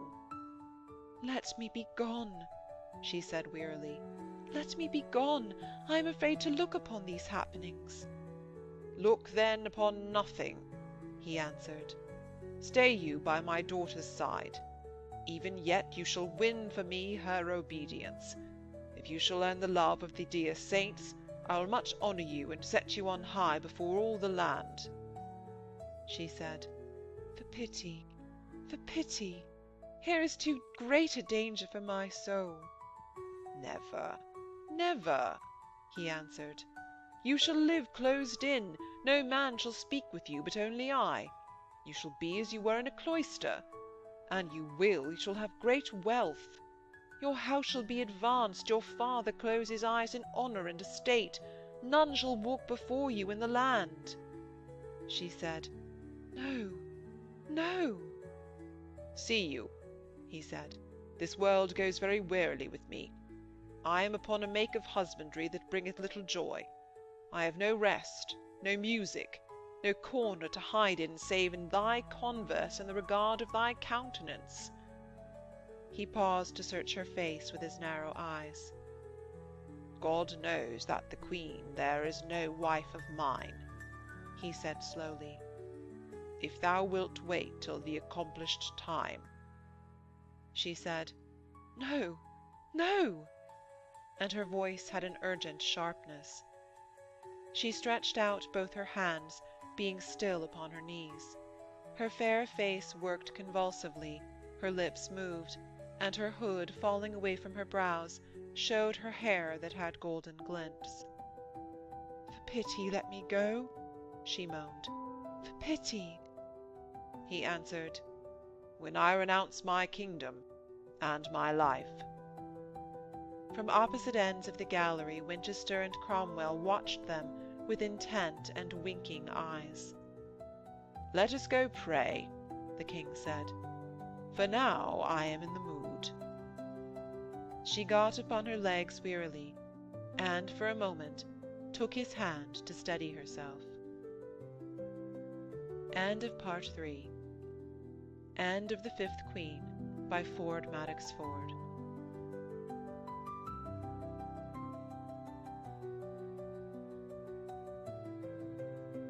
We hope you enjoyed tonight's Sleep audiobook.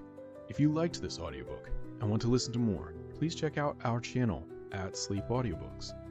And if you prefer to listen to each story individually, they will also be uploaded to our secondary channel at Sleep Chapters.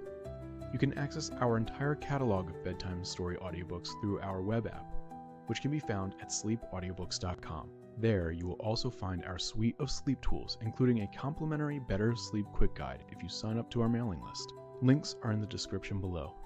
All likes, comments, and especially subscribing help this channel grow, so that we can reach more night owls in our quest to help as many people